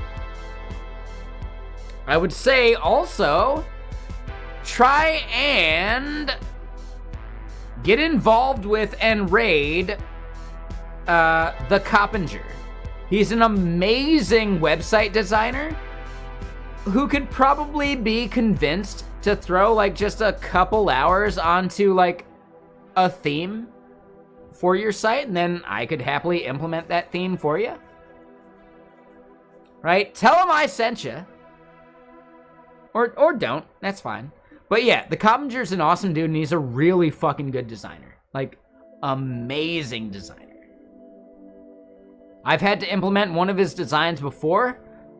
It was a pleasure. It was like so easy. Right?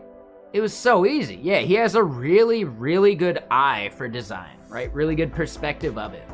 So yeah, I would say... Yeah, button styles, etc. Like, I might push back on that, but at the end of the day, you don't have to fully align. As long as he can make something beautiful for you, you can make it accessible after that. You know, not a big deal. At the end of the day, as long as it's tabbable, then you're good to go. Yeah, exactly. He's awesome. He's a great designer. Like, really good designer. I'm gonna shout him out real quick.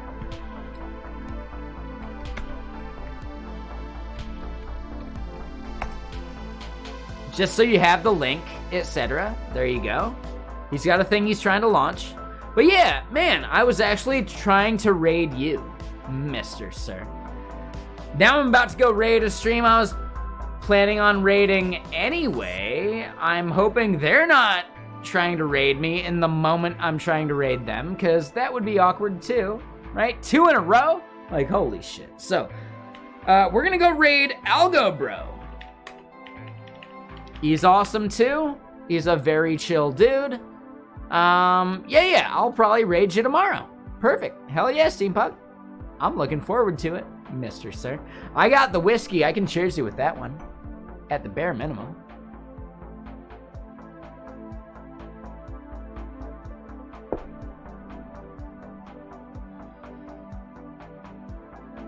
You got a beer cheers? Ooh, the beer cheers. Nailed it. I see you're not chugging the rum because you got shit to do. Yeah, I get it. I should probably take it easy on the whiskey as well. But I feel like, you know, I get shit done. I think it's fine.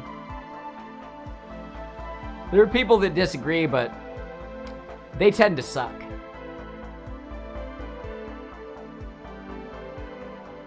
So anyway, yeah, we're gonna go raid into Algo Bro's stream. He is chilling, he's doing his thing, he's trying to hit fucking partner. Let's get him to partner. Everyone out there should absolutely lurk him and hang it out and just be chill. Steampunk, are you gonna be at TwitchCon?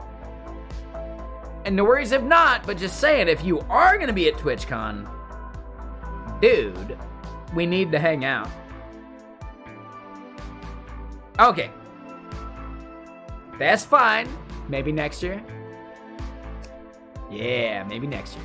So, see you guys over on Algo Bro stream. See some of y'all over on gaming. Later.